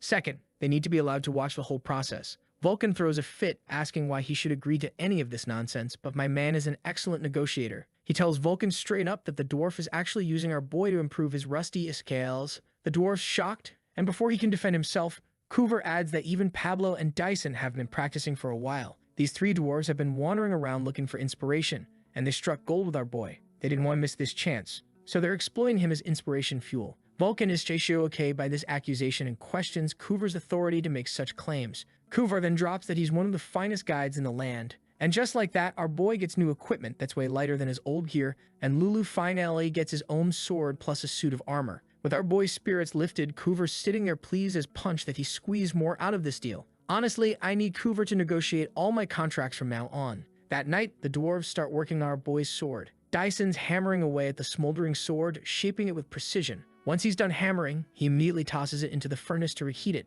The flames grow stronger, and our boy's watching this whole process. Then our hero does what he does best, turns everything into a training opportunity. He creates this mental image of himself with a block of metal and a mallet in front of him. He tells himself it's not time to use the hammer yet. Instead, he needs to ignite the flame in his heart to heat the metal block first. Then we cut to a month later. The group is on a stroll, so while they're walking around, Coover asks how the training's going, and our hero's like, yeah, it's getting better. Then immediately shifts the conversation, saying how the town feels empty now. The place used to be packed. Coover's like, dude, they were only here for the numbered sword. Now that you got it, they left. Our boy's actually kind of bummed about this because he wanted to throw hands with more people for practice, so Lulu tries to cheer him up, and then they head over to check if Vulcanus has finished crafting it yet. And this dwarf bastard shows up with the most sheepish grin ever, apologizing because it's going to take way longer than expected. Coover's immediately like, bro, how long? Vulcanus promises he'll have it done in a year, swearing on his beard or whatever that it'll be his greatest masterpiece, even better than the sword our boy's currently using.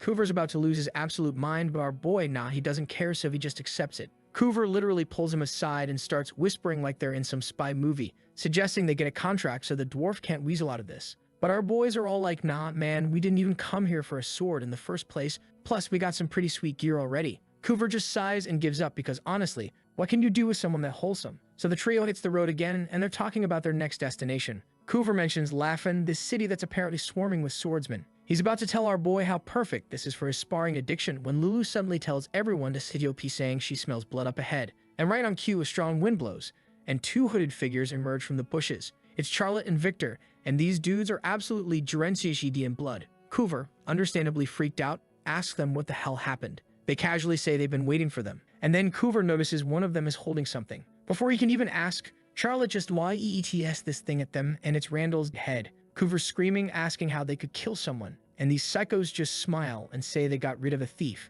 No big deal, right? They explain that our boy's been a target for thieves, so they've been working overtime dealing with them all. And now they want payment for their services, the numbering sword. Our boy's face goes pale as the brothers flash these sinister-ass grins. Lulu immediately jumps in, telling them they don't even have the sword because it's not finished yet. But Victor just tells the cat to shut up, convince our boys hiding it with magic. Lulu keeps insisting they don't have it, and Coover backs him up, warning the brothers that they're about to become wanted criminals across the entire continent for this. But Charlotte, this dude just thanks the orc for his concern, but then says they've got it all figured out. No one's going to suspect them because of their stellar reputation. They've even got a cover story ready. A band of thieves attacked our boys' group, stole the sword, and the heroic brothers Victor and Charlotte arrived just a moment too late to save them. Our boy asks them why they were doing all this. He tells them he's heard all these stories about them, how they earned respect from other swordsmen, all their notable deeds, so why the hell are they doing this? He even says if they don't give him a proper answer, they're never getting that sword, even if it cost him his life. Victor just goes, what are you saying, kid? The numbered sword is more important than everything else. Our boy loses it, asking them how they could kill people just for a sword. Now these psychos scream at our boy, saying that the numbered sword isn't any sword, and then start telling their tragic story of how they've been a swordsman for the past 30 years and hit their limit 20 years ago, and in the past 20 years they've done everything necessary to advance but nothing worked. Years after years pass and not even a zilch in the name of progress. They thought that they were trapped in hell. He says how our boy doesn't know anything, saying how they aren't the only ones who are facing this. There are thousands like them, but nah, our boy wasn't interested in their story. All he was thinking was how such intense demonic energy was coming from some humans, so now our boy already has his sword out because these two are no longer looking human, sensing the demonic energy. The old man from his dream materializes. Then the scene shifts to Anya and George. Anya is doing her magic things. She has used 2 of her golden piggy banks to open a portal. From the portal, someone walked in on the battlefield. These 2 bastards looked at the portal and they were absolutely scared because out of the portal walked the captain of the Black Knight, Ignet Crescencia. And guys, I know we're supposed to hate her for beating up Ilya's brother and everything, but guys, I'm having a serious change of heart here. Mommy Ignet is looking like an absolute baddie right now. I mean, let's be real, it's entirely possible that Ilya's brother Wan-T'd her to walk all over him. Maybe he threw that fight on purpose. Maybe he's into that. Actually, you know what? I'm starting to think Ilya's brother might be the smartest guy in this whole story. Man saw his opportunity and took it. So our boy's standing there absolutely stunned because the person Ilya was talking about just showed up, and it's Ignet. But she's not even looking at him right now. She's laser focused on the brothers, calling them out by name. She tells them straight up that they've gone way too far this time, and these bastards just glare at her and ask what the hell she's doing in a place like this. But instead of answering, she just takes off her cloak and reaches for her sword. She tells them she's being generous here, giving them one chance to explain themselves before things get ugly, saying that it's the last mercy she is doing them. But instead of answering, these bastards just pull out their swords and point them at Ignet. So in response, she realized her aura, and man, it's something else. Even our boy is shocked. Instead of running away, these bastards let out their demonic energy to counter her aura. Ignet drops her sword, and in literally the blink of an eye, she launches herself off the cliff and appears right in Victor's face. Everyone's shocked by her speed. Victor tries to swing at her, but she just deflects his attack with her bare hand, and then Ignet gives him this brutal kick that sends him flying like a ragdoll in the opposite direction. Charlotte barely sees what happens next, and by the time he processes it, Ignet's already caught up to his airborne brother and delivers another kick that sends Victor crashing into a stone wall. Charlotte runs over as fast as he can, but by the time he gets there, all he hears is the lovely sound of crumbling rocks and breaking bones. He's completely speechless because Ignet's just standing there next to Victor's limp body, which she's literally shoved headfirst into the stone wall. Ignet looks at Charlotte and tells him to take a good look at the most pathetic way for a sword master to die, but instead of using his brain, this bastard charges straight at her. Ignet casually slices off his arms, and while this bastard is standing there processing the fact that his hands are no longer attached to his body, Ignet's already behind him.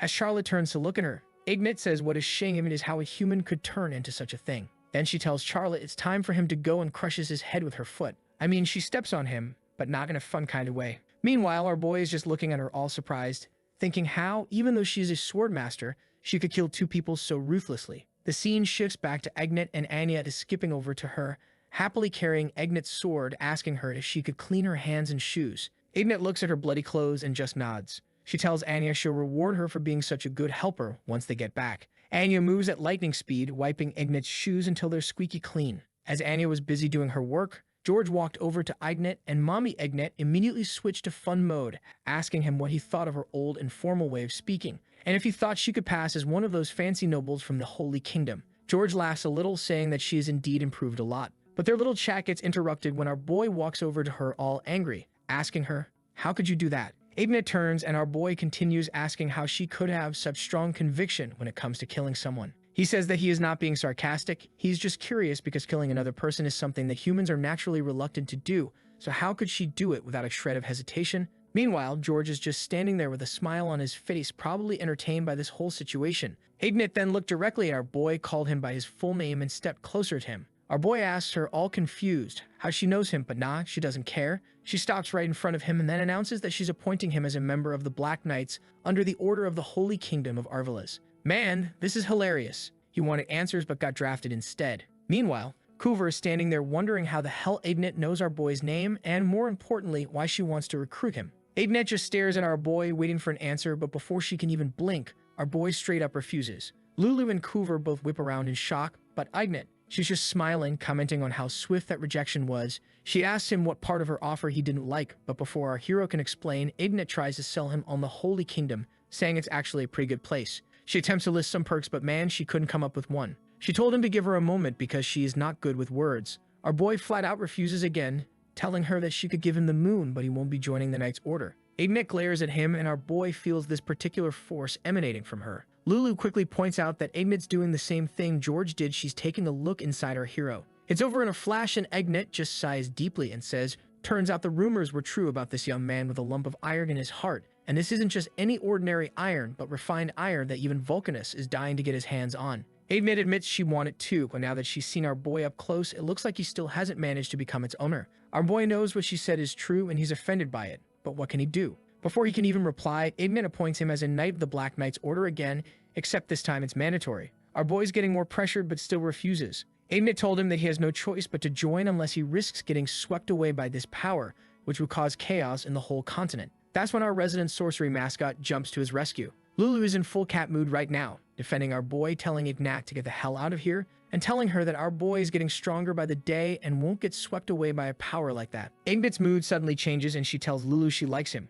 which makes Lulu hide behind our boy's leg real quick. Seeing that Ignet has no intention of backing down, he told her that he's doing his best and told her that he can prove it to her. Ignet smiles and asks him exactly how he is planning to do that, so our boy brings up what happened with Vice Captain Hilbernet at the Hale Kingdom. Our boy told her everything that happened at that time, saying that even though he wasn't aware of it then, the lump of iron in his heart started manifesting when Hilbernet emitted this fierce fighting spirit similar to a demon's. So our hero tells Ignet that if she can unleash the same type of fighting spirit, he proved to her that he won't be swept away easily by the power in him. Then he casually drops his whole introduction and challenges Ignet to a duel. As he did, Coover started thinking to himself how Ignet has killed so many demons, so she'll definitely have the fighting spirit on par with a demon, so he is worried about how our boy is going to stand against her. He's wondering if our hero has some ace up his sleeve. Meanwhile, Aaron's standing on guard, anxious and thinking he's been feeling strange for a while now. He can't explain why he's so angry. Maybe it's because he knows Ignet's past with Ilya, but that's not quite it either. It makes him even more frustrated since he doesn't understand his feelings and can only clench his sword tighter. Ignet's chill as ever and told our boy that once she emits her fighting spirit, that'll signal the beginning of the fight. Our boy nods, and as soon as he does, Ignet emits this powerful aura and draws her sword. Her aura gets even more powerful from before, and much like how she had thought that Old Man had taken control of our boy, now Mommy Ignet thinks that she was right, our boy can't control the power. But suddenly, our boy remembers that he is the protagonist, so he can easily handle this stuff. He calms himself, thinking he should use this emotion on something else. In his mind, he's busy holding the lump of iron in his heart while using the flame within him. He notices that the angrier he gets, the more the flame grows, and as he continues to hammer the lump of iron, the flame grows incredibly. The same flame now surrounds our boy's whole body, but he's too busy looking at the object right in front of him. There are radical changes in the lump of iron, so our hero thinks he can change it this time. He grabs the handle and feels this surge of power in his whole body. In the real world, our hero is glowing bright with power. He clenches his sword, ready to do a vertical slash. But then he charged at Ignet. This dude is swinging his sword like his life depends on it, slashing left and right, and Ignet dodged everything very easily. Our boy even admits she's fast while she's standing there completely unfazed. Then things get serious. Our hero's jumping around, delivering slash after slash, and Ignet's just backing away without breaking a sweat. George is watching with this little smile because apparently the captain's starting to fight back. Meanwhile, Coover and Lulu are standing there in shock because Ignet literally blew our boy's sword away with one hand. But wait, it gets worse. Ignet swings at him again, and the impact is so intense that the ground literally starts caving in. Our boy manages to block it, but it had so much power behind it that he was flying across the battlefield after that, so now Aaron is struggling to find his footing when he hears a voice behind him. And of course it's Ignet. She asks if he has the luxury to look away during their duel, then proceeds to disarm him with one swing. Our boy manages to hold on to the handle at the last second and swings at her with one hand, but Ignet just raises her sword defensively, tells him not to get cocky, and punches him in the gut. The man straight up flew in the opposite direction. Now that the duel was over, Lulu and Coover ran towards our boy, while George asked Ignet if she'd take our boy with her. Ignet smiled and asked George if he wanted her to be a liar. Aaron proved himself and even managed to impress her because in the duel our boy actually went all out. He was fighting to defeat her, which earned him some points in Mommy Ignet's book. Then we cut to some time later. Aaron wakes up Lulu and Coover asks him if he is, and our hero is about to answer when he notices something and lets out this loud gasp. Why?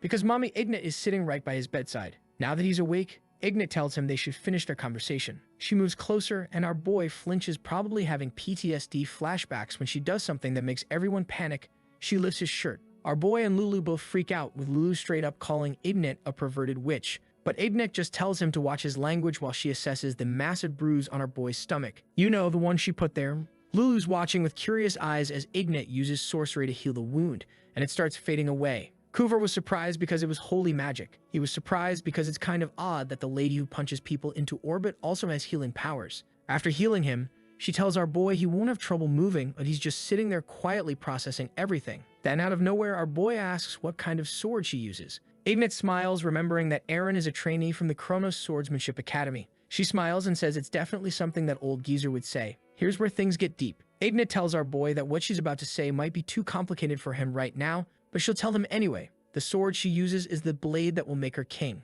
Kuver immediately freaks out, asking if she's planning a rebellion, but Ignat tells him not to get ahead of himself. First, though, she needs Kuver to hand over the pendant in his pocket so she can purify it. As she purifies the pendant, Ignat explains they're currently in a period of peace because the Holy Kingdom makes sure that war doesn't break out. But centuries ago, maybe even way before that, war only happened because an Archdemon ran amok. She admits the world isn't that peaceful. She doesn't know how to save everyone from suffering, and she doesn't know how to control the wicked artifacts finding their way into their world. She returns the pendant to Kubu after purifying it and then continues, saying she remembers when she first thought about how nice it would be to create a free country using her own hands. Before anyone can react, she assures them she has no plans to incite a rebellion and will achieve her wish peacefully. As she walks past Lulu, she tells her that she needs to work even harder to maintain the relationships she has now. It's good to enjoy the happy times while they last, but don't get complacent. Then she opens this window and asks our boy who he believes in. Before he can answer fully, she says she believes in herself and her conviction is solid. That's why she can walk her own path without any doubt.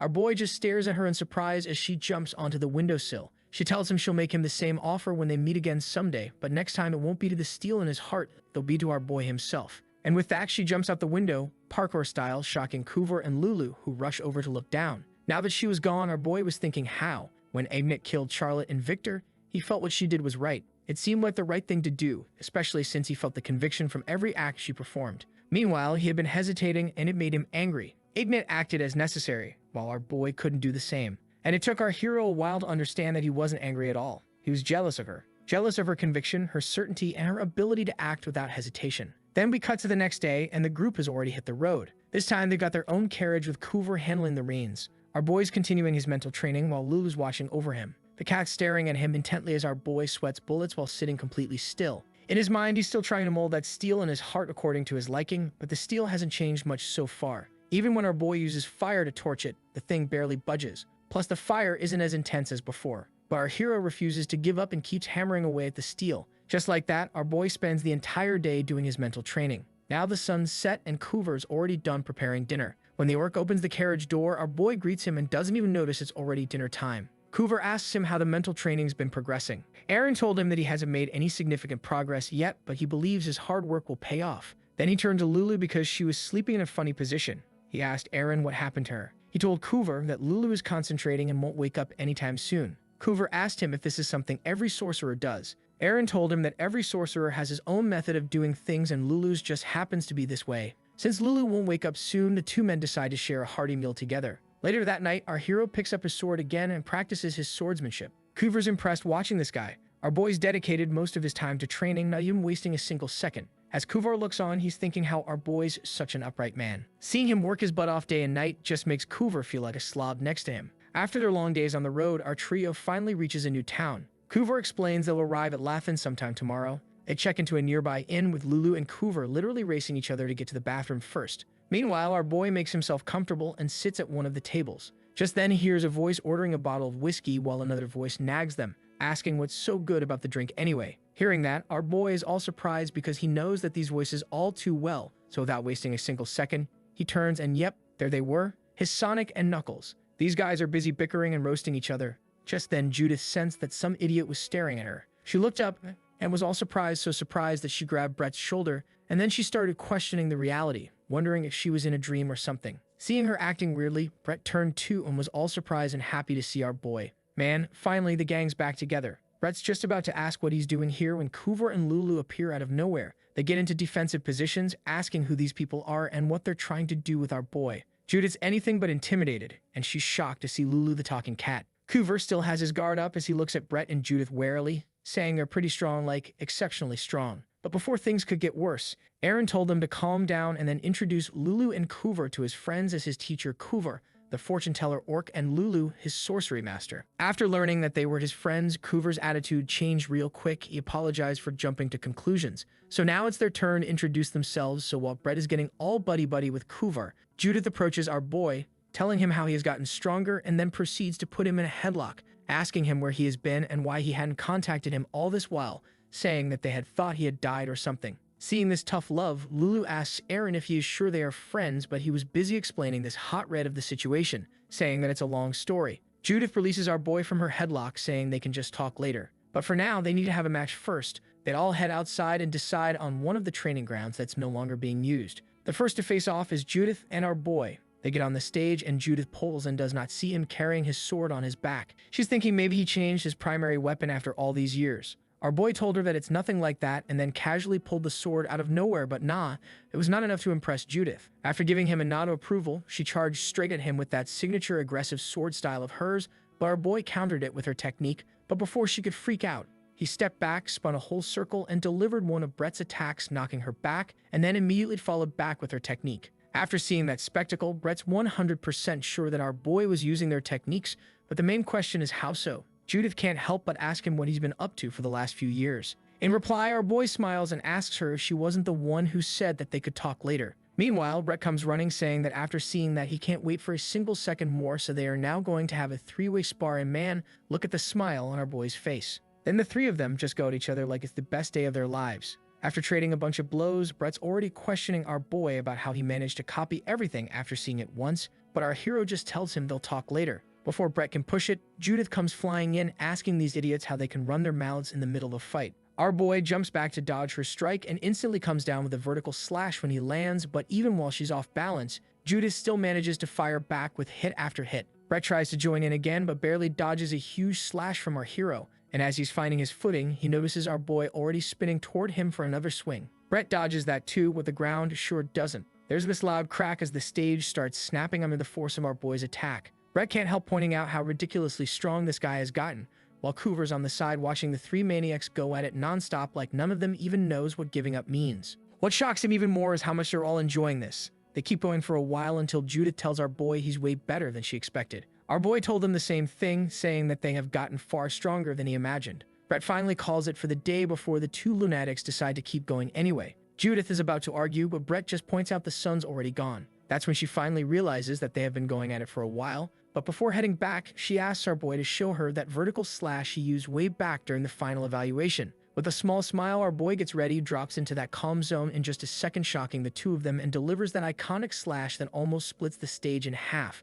They're both standing there stunned at how much stronger it looks now. On their way back to the inn, Brett starts catching him up on everything he missed, saying he returned to the academy, but our boy tells him he already knew because Lance and the old man told him. Hearing that, Brett asks if he went back there himself. Meanwhile, Lulu ends up walking next to Judith, telling her that she was strong, and then pulls out these shiny red jewels that match Judith's hair, trying to give them to her, but Judith declines, saying that there was no need for that. Brett asks if something was wrong with her because she has never turned down stuff like this, and Judith whispers that black cats are bad luck and she doesn't want to get cursed. Unfortunately, Lulu hears it all, her eyes go all watery, and she runs straight into our boy's arms crying. The scene shifts and they're at the inn now. Judith and Brett asked our boy if Coover and Lulu are joining them. Aaron told them that they are giving them some space to talk. Brett starts off by saying Coover and Lulu are good people, well, an orc and a cat, as Judith immediately asked our boy what happened after he got back from the academy. Our boy thinks for a bit before opening up about everything from the start all the way back to when he kept dreaming about the old man before even joining the academy.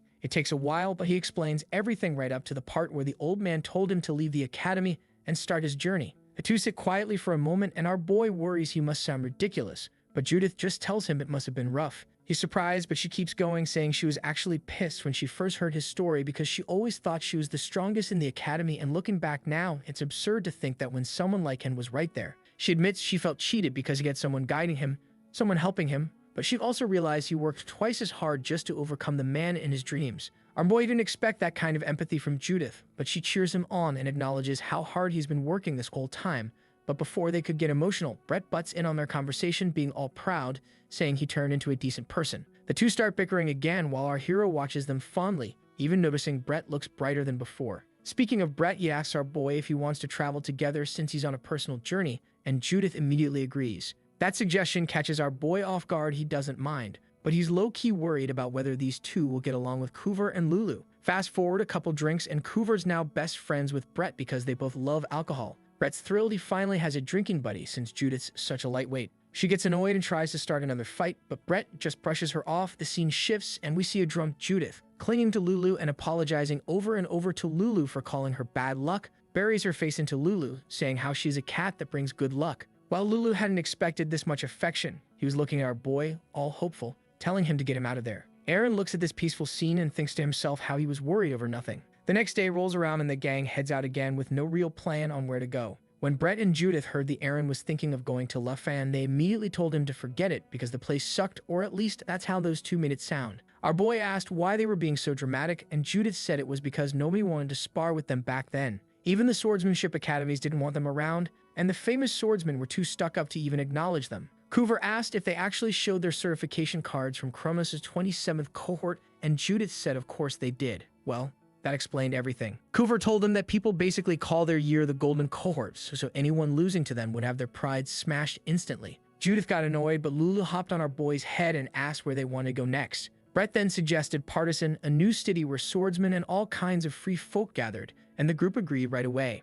They spent the next week traveling together and getting closer. Coover kept cooking for everyone and Brett became a huge fan of his food. Judith was the same as always, dragging our hero for post-lunch training sessions. The more they fought, the more our boy got used to her moves, but she wasn't bothered at all. Instead, her sword suddenly started glowing bright red, shocking Coover, who thought it was an aura sword. Brett quickly explained she was only emitting a bit of aura, which wasn't the same thing. As Judith and our boy kept clashing, Brett added that she was still practicing that ability, which was why it didn't have a set form yet, but you can't deny it added pressure on anyone fighting her. While the two kept sparring, Brett realized he might finally understand the nature of aura swords, and meanwhile, our boy already had 2 aura applications, down manifestation and focus. That made Brett think our hero was the most likely to become a sword master out of the 3 of them. Their fight ended with our boy admitting defeat, which made Judith incredibly happy. The score was now 9-1, giving her a clean 90% win rate. As he tried to catch his breath, our boy couldn't help thinking he was the weakest of the 3. He expected it, but still it stung. His thoughts got cut off when Brett suddenly called off the physical sparring and told them to fight with words instead.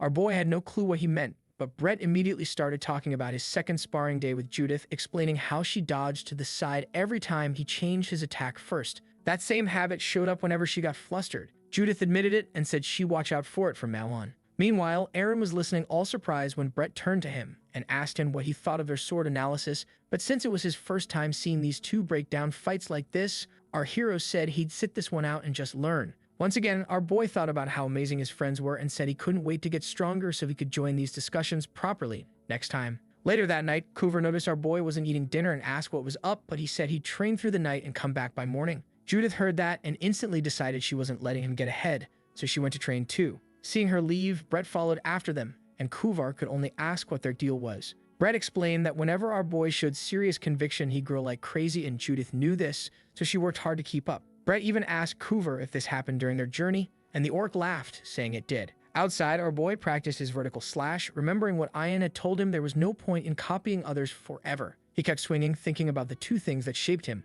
the old man's vertical slashes and the academy swordsmanship he learned of the large blade. With those 2 as his foundation, and with Brett and Judith's moves added on top, he decided to build his own style. Then we cut to the next morning and they were going at it again, but now Judith was struggling for real, pissed at how fast he'd grown again. Brett was also on his knees trying to breathe, but unlike Judith, he accepted it, saying he felt the same thing when he watched Ilya fight 5 years ago. Speaking of Ilya, yeah, hopefully we see her soon so the gang can be fully reunited. Back to the moment, Coover once again thought about how scary our boy was with how fast he narrowed the gap. Then he noticed Judith fuming at how quickly our boy developed. Using his fortune-telling powers, Coover saw the intense fire energy around Judith and said her next task would probably be controlling that aura. But 2 days later, Judith somehow got even stronger, and now she was much more aggressive, so much so that our boy couldn't last against her. Judith was thrilled she beat him, while Coover pointed out she even stole a move from our boy's style. What shocked the orc more was that Judith could only pull off that move if she had the natural talent and stubbornness to surpass everyone else. These 3 were literally making each other stronger. As Judith celebrated, our boy praised her sincerely and she got even happier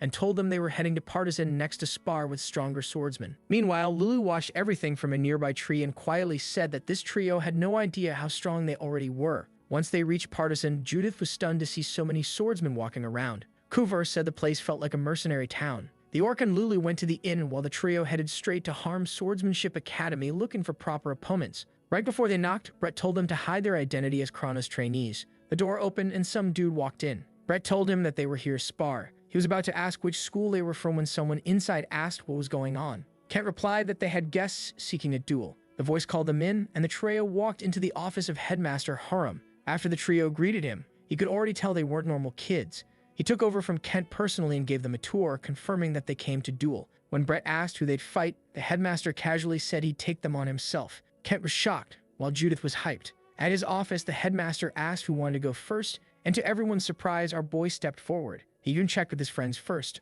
Brett said it was unexpected from him, but they let him take the lead. The headmaster suggested wooden swords to avoid injuries, and our hero agreed. Once they stood apart, the headmaster gave the signal and charged at him. He was curious to see how strong our boy was and then immediately got bonked in the head with one clean swing. So Instructor Kent comes running over to help the headmaster, and our boy's just standing there like, what the hell just happened? Judith's freaking out, screaming that he just killed the headmaster. Our hero's in full panic mode, going IDIDNTT, I swear, while Kent's shaking the old man. Obviously, nobody actually murdered anyone, so now all three of them are sitting in the headmaster's office. Our boy apologizes again, but Headmaster Harum, now rocking a fresh bandage on his head, tells him to chill. It was a fair fight, no hard feelings. With this smile on his face, he asks if they're from an academy. The group goes quiet for a second before Brett says they're all from Kronos Swordsmanship Academy. The headmaster's eyes light up. Wait, are you guys from the 27th cohort? You know, the one everyone calls the Golden Cohort? Suddenly, everything clicks for Headmaster Harum. He's like, oh, that makes sense.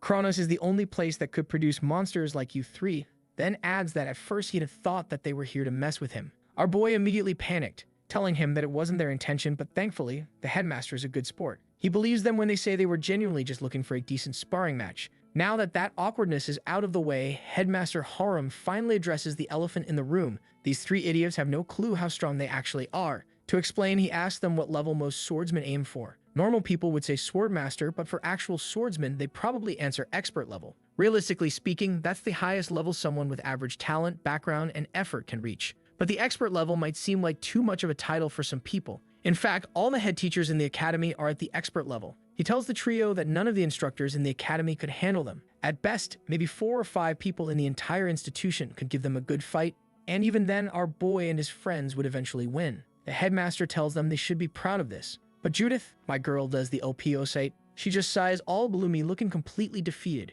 Seeing her reaction makes the headmaster grin, and that's when he drops the real news.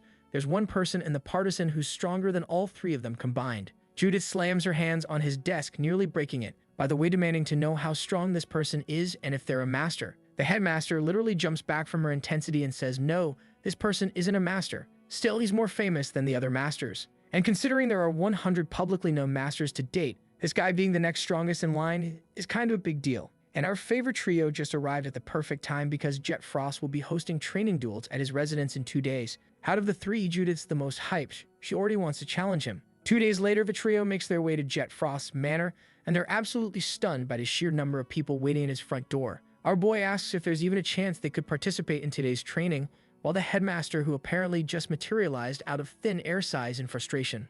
He explains that if Jet Frost just came out and fought everyone who challenged him, these swordsmen wouldn't be swarming his house like this. Judith asks what he's doing here, and instead of answering directly, the old man says Jet Frost is way more skilled than him, and dueling with him helps a lot. Brett asks if he knows Jet Frost personally. Harum told him that Jet is his old buddy, and Brett then asked if he could put in a good word for them. Harum told him that he had tried and gotten rejected already. Suddenly, this kindly-looking old butler named Glenn comes out to greet the swordsmen gathered outside. Seeing the crowd, he announces that only those who pass the test will be allowed to duel with his master, and then he points at the magic scale, explaining that if they score over 5,000 points, they pass. Our boy's surprised to see that device again. The headmaster asks if he's tried one before, and our hero casually mentions he scored around 10,000 points once. Well, obviously it was a big deal, and obviously this idiot had no clue. Then, one by one, swordsmen start testing their strength. Some pass, others fail spectacularly. Then it's Headmaster Harum's turn. Glenn's pleased to see him again, and the headmaster passes easily with 12,081 points.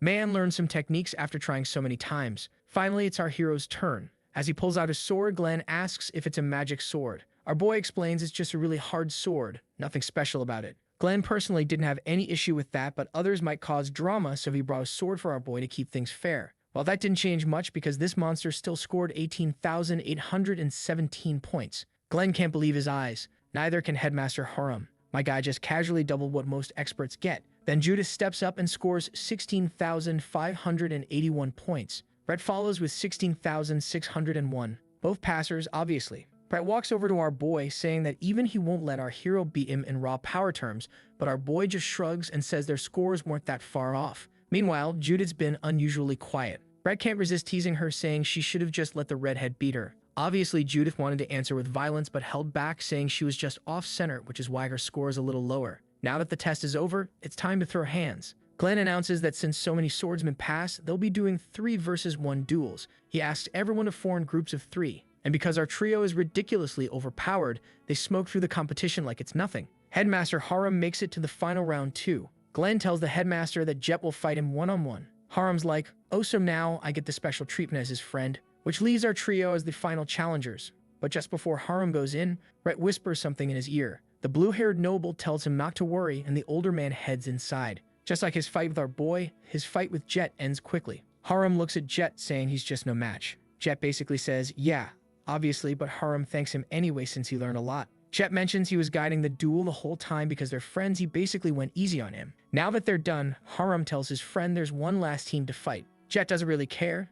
He just wants to get this over with. That's when Harum drops the bomb the last group proposed a bet. This immediately gets Jet's attention. Harum explains that the trio is prepared to do anything Jet wants for a month if he wins once, but if they win, he has to train them individually for a month. Jet laughs at this proposal and is already planning to make them clean his entire mansion. Meanwhile, Harum's celebrating inside because his friend totally fell for it. Then Jet finally sees the 3 and immediately realizes something's wrong. These guys are obviously at an expert level. He turns to Glenn and asks why in the hell his butler didn't tell him the trio were expertise. Glenn, with the straightest face possible, says he did mention it because Harum told him that Jet drank his wine. And man, look at Harum's grin. Yep, this guy is definitely Jet's best friend. Look at him being happy after getting his buddy in trouble. Jet doesn't have time to argue because the 3 are already introducing themselves and getting into position, saying they look forward to his guidance. Hearing their introduction, Jet went, wait, did they just say Chronos Swordsmanship Academy's 27th cohort? The rumored golden cohort? Before Jet Frost could even process if he made the right call taking this bet, the 3 yell start, and suddenly our boy's already in his face about to swing. Jet barely raises his sword in time to block. Their blades clash, and the sheer impact makes the old man think, how the hell is this kid so strong? Jet pushes back hard, fending off our boy's attack and slashing at him. But then another attack comes, forcing his guard open. It's Brett with a quick slash, and our boy's already winding up right behind him. As Jet's about to counter, he feels someone behind him. It's Judith almost taking his head off. The old man's reflexes kick in and he dashes away, creating distance. He looks back thinking these 3 have insane teamwork. He needs to turn this into one-on-one duels. But he doesn't get to finish that thought because someone's blade is already coming at his face. He leans back just in time, or he might have lost half his head. But as he's trying to get into position, our boy's already about to cut him down. Jet uses his footwork to get himself out of the attack zone just in time for Brett to catch him off balance. The old man spins around the noble, thinking these kids are giving him time to breathe. There's this loud clash of blades. Glenn's watching in awe, seeing his master struggling. Harum's grinning, clearly enjoying the show, saying this bet was totally worth it.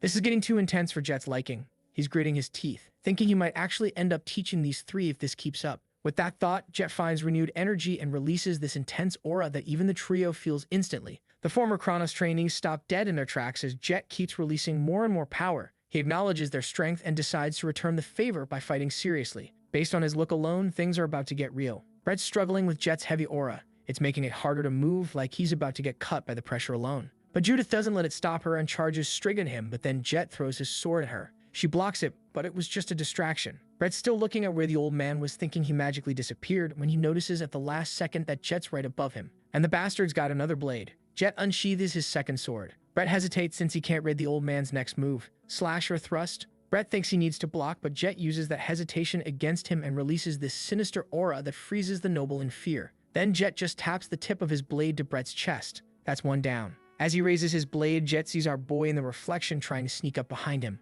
The old man kicks our hero so hard he flies backward. Meanwhile, Judith lunges at him, but he is already 2 steps ahead. He jumps out of her way and lands behind her and slides his blade inches from her neck. With that, 2 are done is down and only our boy is left. But before moving on, Jet calls out to Brett and starts praising him, saying how his swordsmanship is and how his technique is pretty developed for his age. But he's quick to point out Brett lacks insight. Maybe he's just too cautious. Brett says there's no way he could have avoided that attack. Jet tells him he only put enough force that Brett could handle. He's committed to his role in these guidance duels. Plus, Brett backed away from losing composure. Jet turns to Judith, saying her attacks are simple. She looks confused. He asks if she forgot how to thrust, pointing out she only used slashing techniques. By doing that, she's not using her sword to its full potential. Now Jet turns to our boy, saying he'll have more fun with him since he's the last one, so he told our boy that he can have the first strike. He says that our boy's attacks are heavy, so he wants to see what he can do and tells him to come at him with full power. Hearing this, Brett and Judith start laughing. Haram just looks at them strangely, wondering what's so funny. Our boy gets worried, saying he might damage the place.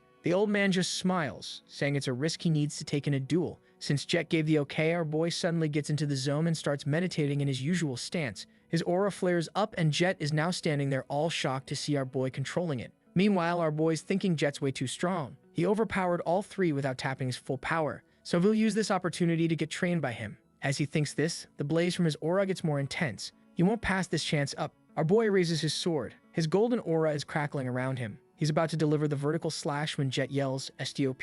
Our hero catches himself before his blade hits the floor. The old man admits defeat and asks our boy to put his sword down. Smart move, my man. Otherwise, you would have had to fund a new manor. Since Jet admitted his loss, the three quickly lined up with shining eyes, saying they looked forward to his guidance. So Jet leads them to this training room in his mansion, and dude's got a full transmutation circle carved into the floor like he's about to summon a demon or something. But nope, he just activates some sorcery on the wall and the whole room turns into a gravity chamber. The trio's standing there feeling like they just gained 50 pounds each, and Jet's like, "Welcome to hell, kids." Now Jet drops some wisdom about how a healthy body makes for better aura efficiency. He also mentions that overcoming challenges like this could boost their aura levels. So for their first task, he points at this pile of rocks on the right side of the room and tells them to move all of them to the left side. He gives them until noon and warns them that if they can't even handle this basic task, they're getting disqualified on the spot. Our heroes get to work immediately, and 3 hours pass before Jet decides to check on them. He's probably thinking they're done and chilling by now, maybe even taking a nap. But when he walks in, the trio are still moving rocks back and forth like some kind of cursed Sisyphus routine. Jet's confused as hell until Glenn shows up and casually mentions, "Oh yeah, this is their third time moving those rocks." Jet's brain practically short-circuits. Glenn explains that the trio finished before 11 a.m., but since they don't like sitting around doing nothing, they just kept going. Jet's annoyed because these idiots are being way too extra, but he's like, "Fine, let's see how long they last." Just like that, day 2 arrives and Jet cranks up the difficulty. Now they're doing crunches with a log. After that, they're running laps while pulling weights behind them. Out of the three, Judith's starting to look rough. Like really rough. Even Jet notices she's struggling, but he doesn't say anything yet. That night, as our boy's lying in bed, Lulu pipes up and asks why they're still doing stamina training. It's been a week already and their guide hasn't even dueled with them once. Lulu's getting impatient, calling Jet a joke despite him being the 101st strongest swordsman. But our boy just says that being called the 101st strongest swordsman doesn't exactly sound cool. Back at Jet's place, he's sitting alone, sipping wine and reflecting on his 3 students. He realizes they're not just talented, they've got something more. He sees the fire in their eyes, the same fire he had when he was younger. And honestly, that scares him a little because he knows where that kind of fire can lead. The next day, Jet told everyone that he's switching things up now. He's going to guide each of them based on their individual needs. He starts with our boy, and they spar so Jet can get a better read on his fighting style. After they finish trading blows, Jet tells him he's doing great but points out one major flaw. He's too passive. Our boy's stuck in this mindset that he's slower than his opponents. So someone like Judith who's light on her feet would just run circles around him during a duel. Our boy's like, "Yeah, but I am slower than Judith," and Jet just shakes his head. The older man demonstrates a technique by unleashing his aura, making it grow bigger and more oppressive as he approaches our boy. He explains that just because you're slower or less coordinated doesn't mean you should act passively. What you need to do is expand your territory and occupy more space. He shows our boy how to gradually expand his presence bit by bit until it becomes impossible for his opponent to run away or counterattack effectively. Once you've got them cornered in your space, you've already won half the battle. Since Jet didn't just explain but also demonstrated, our boy actually understands the advice better. Jet then moves on to teach the other 2 and the training continues. This time, Jet's observing them way more closely, especially when our boy and Judith spar. Our hero notices that Judith's overworking herself again, but when he tries to call her out on it, she snaps at him not to treat her like some weakling. She insists she's just getting started and believes she'll win this time. But Jet's already made up his mind about something else entirely. The older man intervenes mid-spar and asks Judith to come with him because he has some advice specifically for her. He tells her to put down her sword and follow him to his chambers. As for our boy and Brett, he tells them to go ahead and grab lunch since his chat with Judith might take a while. So the 2 head to the dining hall and are peacefully eating when suddenly they hear Judith screaming. Both of them froze mid-bite and looked over to Jet's chamber. from which Judith walked out all angry. Brett asks her where she's going. Well, wrong move, buddy, because she just snaps at him too. Naturally curious, the two guys head over to Jet's room to ask what the hell just happened. Jet takes his sweet time day drinking during lunchtime and finally starts talking about how the three of them remind him of his younger days back when he was happy just by holding a sword. Jet opens up about his past. He became an expert at a young age and people started calling him the next sword master in line. But reality hit him like a truck because the road to becoming a sword master is brutal as hell. He faced opponents across the continent who were way stronger than him, got constantly compared to others, and eventually caved under all that pressure. The comparisons, the competitions, the desperate desire to win it all became too much until he couldn't even focus on his swordsmanship anymore. Looking back now, Jet wishes he'd had better control over those fiery emotions back then. But in the world of swordsmanship, there's no such thing as moderation when it comes to competition. Plus, for her, things are even worse because she has these two geniuses as her comparisons. So he told Judith to break free of that mindset and try to focus on why she started training in the first place, but it seems it had the opposite effect. Just then, Judith walked in, apologized, and told Jet that she knew that he wasn't trying to make her feel bad. She admits her friends are ahead of her and she's been killing herself trying to catch up. Then she told Jet that she didn't pick up the sword for fun, she picked it up to survive. For her, competition isn't just ego, it's life. Winning means living another day in pain is nothing she can't overcome. As she speaks, the fire inside her burns brighter and Jet can only watch silently. Just like that, their month-long training ends. A week later, our boy thanks Jet for taking them in and Jet just asks where they plan to go next. Brett admits they've got no clue, so Jet suggests they head for the Land of Testament. He explains that lately the battles there have exploded in number thanks to a certain swordsman making waves. Then he paused for a second and said, since you guys are from the Golden Generation, you might know her, and then told them that the current champion of the Land of Testament is none other than Ilia Linde. Finally, the band's getting back together. So now our heroes are back on the road and our boys being all serious, thinking about Ilia. Judith chimes in saying she must have gotten even stronger by now. Brett agrees but adds that maybe Ilia's overcome what happened back then. Judith's confused and asks what the hell he's talking about, so Brett tells her that when Ilia returned home from the academy, her brother, the crown prince of the Linde family, disappeared without a trace. Our boy's jaw hits the floor. What's really weird is there were no clues at all, like he got whisked away by sorcery or something. But the family's resident magician couldn't find any traces of him either. Ilia was obviously frustrated as hell and the family kept searching for the next 3 months with zero progress.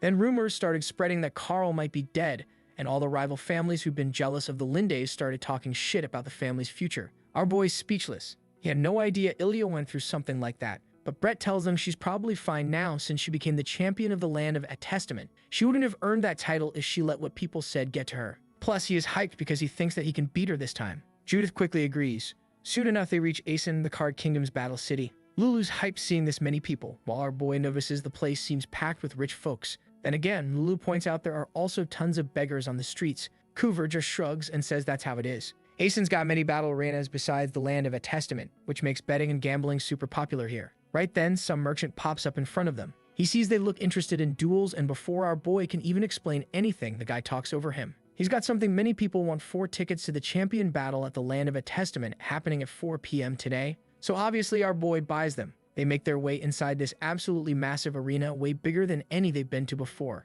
Brett's pretty happy about how huge the place is and how packed it is with people. Judith's seatmate starts making small talk, asking who they placed their bet on. The guy says he bet on Ilia for obvious reasons. Not only is she the youngest champion in history, but she also became a sword master at 18. Judith turns to the man when she hears this, but her attention shifts to the main stage as the announcer welcomes everyone. The challenger this time is Cedric Cooper, who's ranked 2nd among all swordsmen at the king level. Then he gets all excited introducing his opponent, the undefeated swordsman, undeniable talent, youngest champion ever, and swordmaster Ilia Linde. She steps onto the stage and draws her sword. There's this certain force already surrounding it that Brett and Judith recognize immediately: an aura sword. Our boy's shocked, but says nothing as Ilia walks out, making the crowd go absolutely wild. And damn, she's prettier than ever too. With both swordsmen in position, Ilia makes the first move. In a split second, she's already in front of Cedric. This catches him completely off guard, but he has to move fast because Ilia unleashes a barrage of attacks that leave him defending for his life. He's thinking he can barely dodge her attacks when suddenly Ilia prepares for a stronger strike,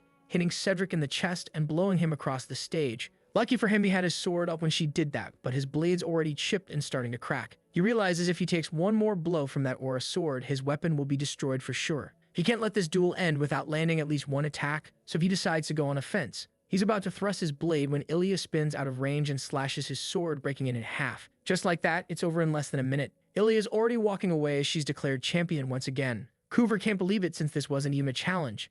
He asks the trio if she was really a trainee like them. All three are speechless, but Coover notices our boy doesn't look too good. Our boy just stands up and tells Coover he needs to go for a walk. Now that he's out of the arena, our boy can't help but wonder what that was all about. Was he imagining things? No, he's sure he sensed it clearly. Dark demon-like energy coming from Ilya. So he knows he has to meet her as soon as possible, but first he needs information. He remembers Coover used to get info from pubs, so he makes his way to Asian pub. As soon as he steps in, all eyes are staring at him. Our boy doesn't care and goes straight to the bartender and asks him for the information. The bartender told him that this is no ordinary pub and told our boy to leave if he doesn't want trouble. Our boy says he'll compensate him for his troubles, though not by much. The bartender keeps wiping glasses without even looking at him. Our boy asks where he needs to go if he wants to meet the champion of the land of a testament, Ilya Linde. Some bastard heard our boy and told him that he'll tell him what he wants, but first our boy has to make a bet with him. So Aaron asks him what kind of bet. This dude told him that they'll take turns punching each other, whoever lasts longer wins. If someone gives up or faints, they lose.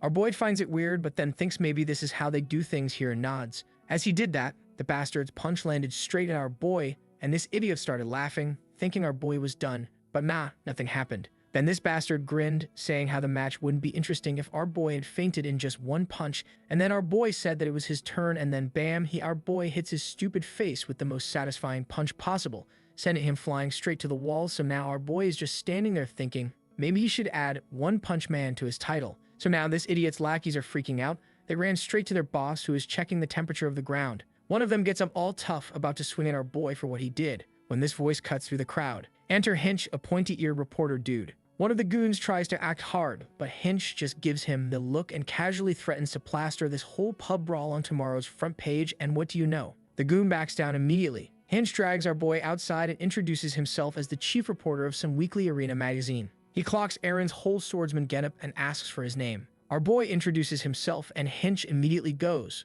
"Oh, you're not from the West, huh?" Aaron asks Hinch why he was helping him, and you know Hinch can't exactly say, "I need my next big scoop for clicks." So he just goes with, "Let's help each other out, bro." They start walking and Hinch asks if Aaron's some fanboy trying to meet Ilya. Our boy's like, "Nah, we're actually friends." Hinch gets real interested now because apparently Ilya is this mysterious champion who rolled into town and immediately claimed the throne. Like, she showed up and said, "This title, mine now." Hinch then told our boy that if Ilya keeps winning until May, she'll break Egnet's record. And what do you know? Mommy Egnet held the crown for 5 months. Our boy's face gets all serious hearing this, while Hinch was saying how people nowadays are comparing the two. Some favor Mommy Ignat and some say that Ilya is the best. And just like that, they reach Ilya's estate and Hinch hides behind a tree, thinking there's no way our boy's getting in. Even the fancy manor lords got turned away. Our boy walks up, introduces himself, and whips out this PLA Tandem card that he had gotten from Ilya earlier. The guard's eyes go wide and he's like, "Let me verify this real quick." Next thing you know, this dark-skinned woman with orange hair comes out. She is Emma Garcia, Ilya's bodyguard. She's all professional, saying, "Sorry, my mistress won't see you. She's here as a swordsman, not as Lady Lindsay, and wants to focus on her training, so no social visits." Aaron asked her if she had told Ilya his name. Emma goes, "Nah, not yet. I was planning to do that when you were gone." And our boy's like, "Yeah, maybe try that first." She goes back inside, mentions his name, and boom, gates swing open. Hinch is behind that tree, absolutely shook. His journalist brain is probably exploding right now. Our boy gets escorted inside, takes a deep breath outside her door, knocks and walks in. Ilya is sitting there in an actual dress, guys. This is rare content. Screenshot this moment and she hits him with, "What's your excuse for being late all these years?" Our boy just laughs awkwardly like, "Haha, funny story actually." He explains everything, the adventures, meeting Brett and Judith, and the whole squad rolling up to watch her match yesterday. He's all happy seeing her stronger, but then his face gets serious. He tells her she seems unstable, and he thinks she came here because of Egnet. The moment he says that name, Ilya's soft expression dies. Her aura turns dark and sinister, and she's like, "What are you getting at?" with murder in her eyes. But our boy doesn't back down. He goes full sentimental, talking about their time at Chroma Swordsmanship Academy and how she was special to him because she helped him when he was struggling. How their relationship is more precious than the others. He reminds her that she once said she wouldn't be swayed by others anymore and begs her to stop chasing Egnet's shadow. But Ilya, she's not having it. She stands up and tells our boy that she can't break free from how people see her, and starts talking about how these bastards keep slandering her brother and family name. Then her aura goes full VILLAD mode as she grabs her sword, saying it's been telling her she's on the right path. She's spiraling, asking if our boy has anything else to say, but Aaron just calmly stands up and asks if she's chosen to keep the champion title, no matter what. She confirms it. Our boy looks her dead in the eyes and says there are 120 days left before you break Ignat's record, and before that happens, he's going to take her down, no matter what it takes. Ilya is stunned, and our boy, he's never looked more serious in his life. Man just declared war on his own friend. This is about to get spicy. For a second, Ilya is standing there stunned, and our boy doubles down. He tells her straight up, 4 months from now, when she has to defend that title, he'll take her down, and man, she can barely process it, asking if he's actually serious. Our boy confirms dead serious. He even admits that, yeah, with his current skill level, he can't beat her. But that's exactly why he's going to train his ass off for the next 4 months. He apologizes for how awkward this got, especially since they haven't seen each other in forever, then hits her with the emotional damage. You're still my most precious friend, even if it's embarrassing to say out loud. With that, he walks out. Then we cut to the inn. We got Coover and Brett chilling at the table while Judith's on the bed with Lulu heaping thought about Ilya. She knew that she would get stronger, but Swordmaster level? It's just insane. Judith's thinking maybe in a couple years she could catch up when she suddenly springs up and shouts, "I'm gonna beat in one day." Lulu nearly has a heart attack from the jump scare. That's when our boy walks in. Lulu asks where he went, and he casually told them that he went to see Ilya. Brett and Coover look at him all surprised, but our boy then gave them more reason to be surprised as he told them he challenged him. And Brett's looking at him like, bro, do you have a death wish? Judith's jaw is on the floor. Lulu, being the absolute homie, says she believes Aaron will win. Coover's on Brett's side though, keeping it real. Scoremasters are in a completely different league, and even if our boy is strong, that gap is massive. But our boy doesn't care. He says this is something he has to do, and he's bent on winning no matter what. The conviction in his voice is so intense that Judith goes quiet, feeling this dark emotion bubbling up in her chest that makes her grit her teeth in frustration. But then she snaps back to her usual cheerful self, tells our boy she's rooting for him, and casually mentions she'll also challenge Ilya before walking out to go train. Outside, she's thinking she can't just sit still after hearing Aaron talk like that. Back in the room, Brett comments that our boy really lit a fire under Judith, then asks if he has a plan. Our boy, with zero shame, goes, nope, that's why I'm asking you, how do I beat Ilya? For a second, Brett wondered if he did something really bad in his past life to deserve this, but obviously he's going to help anyway because that's what bros do. He explains it's not impossible to be a swordmaster. There have been 3 recorded cases of high-ranked expert swordsmen pulling it off. Even Coover backs this up, saying he's heard the legends. But there are 3 conditions that need to be met. Condition 1. Our boy needs a sword that can handle an aura blade. Brett asks how sturdy his weapon is, and our boy remembers Vulcanus and the dwarfs saying they couldn't even put a DNT in it. So he just tells Brett his blade won't break, and Brett gives the green light. Condition 2. Our boy needs his own signature technique, something unpredictable. Brett says for Aaron, that's obviously his vertical slash. He needs to refine it until he can whip it out freely mid-fight. Our boy promises to work hard, fully committed to beating Ilya. Brett points out that hard work doesn't always equal results, but since it's Aaron we're talking about, who knows what will happen. Condition 3. The most important one, our boy's swordsmanship needs to be on par with the swordmaster. Brett emphasizes that Ilya became a swordmaster through pure dedication, not luck. She perfected her swordsmanship before completing her aura, making her a true swordmaster. If our boy can't narrow that skill gap, he's cooked. Our boy just says he'll do his best with the time he has left. Then, out of nowhere, Hinch pops up excitedly asking, are you really challenging the champion? Brett spits beer all over his own face from the shock. Our boy's equally surprised. Meanwhile, Hinch is mentally patting himself on the back, thinking tailing Aaron was totally worth it, and as a reporter, he can't miss a scoop this juicy. Lulu just points out that Hinch is an elf. He introduces himself to the group, but Brett throws him the most bombastic side eye while wiping beer off his face, asking if this pointy-eared dude was eavesdropping the whole time. Hinch claims his sensitive elf ears just happened to pick up their conversation. Then he casually said that in his explanation, Brett missed a crucial detail. There's actually a 4th condition, the stage itself. Hinch explains that challengers start at a certain rank and climb through ranking battles.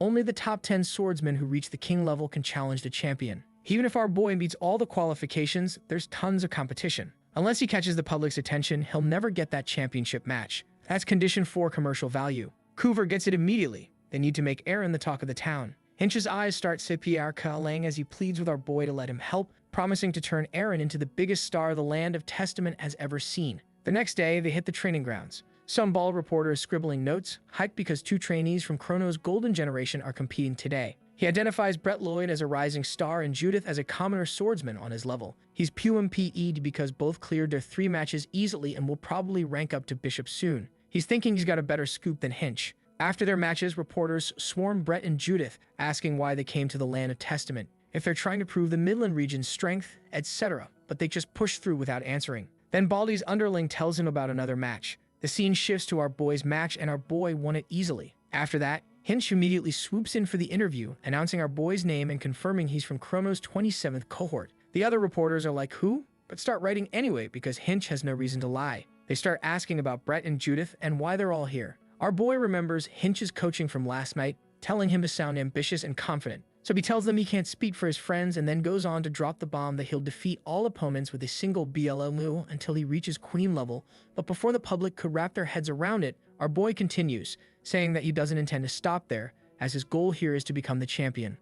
So after that announcement, our boy and his crew are basically celebrities now. Two random dudes are reading the morning paper and one's like, wait, who the hell is this guy? His buddy explains that our boy is also from the golden generation, but for some reason didn't finish his training for mysterious reasons. The other guy goes okay, but he's out here claiming he's going to become champion. Isn't that a fat dream? His friend's just vibing, saying every good tournament needs at least one delusional character to keep things spicy. Meanwhile, back at the inn, Hinch is grinning ear to ear because the interview he did with Aaron is blowing up. So he gets back to work to do a follow-up story. As soon as he's gone, our boy asks Brett where Judith went, and apparently she's off doing solo training. Brett sits down and gets serious, telling Aaron he's noticed something. Our boy has been hella restless lately, even during the interview. He wants to know why he is so serious about beating Ilya. Aaron goes quiet for a second, then told Brett everything, saying how he thinks that Ilya might be turning into a demon. Brett's jaw hits the floor and our boy explains the whole thing. Basically, when someone bottles up enough negative emotions, rage, hatred, all that fun stuff, they can transform into a demon. Remember Victor and Charlotte? Same deal. Some people can fight it off, like Jet did, but Ilya? Aaron's sensing straight-up demonic energy coming from her. That's why he's obsessed with beating her now, before she completely loses herself to it. If he doesn't stop her soon, she'll be gone for good. After hearing the whole story, Brett tells him to keep this between them because Judith would probably lose her mind if she found out. But he also points out the obvious. Defeating Ilya with only 4 months of training is basically impossible. Our boy's like, yeah, but I have to try anyway. Suddenly, Lulu pops out from the top bunk yelling at Aaron for not mentioning this earlier, and then he hops down, asking our boy if he wants to be way stronger in just a few months. When Aaron asks if there's anything they can do, Lulu says sorcery can help. Then he gets all excited and says that it's time for a special lesson and tells our boy that from now on, whenever he swings, he'll do it with strength and a wish in mind. Folks, intention is everything. Meanwhile, that same night, Ilya's sitting alone in her house holding that bracelet Aaron gave her years ago. She's clearly spiraling, thinking about how he of all people should understand her. She convinces herself they're just having a misunderstanding and decides to go see a priest. A mentally unstable girl meeting with a priest? Yeah, nothing bad ever happens in that scenario. The next day, Aaron and Lulu head out to find John Drew, one of the top sword instructors in town that Hinch recommended. They showed up at his estate and holy shit, there was a whole crowd of people at the gates, all hoping to train with this guy, so without wasting a single second, he walked over to the guard, telling him that Hinch had sent him here, so the guard immediately recognized him and escorted them inside. And listen, this place is so massive they have to take a carriage just to get from the gates to the reception room. In the carriage, the guard asked our boy why he was here. He told him everything, and the guard told him that John Drew is loaded and pretty much content with his cushy life, so convincing him to take on a student isn't easy. He loves money, sure, but he's not desperate for it. Aaron and Lulu are unfazed, though. When they finally meet Viscount John Drew, the dude immediately comments that Aaron's younger than he expected. Our boy introduces himself, confirms Hinch sent him, and John gets straight to business, asking if Aaron's prepared to pay top dollar for his services. That's when Lulu steps in. The cat says it will handle payment, and John's like, did that cat just talk? Lulu whips out some golden mice using sorcery, and John's eyes light up. But it's not enough yet. His greedy ass is showing. So Lulu just casually summons an entire mountain of gold, and man, this greedy bastard couldn't resist. He immediately agrees to train Aaron, bowing and promising to do his absolute best. Lulu's just sitting there like, yeah, this is exactly what money's for. They move to a bigger training room, and John tells Aaron to show him everything, his swordsmanship, techniques, all of it. He explains he needs to analyze our boy's physical abilities, battle sense, habits, and mannerisms to figure out the best training approach. Aaron glances at Lulu, who gives the nod. Quick flashback. Before they came here, Lulu made our boy practice swinging with one rule. Every single swing has to carry the earnest wish to save Ilya. That intention needs to be embedded in every movement. Back in the present, Aaron closes his eyes, takes a deep breath, and starts swinging. Meanwhile, Ilya is kneeling in front of some hooded priest on an altar somewhere. She's praying, asking if everything she's done has been meaningful or if it's all been pointless. She admits she's not sure if she's still on the right path. As our boy continues swinging with pure intention, the priest tells Ilya not to be afraid.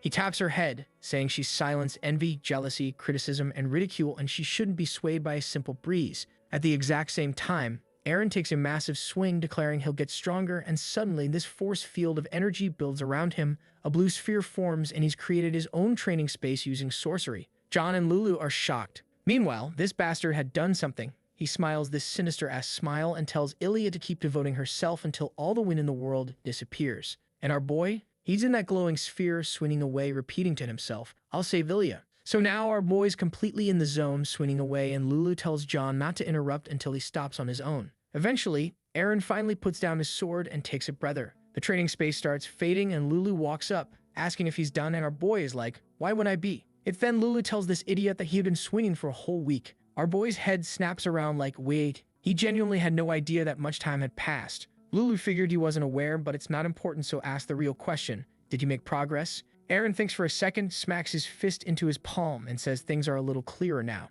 His senses feel sharper too. John walks over and tells him they got bigger problems. His next match is TODI at 2 p.m. Our boy's barely surprised, just casually accepts it. Honestly, Eren's level of chill is something we should all aspire to. Man just time traveled a week and he's like, "Hey, cool, what's next?" Later that afternoon, the arena's packed for this bishop-level duel. It's Dominic versus our boy. The announcer introduces Eren as the ambitious swordsman from Chrono Academy and asks if he'll keep his one-strike pledge, and the crowd goes crazy, saying that there is no way he'll do it, but these bastards were all curious enough to show up. When the match starts, Dominic charges at our boy trying to land the first blow. But our boy's busy with something else. After his training, his senses have been heightened and everything looks different now. As Dominic winds up for a big swing, Eren raises his sword and counters, and with just one strike, Dominic's blade gets cut clean in half. His jaw drops. The crowd goes absolutely crazy. Even the announcer can't believe it. Even the haters from earlier are stunned. Our boy steps off the stage and immediately gets mobbed by reporters. They're like, "How do you feel?"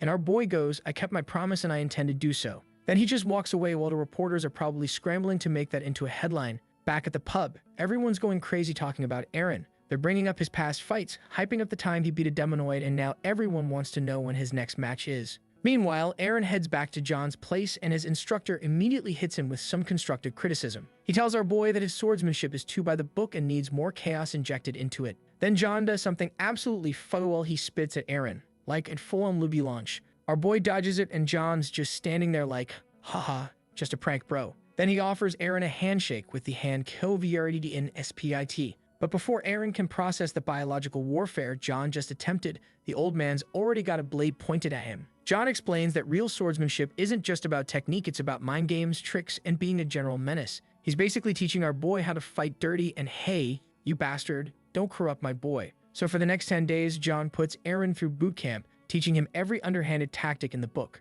Our boy eats it all up and masters everything in record time. John's standing there amazed that Eren learned everything in just 10 days and got stronger on top of it. That night, Eren has another one of those weird dreams with the mysterious old sword guy. Except this time, the dude looks even older, which makes our boy wonder if the dream guy is aging in real time. Eren gets into his meditation pose and basically tells the old man telepathically, "Look, I'll take your help if you're offering, but if you're going to be a problem, I'm out." Then he starts glowing with that golden aura, and even Lulu's watching him sleep like, "This kid's doing image training in his dreams now? Does this man ever take a break?" Even God rested on the 7th day. Then we cut to the next fight and surprise our boy wins with one strike again. But this time he also destroys his opponent's sword just to flex a little. This becomes a pattern. 3 days, 3 fights, all wins, and just like that, Eren hits Rook level. The crowd's going wild. He's got fans now. People are probably making banners with his face on them. But in the midst of all this celebration, there's Judith just standing there speechless. The announcer declares that there's literally no one left to challenge Eren in the land of opportunity. So congrats, he's officially queen level now, which means our boy's moving on to the land of glory. Meanwhile, up in the stands, Kuver, Lulu, and Brett are basically having a proud parent moment, beaming with pride watching their friend dominate. Even Brett's admitting he can't believe how strong our boy has gotten. And he's about to ask Judith what she thinks about all this when she just stands up and walks away without saying a word. After seeing our boy fight and his progress, she's having this whole internal crisis. The girl thought she had the strongest will and the most tenacity, and that she'd never lose to anyone in terms of determination. But watching our boy achieve all this stuff lately, it's got her questioning everything. She's so deep in her feelings that she's not even watching where she's going and bumps straight into some dude, making him drop his book. Judith picks up the book, apologizes, and hands it back to this hooded figure. She turns to leave when the guy calls out to her and removes his hood with a smile, asking if she's got a minute to spare. Man, it's the same bastard that got to Ilya and ran Judith run. Back to our boy, he's already moving on to his next match. His opponent raises his sword and straight up slashes the ground Eren was just standing on, sending rocks and debris flying everywhere. His opponent follows up with this barrage of attacks that our boy just casually dodges, which obviously pisses the guy off. So he decides to go for the classic surprise attack from behind. But Eren already saw this coming a mile away. This bastard was thinking that he was being clever, so he makes this big dramatic swing, and just as his blade's about to connect with our boy, he disappears. Now it's our boy's turn for a surprise attack, popping up behind the older dude and sending a thrust his way. The older man can only scream in fright as Aaron stops his attack with his sword literally millimeters from cutting his opponent. With that, the match ended. The crowd loses their minds as the announcer is basically saying our hero's winning streak shows no signs of stopping, saying how he just needs one more win before getting promoted to king level. Later that night, Coover and Brett are sitting together, low-key celebrating all of our boys' wins. They're talking about how famous he's starting to get, and then Coover casually mentions that Judith is almost at queen level herself. Brett nods and tells him that her next match is actually a promotion duel. Seeing how he's not even that hyped about it, Coover asks him why he's not as obsessed with dueling as his other two friends, especially when they live and breathe this stuff. Brett just smiles and drifts into a memory of his graduation day back when our boy walked into the old man's office expecting some insane quest for trial,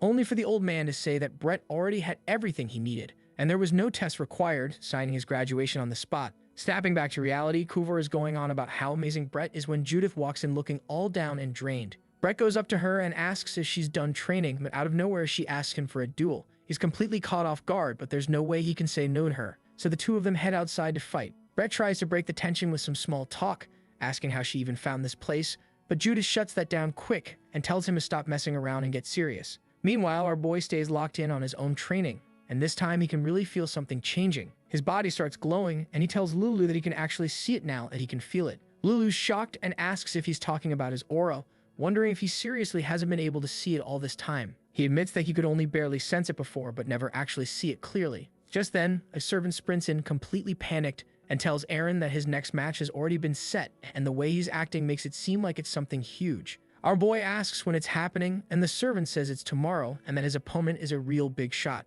Then we cut to the next day, and the whole place is buzzing as the announcer hypes up the main event, introducing the star rookie of the Coliseum, our boy himself. And for his opponent, everyone's favorite redhead. On top of that, she's the one who challenged him. Up in the stands, Brett's deep in thought while the announcer goes on about how this is an inescapable clash between comrades. The crowd is losing it, dying to see who's going to come out on top. As our boy steps onto the stage, he asks Judith what's going on in her head and why she would challenge him like this. She just laughs and calls him a dumbass, telling him it's obvious she challenged him because she wants to fight, and today's the day she's going to finally surpass him before going after Ilya. The bell rings and she charges in. Their swords collide and the sheer impact tears apart half the arena. While pushing against her with all his strength, our boy tells her that he's not holding anything back either, so if she wants to win, she better give him absolutely everything she's got. Judith comes in with one insane swing and sends our boy flying all the way across the arena, and before anyone can even blink, she's already sprinting at him again. Her blade crashes into him once more, and she follows that up with a relentless storm of lightning-fast attacks,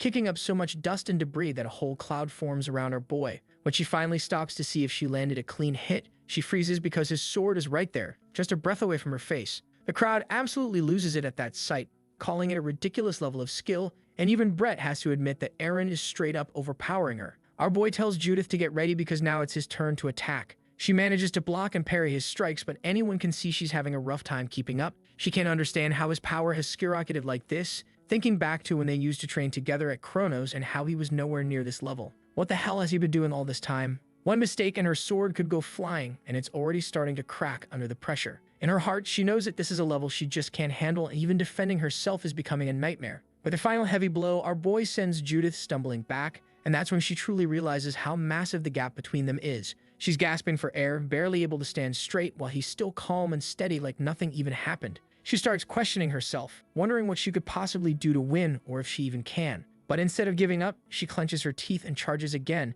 deciding she'll just keep coming at him until he drops. Their swords collide once more with a force that shakes the arena. Judith leaps into the air, hoping to catch him off guard with an overhead strike, but our boy swings back just as hard, and the next thing anyone sees is Judith's hands flying up, her sword gone. Now our boy is standing on the podium, lights flashing and cameras going off all around him. Like always, Hinch is the first to start grilling him with questions. Now that he's officially reached the king level and is approaching the end of the Land of Atonement, the elf asks if he plans to stop anytime soon. Our boy says his goal hasn't changed even a little, and he won't stop until he reaches it. He also throws out that he'll take down anyone who tries to block his path, then wraps up the interview like it's nothing. As he steps down, Coover, Lulu, and Brett are already there waiting. Lulu congratulates him on making it to the king level, and Brett cracks a joke about how comfortable he looks in front of the cameras, even commenting on his appearance, but Aaron just brushes it all off. What he really wants to know is where Judith went. Brett goes quiet for a second before saying she disappeared right after the match. He figures the loss hit her hard and tells our boy it's probably best to just give her some space for now, and Aaron reluctantly agrees.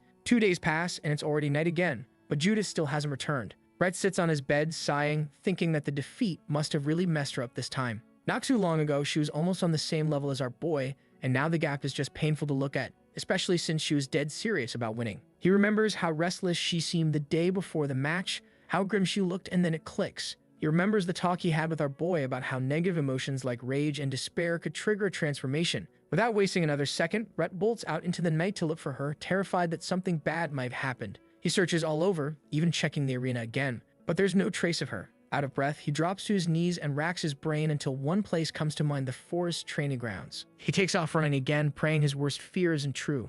Meanwhile, the priest is sitting and having his dinner, remembering when he invited Judith to pray with him a few days back. Back to Brett, he finally reaches the clearing and spots her sitting on top of a massive rock, completely still. He calls out her name, but then stops when he sees her state. Cut back to the priest, sipping on his wine, thinking how unfortunate it is that the red-headed swordswoman turned him down, saying she had other plans. Back to our boy, he was looking at Judith and she was crying her eyes out, telling Brett how, from the very first clash, she already knew she couldn't beat our boy. Then she snaps, shouting that she's been trying her hardest this whole time to catch up to him, to surpass him, but no matter what she does, the gap only keeps getting bigger. She breaks down completely, sobbing as Brett moves closer. When she looks up at him, her eyes are full of tears, but man, she was looking cute as hell. Then she grabs him and starts crying her heart out. While standing there, Brett was thinking about how Judith was never going to change. His mind flashes back to the day he stood in the old man's office, asking to delay his own graduation because he wanted to go on a journey too to figure some things out, promising that one day he'd return with Judith. Then he remembers his talk with Coover telling him that he found something more important than the sword. Now, in the present, while Judith continues to sob in his arms, Brett reaches out to her, comforting her while thinking to himself that if she is not going to change, he is going to protect her. And man, our ship has finally officially sailed. And guys, that's it. See you with the next part 7 months later. Haha, just kidding. So we're back at the arena, and like always, people are showing up to watch some good old-fashioned sword violence. But today's different. Everyone's whispering about whether that's actually our boy. Standing over there, another dude nodded and said that, yep, lately our boy is watching the king level matches. And why is he doing it, folks? Because our boy's starting to realize something important at the king level. Everyone's fighting with aura throwing. Right now, there are two swordsmen going at it. One dude's got this white light situation going on.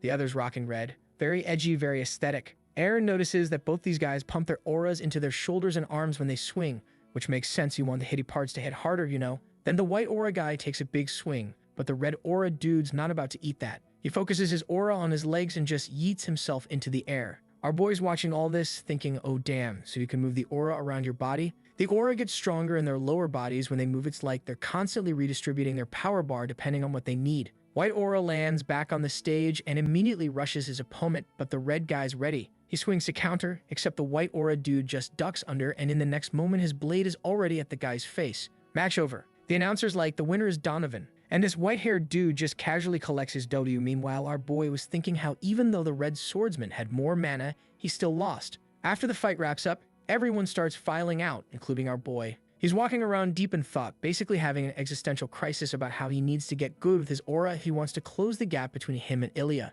Man's determined to start training ASAP when suddenly he hears someone calling him. It was Brett, who walked up to him and asked if he came to watch the match too. They do the whole hey, it's been a while greeting thing. And Brett's like, so what'd you think? King level is wild, right? Aaron agrees, saying it was good reference material. Then Aaron switches topics and asks if Judith came back yet. Brett glances to the side real quick before answering, which our boy completely misses because he's not paying attention. Brett tells him, yeah, she came back a couple days ago. Aaron lights up and says he'll drop by the inn sometime soon. Then he just walks off without another word. As soon as Aaron's out of sight, Judith comes sliding out from behind a column, and she's walking all stiff and awkward. Brett's immediately like, why'd you hide? Are you avoiding him? And Judith's playing dumb like, what? Who? Aaron? I didn't even know if he was here. Brett just looks at her with that I'm not buying this expression, but before he can call her out, Judith awkwardly shuffles off in the other direction, saying she's going to go train and to call her if there's another good match. Brett can only sigh and smile at this disaster of a human, thinking to himself that it's going to take a while before she's comfortable around Aaron again. Drama aside, let's fast forward a few days.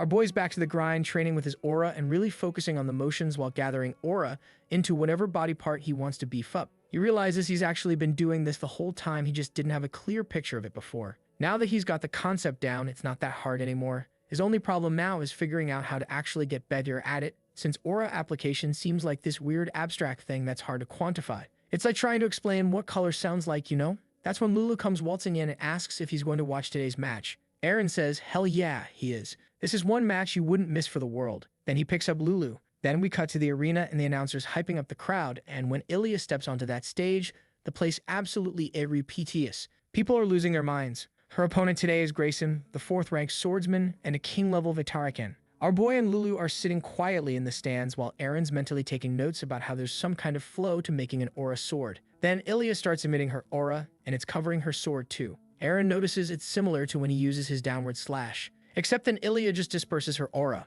The crowd goes silent. Everyone's shocked. Our boy overhears these two dudes next to him talking about how she's not going to use her aura sword anymore. The other guy's confused, so his buddy fills him in on the rumors going around. Apparently people have been saying that if these battles were just about pure swordsmanship, anyone could not only fight Ilya, but actually beat her. So the champion decided to prove them wrong by not using her aura sword at all. Back on the stage, Grayson's like, "Are you being arrogant right now?" And Ilya's just like, "Nope." Before the announcer can even officially start the match, both of them make their move, charging at each other. Erin's watching closely and notices something different this time. The moment they swing their swords, they strengthen their auras in exactly the right spots, just where they need it. Both Ilya and Grayson only have auras on their arms and fingers. Then Ilya takes a swing at Grayson, who manages to block it. Our boy notices that Grayson only concentrated his aura at the exact point where Ilya's strike was coming. That's how he managed to defend against it. Erin can't help but be impressed. Grayson's aura application is on a whole different level. This dude's using the least amount of aura with maximum efficiency. But even that's not enough to stop Ilya,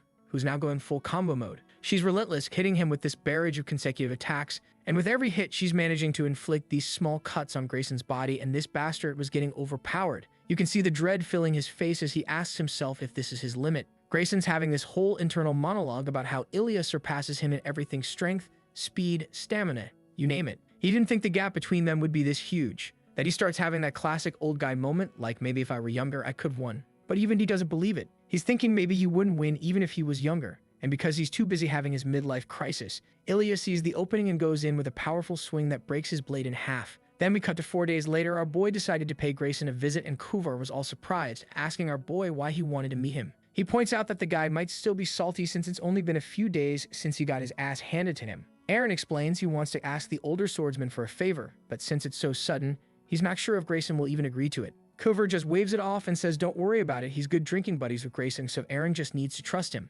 Plus, Kuvar adds that it'll be easy to win the guy over if our boy promises to treat him to drinks. At this, Erin can't help but feel grateful he's got Kuvar in his corner. He's thinking he might actually be able to learn how to train his aura application soon. They finally reach Grayson's place, but when they're still a few meters away, our boy just stops, dead in his tracks. Kuvar's immediately like, "Yo, what's wrong?" But Erin can feel it. There's demonic energy coming from the house as he said that. Both of them sprint inside, with Kuvar asking his buddy what the hell's going on. Instead of finding a normal, probably still sulking swordsman, they find Grayson just sitting there, and his demonic aura is getting stronger by the second. There's blood streaming down his cheeks, and he's glaring at them with these intense eyes, asking who the hell they are and adding that he doesn't recall inviting anyone over. So the room is absolutely reeking of demonic energy, and it's all coming from Grayson. As the two of them step inside, Kuvar's in complete shock. He can't believe his drinking buddy is turning into a demonoid, but our boy's surprisingly chill about it, saying it's fine because Grayson hasn't fully transformed yet. There's still time to save this dude. With that, he summoned his sword and started walking towards Grayson. That's when the Kuvar notices something different about Erin's energy.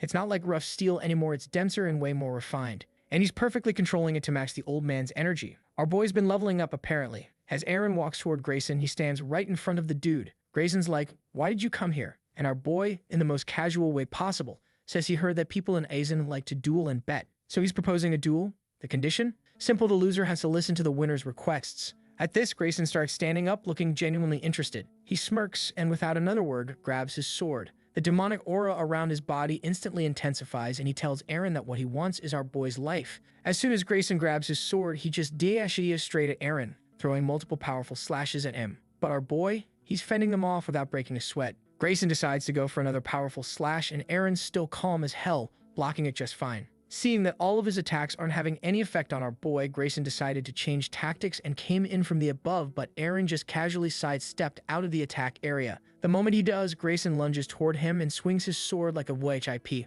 Our boy notices the old man's fighting style uses these irregular, snake-like movements that make it super hard to predict where the next attack's coming from. Luckily for Erin, he trained with Viscount John Drew, and he says to himself that he wouldn't be able to react to Grayson's attacks if it weren't for that training, and for some time this back and forth continues. But there's one obvious difference from this fight compared to all his previous ones. Erin can now see the flow of aura. and once he could see it, he started to counter because he could see Grayson's feints and true intentions. Then our boy charged at him, taking that bastard by surprise. Kuvar, watching from the sidelines, is shocked. The attack literally blows Grayson away, and even the tile floors start flying around like they're in a tornado, and for a second Grayson can't believe what just happened. But our boy's not done. He follows it up with a teacher powerful swing. This time Grayson manages to block it, but he is confused as hell. Why is he being overpowered? This shouldn't be happening. Can you imagine being a Vinter-Reckon swordsman and losing to kids twice in the same week? Man, my pride would be absolutely shattered. I'd probably just retire and become a hermit at that point. So now this bastard's bastardly inferiority complex kicked in and his demonic power went off the roof, and he is being more and more demon by the second. Kuvar told our boy to watch out, but our boy just told him not to worry as he kept his position. Instead of raising his sword for another attack, Eren closes his eyes and takes a stance. He says he's no longer afraid of demonic energy, and his aura produces this golden glow around him. When he opened his eyes, he saw Grayson standing in front of him about to bring down his sword, but our boy moved in a second. Both of their aura collided, and in the next second, Grayson's sword broke in half. With the sword gone, Grayson began to turn back into his human form. He fell to the ground, being all dramatic, thinking about how it's all over now, but our boy knelt in front of him. Grayson thanked our boy, saying how it was because of him that he could spend his last few moments as a human. Meanwhile, Kuvar was looking at his drinking buddy with sad eyes. He could see the fire inside Grayson dying down and thought that it was it for him. As soon as he said that, our boy went, "Who decided to deviate?" His aura got all intense as he looked at Grayson and told him how his fight had inspired him and that he wanted to be as strong as him. With that, he touched him on the chest, thanking him, and as soon as he did, all the traces of the demonic energy disappeared and the flame inside him became strong. Kuvar was all surprised to see this. Wait, what's this? Can our boy transfer life force now? Did he just unlock a new ability by being aggressively wholesome? Eren then reminds Grayson of their bet that the loser has to do what the winner wants. Since our boy won, what he wants is for Grayson to continue showing his amazing battles to people. Then cut back to Grayson's mansion where everyone's saying their goodbyes. But before Kuvar bounces, he's got questions specifically about that sketchy-ass sword Grayson was swinging around earlier. Grayson scratches his head and goes, "Honestly, bro, I have no idea." Apparently, he came home one day and found this thing just chilling in the middle of his living room, and this idiot didn't think to question it once. He just went, "What's this discounted Excalibur stuck in the floor?" and pulled it out. Then he told Kuvar how he is going to the temple once he gets healthy again and confesses his sins. Kuvar's like, "Hold up," and uses his fortune teller magic to check Grayson's vibes. Turns out the dude's completely clean now, not a single trace of evil left in him. So now it's settled. Kuvar and our boy say their goodbyes and head back to the inn. On the way back, Kuvar tells our boy how Mommy Ignat was right that this whole humans getting possessed by demonic energy thing is becoming a pattern. First there was Kogel, then those siblings Victor and Charlotte, and now Grayson. But then he suddenly remembered something and asked Eren if he hadn't come all the way here to ask Grayson something, but our boy just shrugged it off. Says Grayson should focus on recovering first, and besides, there's nothing they can do about it right now. Then Kuvar switches topics and asks about that weird power Eren used during the fight. Our boy gives his usual response. Dude, I have no clue. He explains that he just fought with the intention of not losing to Grayson's demonic energy, and before he knew it, something clicked inside him. He's wondering if maybe he could use this same power to help Ilya. Meanwhile, Kuvar's just staring at him, thinking hard about Eren's new abilities and energy that purifies demonic auras and flames that restore life force. Kuvar's wondering how his master would react if he saw what Eren can do now. Cut to the inn where Brett's giving Judith an earful because his waifu is skipping on meal, and while they were in mid-conversation, our boy walked in, already pulling out the chair next to her. Judith freezes, clearly not expecting this ambush. She manages an awkward hey while shooting Brett the most murderous look imaginable. Brett just comments about how it's getting hot in here and uses that as an excuse to grab some beers. As soon as Brett comes back, he jumps right into interrogation mode, asking Eren what he's been up to lately, especially with his training. Our boy pouts and tells him that he is not doing great. He feels stuck, and controlling his aura isn't as easy as he thought it'd be. Brett literally pauses mid-sip when Eren says he can't grasp the concept of it. That's when Judith cuts him off and asks if he's ever actually learned aura application properly. Our boy admits he only started seeing his aura a few weeks ago. Both Judith and Brett just stare at him. They're processing what he just said. Then Judith finally asks about all those insane techniques he's been pulling off, and Eren drops the bomb that he's been training purely on instinct this entire time. Both of them sigh and say how absurd this situation is.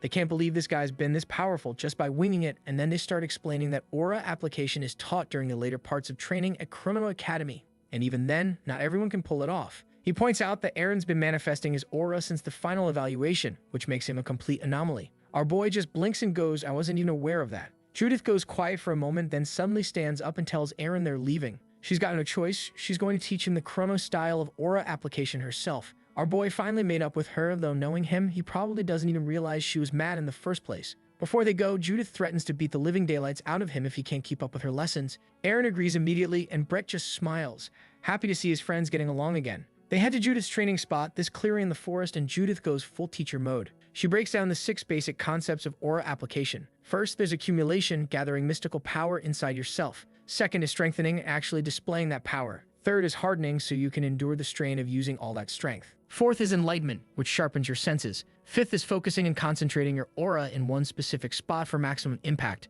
And finally, there's manifestation, projecting that power outside your body. As Judith explains each one, she demonstrates by manifesting her own aura, and our boy's watching like he's taking mental notes for a test he forgot about. She tells him that the technique he used during the final evaluation combined 2 concepts, focus and manifestation. But here's the thing. While those 2 are important for creating an aura sword, he can't neglect the other 4. All 6 working together create the ideal conditions. Our boy has that light bulb moment. He realizes it's pretty similar to his special attack, and now he's thinking maybe he can create his own aura sword using all 6 aspects. For now though, he's just going to keep grinding and get better at this whole aura application thing. And just like that, a whole month passed and our boy has been training all this time. Right now, he's sitting cross-legged, eyes closed, focusing hard on accumulating his aura. Once he's got enough built up, he channels it into his hands and then tries to push it into his sword to manifest it. His aura spikes up for a second, looking promising, but the moment he tries to actually manifest it to his blade, it just fizzles out. Again, our boy stares at his sword, frustrated. This keeps happening whenever he tries to push his aura into it,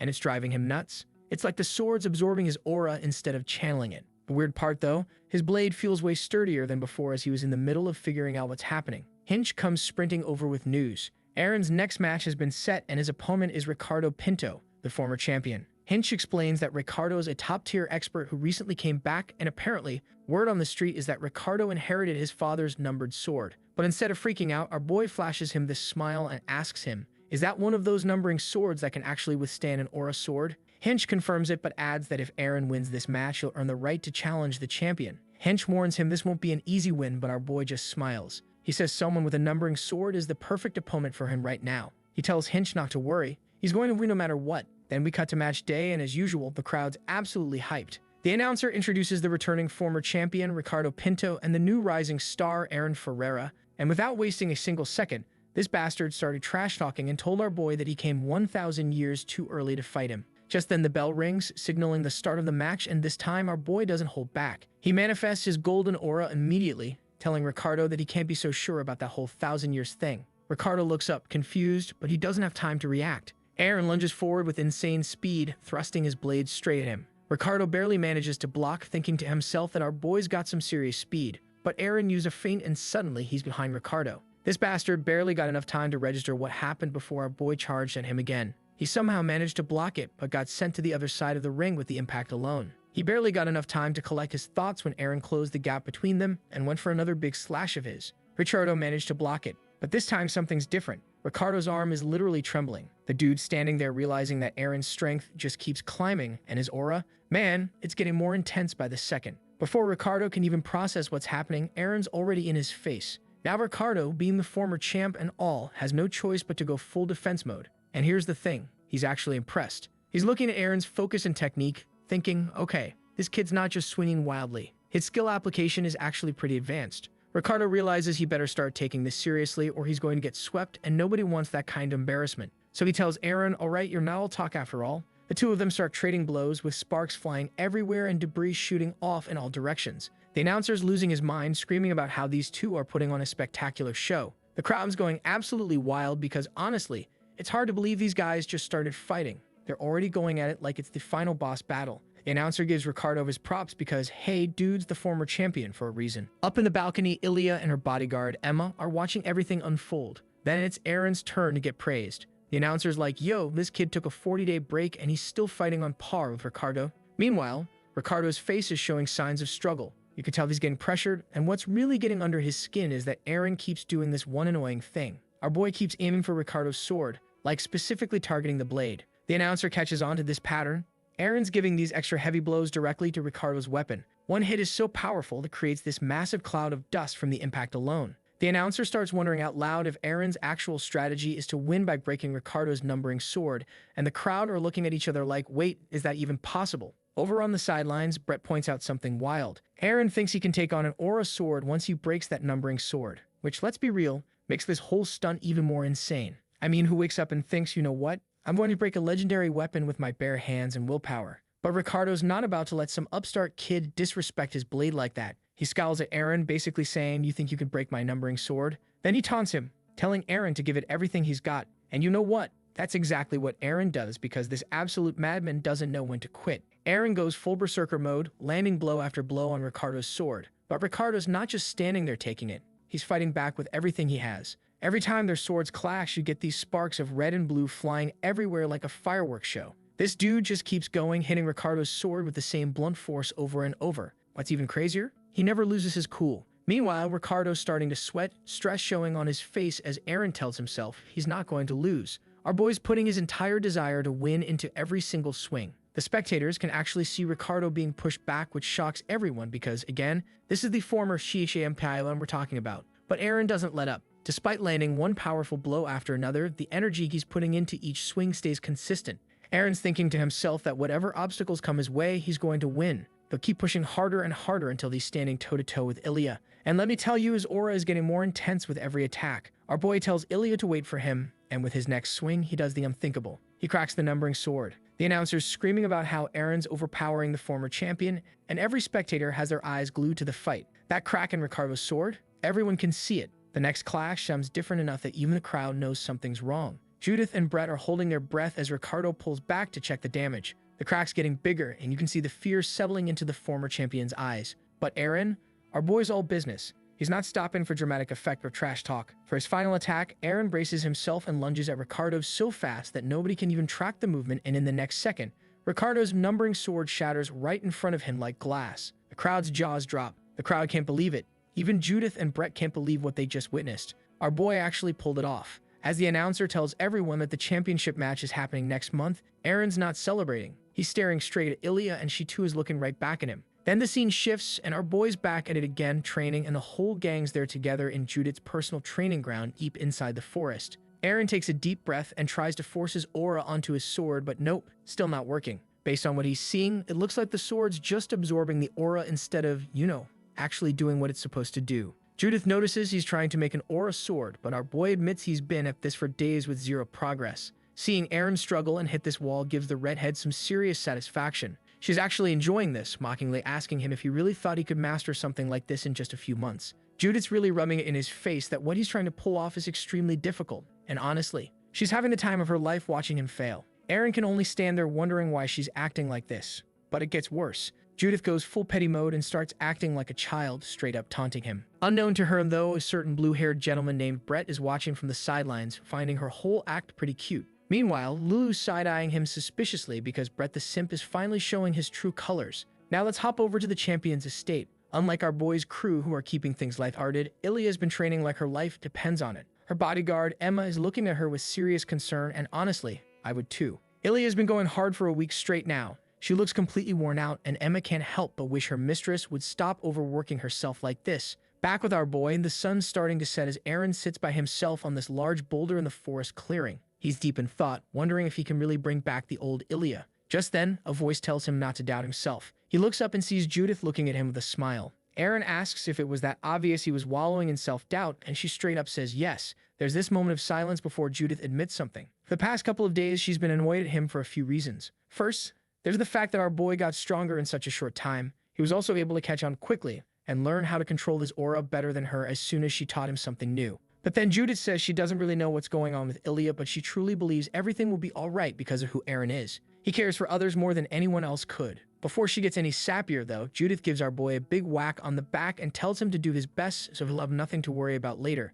Later that night, as our boy lies in bed thinking about the big day tomorrow, he hopes he can do well against Ilya. As soon as he shuts his eyes, he's transported back to the old man's training ground. Our boy stands before the old man who's busy swinging his sword, but something's definitely changed. The older man's cold rage seems less intense, and he seems calmer too. Just then, the swordsman turns to our boy and starts walking toward him. Aaron freezes as the old man looks at him and mouths something, but before he can figure it out, our boy wakes up with a start. He sits on his bed thinking that the old man was trying to tell him something. What could this swordsman have said, and why now of all times? And we're back at the arena. The crowd's gotten way louder today than in the previous battles, and that's because this is the match everyone's been waiting for, the championship. It's the dream stage of any swordsman in the land, and today, the most anticipated battle of the year is taking place. The announcer is introducing them, the level king powerhouse and rising star Aaron Ferreira versus the land's current strongest swordsman, the undefeated swordmaster and champion Ilya Lindsay. With that, the match began. Ilya was the first to move, dashing straight at our boy. Before he even realizes it, she's already right in front of him. With a big swing, she lands the first hit, which Aaron manages to block just in time. But she's not giving him a second to recover. She makes a turn and goes for him from behind. Our boy meets her blade with his, their swords clanking loudly with such speed that the crowd's having trouble keeping up. As both swordsmen raise their weapons to deliver another blow, Ilya realizes Aaron's about to do a downward slash. She jumps back, putting some distance between them. But if people thought she was running away, nope, she's just using this to gain momentum. She braces for another attack that launches her at incredible speed straight at our boy. Aaron's crew can't believe what they're seeing. They're impressed at how Ilya is even using manifestation in her footwork. Before she darts off, Ilya condenses the aura on her feet and then bursts it to propel herself even faster. It's pretty impressive since not everyone can do this. It's considered an advanced technique. Back to the fight, Ilya's got more force in her swings and she's hitting our boy with consecutive attacks. Aaron has no choice but to defend, but then he decides he's not going to be her punching bag anymore. He deflects her attack with one big swing. This was unexpected. Before she can think about it, though, our boy starts hitting back with serious force, putting into action all that aura control he's learned over these months. He comes running at Ilya as the announcer narrates that the champion's been knocked back, a never-before-seen event. Ilya feels the pressure getting to her. Even the crowd notices her struggles for once in months.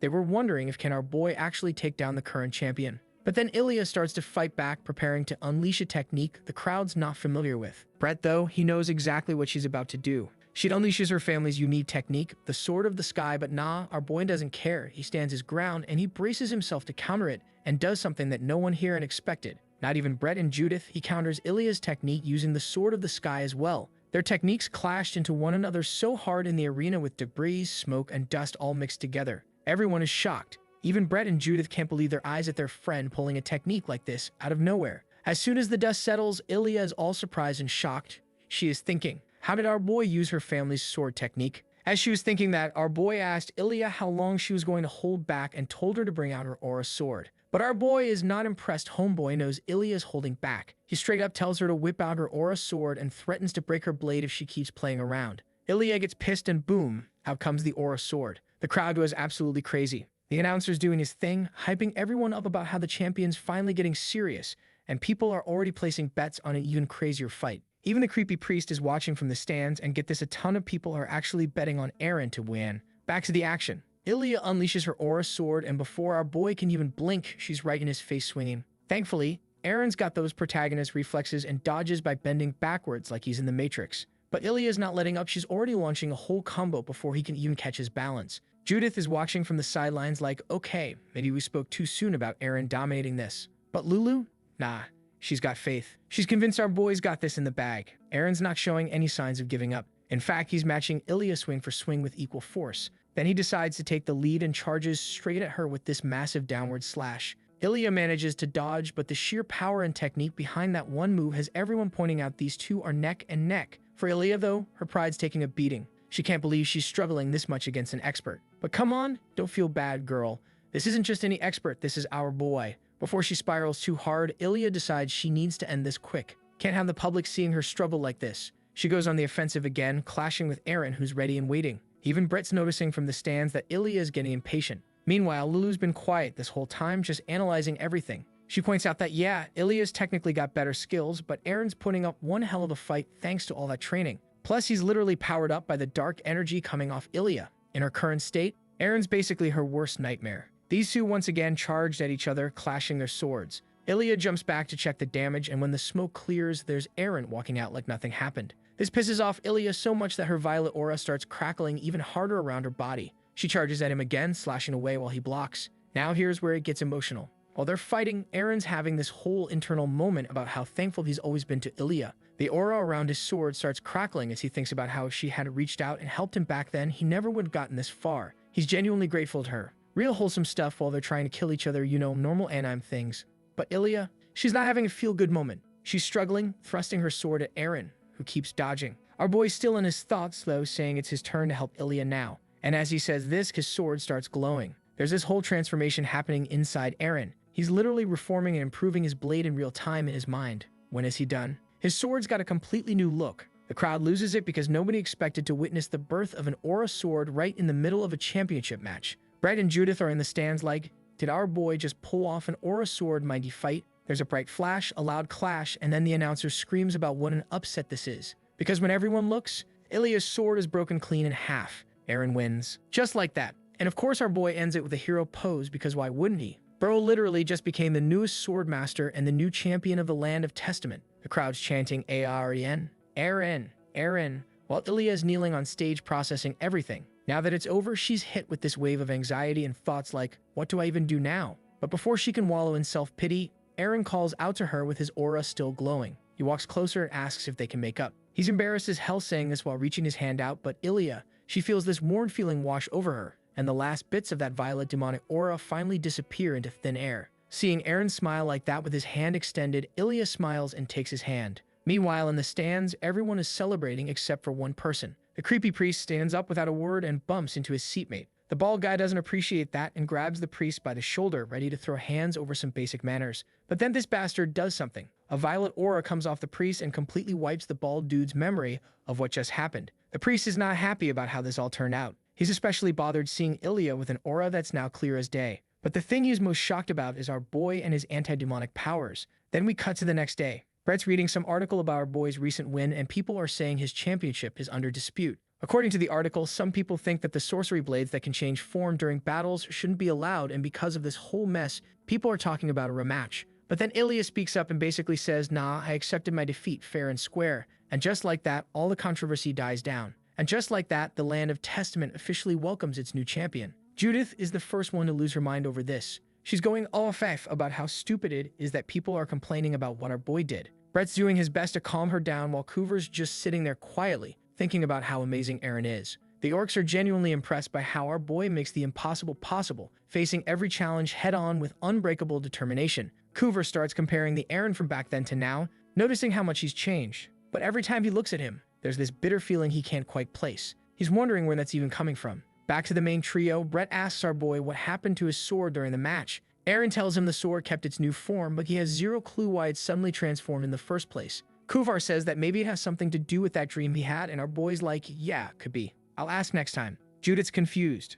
Ask who? And our boy was like, I'll ask the man of my dreams. And Judith is shocked our boy can even do that, but Eren just shrugs and says he's got a feeling he'll be able to now. Fast forward a week later at the champion's estate, our boy shows up to visit Ilya with a bouquet in hand, asking how she's doing. Before she can answer, she notices he brought her Adana's her favorite flowers. She's smiling sweetly while Eren's all shy, explaining he wasn't sure what to get her but remembered she liked these. Ilya tells him she loves them and invites him inside. Folks, is our ship sailing? Because it looks like it's sailing. They sit down for a talk and Eren drops the news he's leaving the Land of Testament. No specific destination, but he's made up his mind and plans to leave in a couple days. Then he asks what she plans to do from here on out. Ilya goes quiet for a moment, clenching her hands before admitting she has no idea. After their match, she realized a lot of things, mainly how far astray she'd gone. The goal she'd been chasing all along, the one related to Ignet, was too much for her. Now that the path she'd been following disappeared, Ilya straight up doesn't know what to do anymore. She looks genuinely worried saying all this. And you know what happens next, right?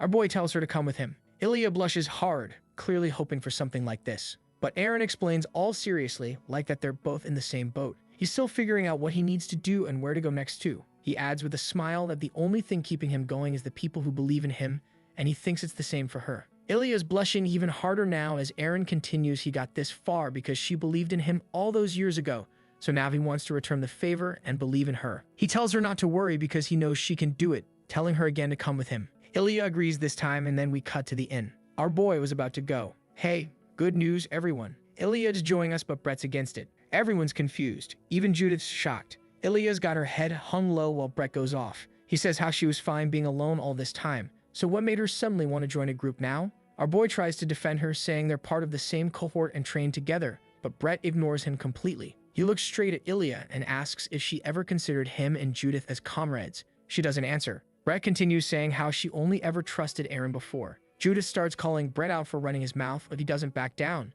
Instead, he proposes they try getting closer first. He smiles at Ilya, and both women are surprised by this sudden turn. Brett says people get closer by sharing secrets, so he'll go first. With complete seriousness, this dude goes, "Do you know that Judith believed in Santa Claus until she was FORTEN?" Then he goes into detail about how she didn't curse and acted like an angel for months, hoping to get on Santa's good list. Everyone's too shocked to say anything because honestly, Judith believing in Santa at 14 is shocking enough, but her not cursing and acting like an angel is even more unbelievable. As Brett's spilling all this tea, Judith's face is turning red. She whacks Brett in the head and starts beating the absolute crap out of him. While this is happening, our boy and Ilya just exchange looks with a smile. So yes, ladies and gentlemen, both ships are sailing tonight. Brett, now poorly drawn character, thanks to the beating he received, is hanging by Judith's hand as she told everyone else needs to spill their secrets too. She refuses to go down alone, so she's dragging everyone with her. Later that night, everyone's asleep in their own beds, including our boy. He gets transported to the usual place where the old man swings his sword.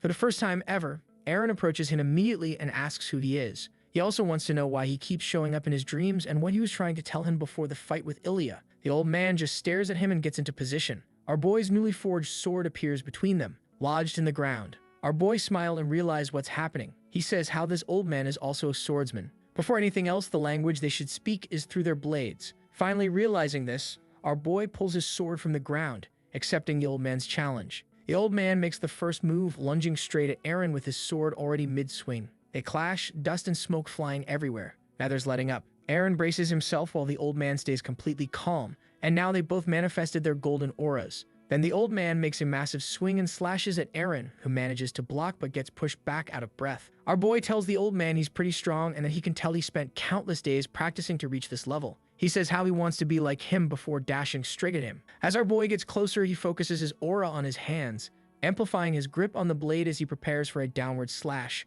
There's a flash of light like lightning, and the next thing the old man sees is his blade shattering right before his eyes with the tip of Eren's sword pointing at him. Surprisingly, the old man speaks for the very first time. He looks at our boy fondly, taps his shoulder, and says he'll be rooting for him. As soon as he says this, he starts vanishing into thin air. Well, this was the first time this old dude was talking to him. So naturally, our boy had some questions like, why are you so obsessed with me and all? But nope, as he tried grabbing him, the dude vanished and he woke up from the dream. Then we cut to some time after and our boy was telling the group what happened. Judith asks if the old man said he was rooting for him, and Brett's like, okay, but what happened after? Eren explains the guy literally disappeared like smoke, but what's really eating at him is this gut feeling that he's never going to see this mysterious old dude again. Kuver just stares at him, processing all this when suddenly the orc drops a suggestion, how about they head to Drukali next? Everyone's looking at Kuver like, bro, where? Brett answers, saying it's an orc city up northwest. Kuvar explains it's his hometown, and more importantly, his teacher lives there, this fortune teller orc called Gurugu,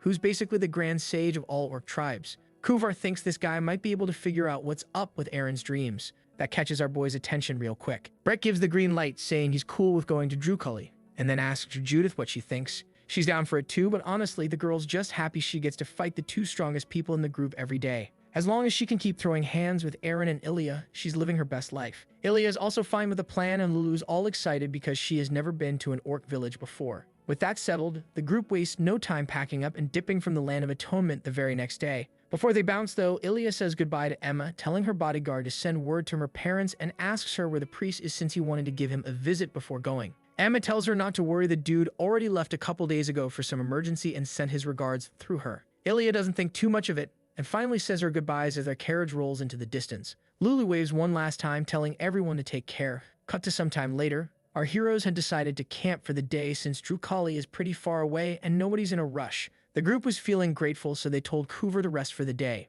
Brett offered to drive the carriage. Judith jumps in too, saying she'll handle lunch today. Brett promises they'll take care of everything this time, and man, they absolutely cannot take care of everything. A little while later, Eren's staring at whenever Judith cooked, genuinely questioning if this thing's even edible. Thankfully, Ilya swoops in to save the day, offering them soup instead. Kuver, Rhett, and Eren are genuinely impressed that the former champion has some actual cooking skills. But nah, whenever she cooked could be considered a biological weapon. Ilya can't believe they're calling her soup poison. Seeing how both ladies are absolutely useless in the kitchen, Kuver just smiled and told them that he's taking over again. He tells them to get out of the way unless he calls for help. While the orc gets busy preparing an actual edible dinner, Ilya starts guiding Judith on how to manifest her aura into her sword. She tells her to think of the blade as an extension of her body. Meanwhile, Rhett's picking flowers and making a little crown, which he gently places on Lulu's head while she is sleeping peacefully. The Zoro and Chopper vibes are strong here and can't tell me I'm wrong. As for Kuvar, he's sitting quietly by the fire just then. Eren comes and sits on the log beside him,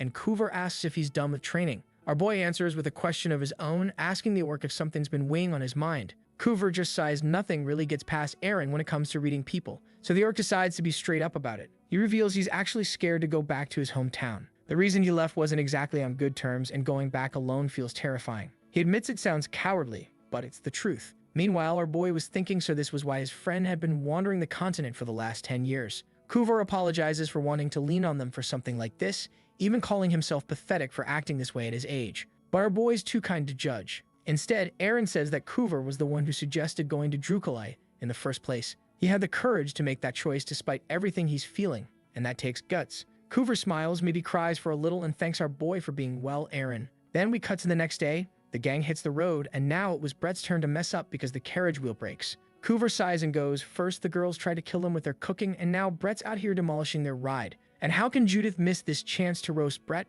Brett defends himself, saying he's not familiar with the terrain. Lucky for them, a merchant's coach rolls up just in time to save their asses. Seeing them, Kuver hurries over and asks for help. Thankfully, these two merchants are pretty chill about lending a hand. As Kuvar explains they're heading to a nearby orc tribe, the merchants introduce themselves, and our 4 swordsmen plus Lulu do the same. Frederick starts wondering where he's heard these names before, but since they have to get moving, he doesn't think too hard about it. Now they're all sitting pretty in the back of the caravan. This time it's Ilya's turn to sigh deeply. Lulu approaches her, asking if she's okay since Ilya is looking kind of rough. Ilya told him that she is worried and doesn't know what she's supposed to do with her life now. That's when Lulu decides to plop down on her lap and drop some wisdom. She tells her to stop thinking when her head feels overloaded. If she keeps worrying about it, she'll just keep worrying about it. So Lulu advises her to let everything go and give her heart a little break. To practice what she's preaching, Lulu tells Ilya to follow her lead and proceeds to just stare blankly at nothing. Judith watches them and can't help but chuckle at how silly they look. But then Frederick suddenly shouts, nearly giving his fellow merchant a heart attack. He's going all FF, telling Kennel he finally remembered the people they just helped are the Golden Generation.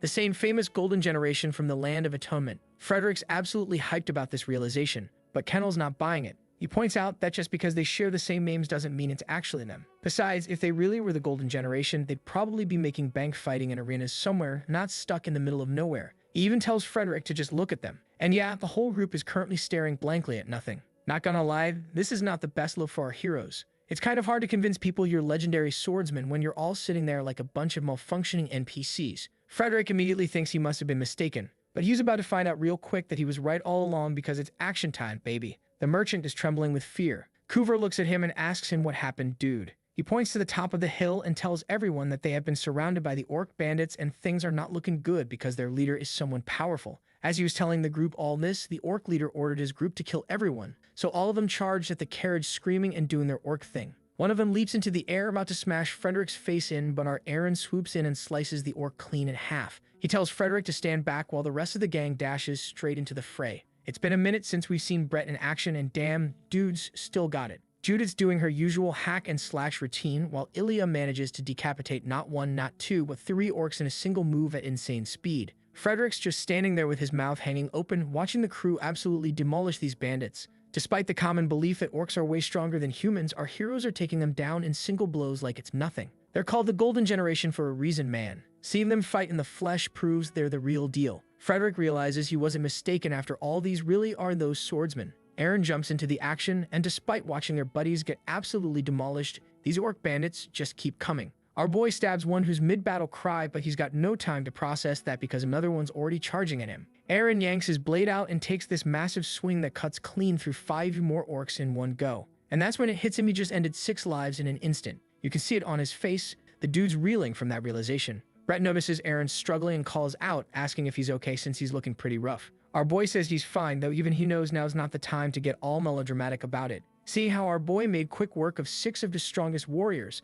This bastard decides it's time to get serious. He grabs one of his own men and just crushes the guy's head, instantly killing him. Both Eren and Judith are looking at him all confused because this mofo just used blood magic, something that should be forbidden. So now that his transformation is done, he charges straight at our boy, screaming about how he's going to kill them all. Then out of nowhere, a giant hammer flies in and smashes this bastard on his stupid face. Whoever is the owner of this hammer did a Thor move because now this bastard is pinned by the hammer. Meanwhile, Eren's already looking in the direction where it came from when he notices that there is another orc on the cliff. In the blink of an eye, he's in front of the red orc and slams the ground so hard it causes an explosion that shakes the entire area. When the smoke clears, the white-haired orc, now wielding an axe, orders his warriors to charge. As soon as he does, a whole swarm of orcs in violet cloaks starts descending from the cliff. And these guys? They're on another level. Just like our heroes, these orc soldiers are taking down bandits in single blows. Brett's shocked, wondering who the hell this army is. Kuvar explains these are Drukali's orc warriors, and leading them is the Drukali clan's former chief and elementalist. Not just any elementalist either.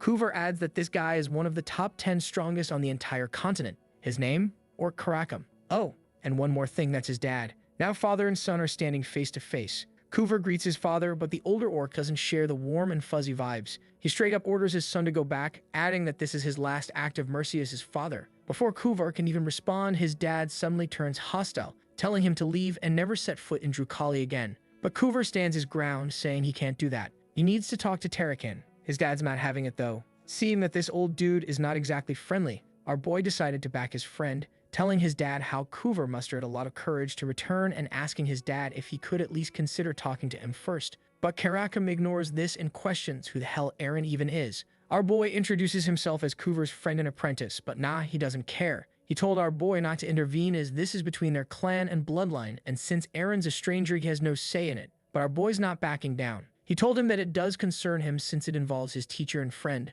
so he's not a stranger. Karakam takes a moment, then asks if Aaron's prepared to share the burden with Kuvar. Our boy nods, saying that he's willing to do anything for his friend. Hearing this, Karakam seems satisfied. Then he throws his hammer straight at Aaron. Fortunately, our boy manages to block it in time, though it does knock him off his feet. But Karakam's already lunging toward him, attacking with his axe. This bastard was still not done yet. He pulls his hand back, calling his hammer to return and smash our boy from behind. Aaron's shocked the hammer's moving by itself and gets blown away from the impact. Karakam's thinking our boy's doing pretty well, softening his attacks by covering himself in aura. Aaron starts emitting that golden glow, and even Karakam admits he's doing a good job utilizing his metal energy. But before our boy, the Karakam comes at him again, wondering just how long Aaron can last. He manages to blow the weapon out of our hero's hands, telling him how impressed he is that he blocked these attacks with his human body. Despite the effort though, Karakam tells him to give up. Then Aaron conjures his sword out of thin air, completely surprising Karakam, whose wide open mid-swing our boy catches him by surprise,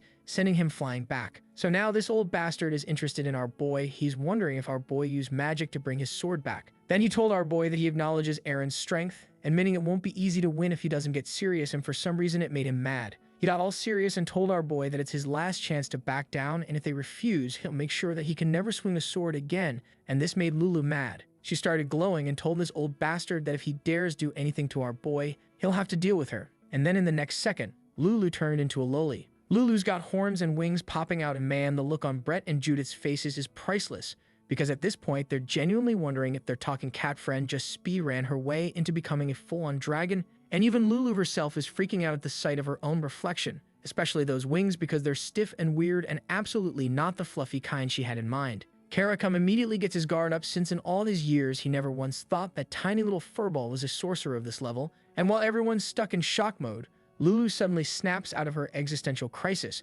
remembers she had punishment to dish out, whips out a magic staff, points it dead at Karakam and fires a massive fireball. The only problem is her new body hasn't quite caught up to her confidence, so she misses him by a mile and almost turns the rest of the gang into a campfire. And the only reason nobody got barbecued is because they all hauled ass out of the way just in time. Where the attack hit, the ground is straight up gone, obliterated like it never existed, and Lulu just looks at the crater and decides she's never doing that again because it's way too difficult, while Brett and Judith can't even close their mouths after what they just witnessed. That's when Kuvar walks up to his father, drops to his knees, and starts pouring his heart out, saying he doesn't even know anymore if the decision he made back then was the right one. But every time he hears that Drukali is safe, he feels like maybe it was worth it, even if he lost countless nights thinking about it. And then he tells Karakam that his unworthy son has finally returned to give him his greetings after 17 long years, and the old man finally gives in, turns away, and tells everyone to follow him. Once things finally settle down, Lulu shrinks back to her cat form and instantly hops into our boy's arms. Aaron's completely confused, asking what in the world that was, and Lulu tells him she just wanted to protect him, so she's been doing some training of her own. Our boy asks if that transformation was her true form, but even she has no idea what that was, yawning as she says her body just kind of did its own thing and that it took way too much out of her. And with that, she knocks out cold. Ilya shows up right after, telling our boy they all need some sleep too since they're heading straight to the castle early tomorrow. But first, they still have to deal with the aftermath of the battle. So the group starts piling up the dead orcs and burning them together. Standing in front of the flames, our boy starts getting all in his feelings, thinking about everything he did today and what it means, and that's when Brett comes up and tells him that things are only going to get worse from here. That if he's really chosen to wield a sword, then there can't be any hesitation in his heart even when it comes to getting his hands dirty, because that weight is part of being a swordsman. Hearing that, our boy decides to just let it go and not overthink it anymore. A few days later, the group finally reaches the city of the orcs, and while they're escorted into this massive receiving hall, Coover has to go through an entry inspection on his own, telling everyone not to worry and that he'll be back soon.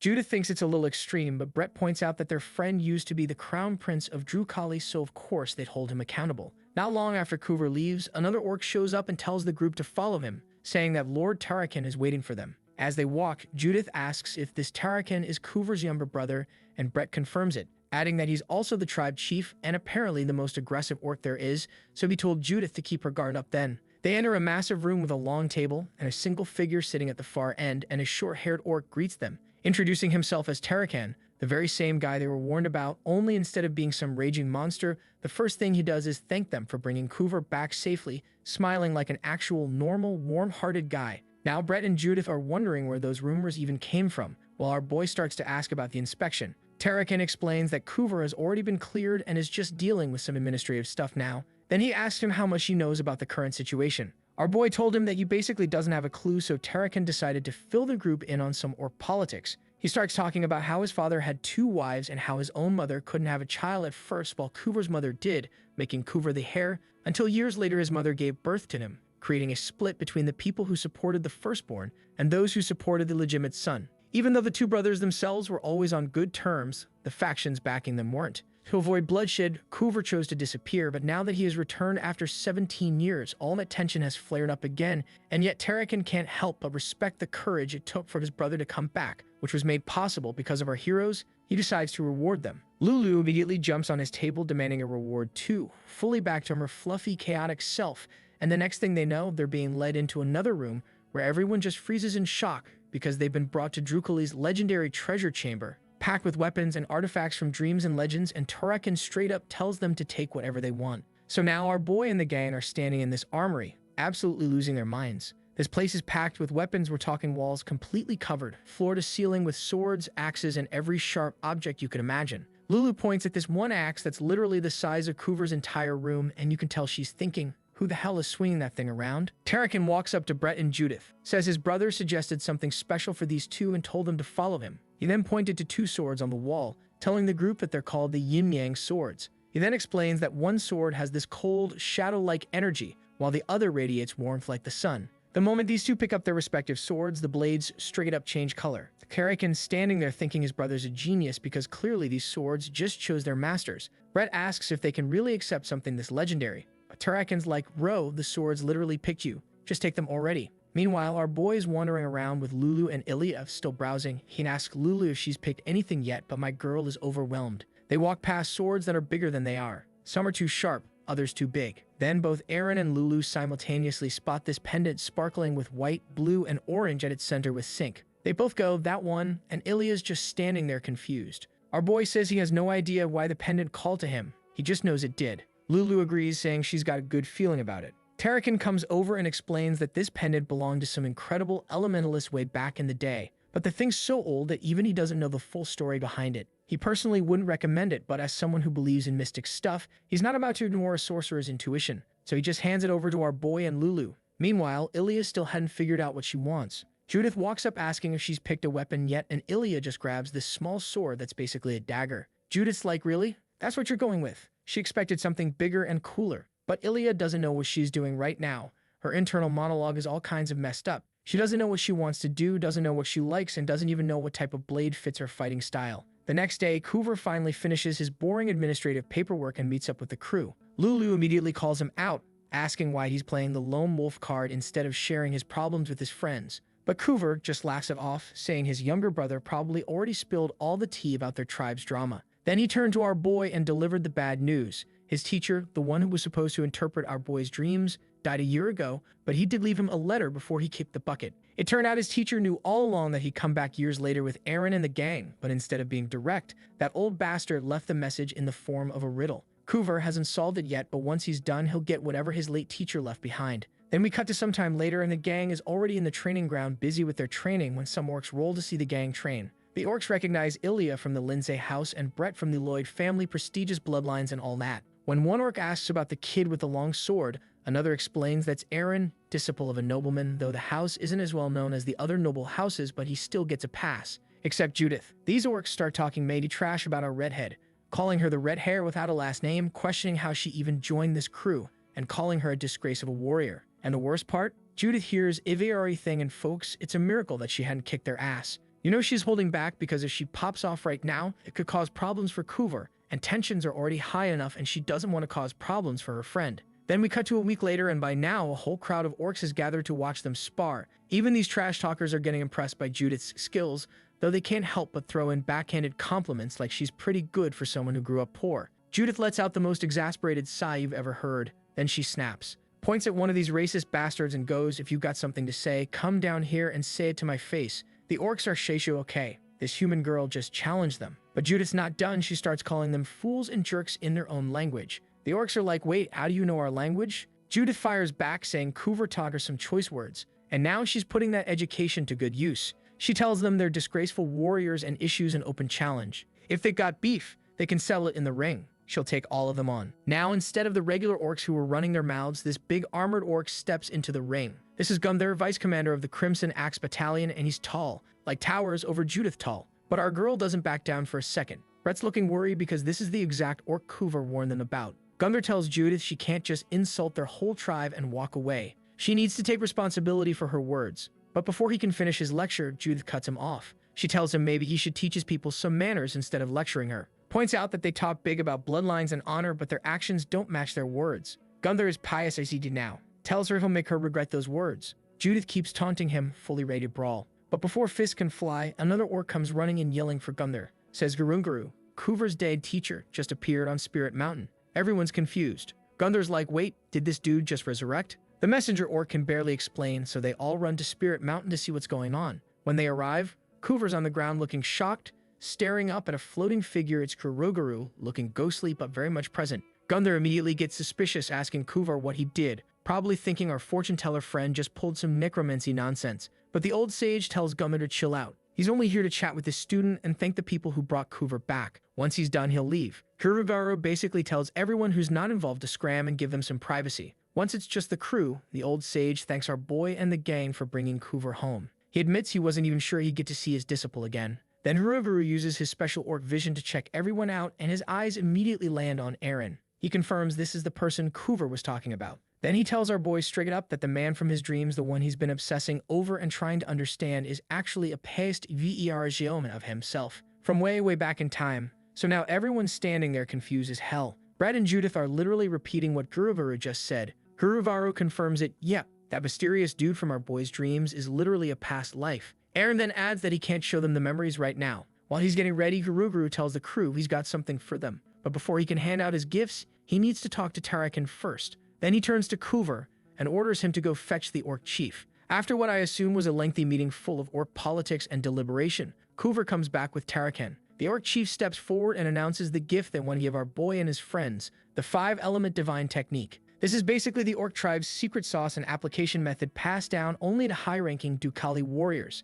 Everyone's jaws drop. The orcs are shocked. Our crew is shocked, and even the trees are probably shocked at this point. Then this orc named Khalifa from the Lady of the Court's faction, basically one of the higher-ups, immediately goes, hold up, asking why they're making such a huge decision among themselves without consulting anyone else. She then started saying how these techniques took their greatest warriors hundreds of years to create. It's their tribe's whole essence, their secret recipe. And they're just going to hand it over to some humans they barely know? Tarakan calmly explains they're not just giving it away. He reminds Khalifa that heroes of the past shared their knowledge with other tribes too, and that collaboration created something even more valuable. That's literally how their tribe got to enjoy an era of prosperity. But these bastards say that those people from the old stories proved themselves worthy first, but our boy and his crew, different situation entirely. He acknowledges that, yeah, there are 2 sword masters here, our boy and Ilya. Brett's got that prestigious Lloyd family bloodline going for him. But Judith? She doesn't have a fancy last name or proven lineage, and as far as Gunther's concerned, she hasn't proven her worth yet. Then this man has the audacity to bring up how Judith insulted their whole tribe earlier. Our redhead is gritting her teeth so hard they might crack, and she's about to go off when Brett jumps in. He tells Gunther not to conveniently leave out the part where the orcs insulted Judith first. But these orcs are backing down. Halifa stresses again that Judith hasn't proven herself as a warrior, that's just facts. So she requests Tarakan to call for a council meeting to discuss this properly. Tarakan agrees but tells Gunther he better not leave anything out. Orders him to put his honor on the line and tell the whole truth at this meeting, which Gunther agrees to. Since the council meeting is top priority, Tarakan tells our boy and the crew to wait again. Then we cut to sometime later and the whole gang is sitting in the arena and waiting for the council to finish when Judith suddenly does something that no one had ever thought was possible. She apologizes, says it's all her fault and she should have kept her mouth shut. Now everyone has to suffer because of her big mouth, and since she can't undo it, she'll take responsibility and fix it. Our boy can't believe what he's hearing. He asks if she's really Judith because the Judith he knows doesn't apologize. His comment snaps our short-tempered queen right back to normal, and she's about to tear into him when Tarakan and the orcs return. The council meeting is over. Tarakan starts by saying he heard about everything from Gunther, and as the tribe's representative, he apologizes to Judith for how his people acted, but aside from that, they didn't acknowledge her qualifications during the meeting, so if she wants to learn the secret technique, she first has to prove herself in the warrior's trail. Then we cut to the next day, and this whole arena is packed. The announcer explains the gist of how the warrior trial works. You need to prove yourself as a skilled warrior through hand-to-hand combat. To win, you have to face off against and BAT 3 high-ranking warriors in a row. Only then will you be acknowledged. So we kick some butt. Our resident redhead ditches her cloak and armor, now sporting a comfortable outfit as she ties her hair in a ponytail. Lulu's cheering from the sidelines with all her might. For the first round, it's our girl versus that bastard man. This is going to be satisfying. This bastard was still acting all high and mighty, saying how he'll show Judith what a true warrior is. With that, they got the signal to start the match. As soon as the bell rang, this bastard charged straight at her, but Judith leaps up and punches him so hard that for a second, this bastard was questioning reality. He then regains control and tries to throw another punch at her, but gets hit in the face multiple times. So now this bastard has no choice but to go into full defense mode with his arms up. The second he does that, Judith kicks him hard in the ribs. Seeing that this bastard was struggling with only this much, Judith asks him if this is really all he got and tells him to do better since all his friends are watching. This obviously pisses off this bastard, but before he could do anything, she appears right behind him and catches him in a chokehold, and in the next second, this bastard was down. As that bastard hit the floor, the entire orc crowd went dead silent. These dudes seriously could not believe that a human just folded an orc bare-handed man. But Brett?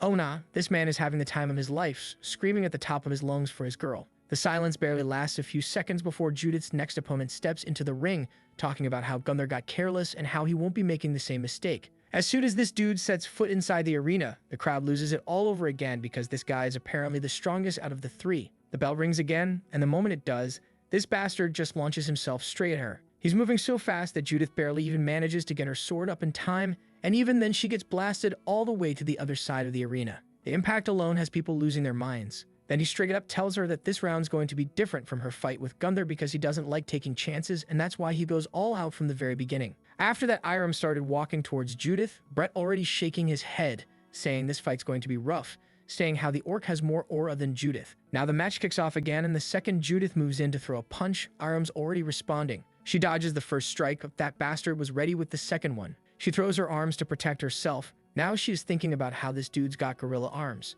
Like, his reach is absolutely ridiculous, and every time she tries to get close, he's just poking her from a mile away. So she thinks, alright, screw it, I'm closing the distance, but the instant she steps in, his knee comes flying up and launches her a few meters back. This bastard then immediately charges at her with this insane amount of aura in his left foot and launches himself at her left fist, glowing like he's about to end the match right there. Judith's watching, thinking he's going for her right side, but then she notices too late his right foot is charged up too. It was a fake. Right before impact, he leans in real close and calls her pathetic. Judith goes flying across the ring, and then this bastard starts walking toward her again, and now he's monologuing, talking about how maybe beating Gunther was just luck, going on about fate and limitations and everyone having their predetermined place in life, saying he hopes she understands the weight of his words, and telling her to give up as a final act of warrior generosity. But instead of backing down, she just spits blood out of her mouth and tells him he talks way too damn much and to come at her again. As she said that, his whole vibe just switched. He goes in with this brutal kick, and even though her reflexes are slower now from all the damage, she barely gets her guard up in time before his shin crashes into her arms. He follows up with a right hook, but this time she ducks it. And when he coats his leg in aura again for another swing, she grabs it mid-motion. And this is where things get absolutely wild. Judith channels a ridiculous amount of aura into her head and then slams her forehead straight into his solar plexus. For some seconds, his body just forgets how lungs work. Kakan, watching from the sidelines, sees her aura literally igniting and realizes she's somehow using the fire element, which, by the way, shouldn't even be possible without learning the 5-element divine technique first. Not wasting the opportunity, Judith dashes in and smashes a fire-wrapped punch straight into his face. Even the Drukali warriors on the sidelines are flinching from the heat. From there, it turns into a full-on slugfest. Blow for blow, fist to fist. At one point, their punches collide head-on and more fire erupts, burning his skin as he yanks his hand back. Coover's watching now, looking stressed as hell, realizing how dangerous fire aura actually is since it can easily consume the person using it if they're not careful. But Judith, she doesn't care. Even when Garam sneaks another punch into her face, she tanks it like it's nothing and counters with a high kick of her own. And in the middle of all this chaos, while she's getting her face rearranged, she finally admits it to herself. Yeah, she's always been jealous of Brett's freedom to do whatever he wants, of our boy's insane, borderline obsessive dedication, of Ilya's natural talent that makes everything look easy. That jealousy, that inferiority complex, that hunger to prove she's more than what people see, that's exactly what's been dragging her forward this whole time. That's her fuel. Then this bastard once again sends her flying back, but nah, she's all fired up. That punch didn't even register. She charged at him, and in the stands, the rest of the gang is going crazy cheering for her. With all her aura focused into her fist, Judith charges forward, fully embracing who she is, the jealousy, the anger, the drive to be better, all of it. Meanwhile, Garam realizes way too late that this is it. The last thing he sees before the lights go out is a flaming fist coming straight at his gut, and boom, he's out cold on the ground, staring at the ceiling, wondering what year it is. With that punch, the match is over, but the orcs, they're still holding on to hope because their last fighter is left when the last dude was about to enter. Khalifa walks forward. Everyone thinks he's about to fight, and even our boy gets worried because Judith is barely holding it together at this point. She's running on fumes and spite at this point, but she still raises her fists at him like, all right, pull up then. What's one more? This dude stares at her and goes, we give up. He says that there is no need to continue this fight, as she had already awakened her flames, and for that, he acknowledges her as a true warrior in her own right. Then we cut to a week later, and the gang is ready to learn the elementalist techniques, but before anyone learns anything,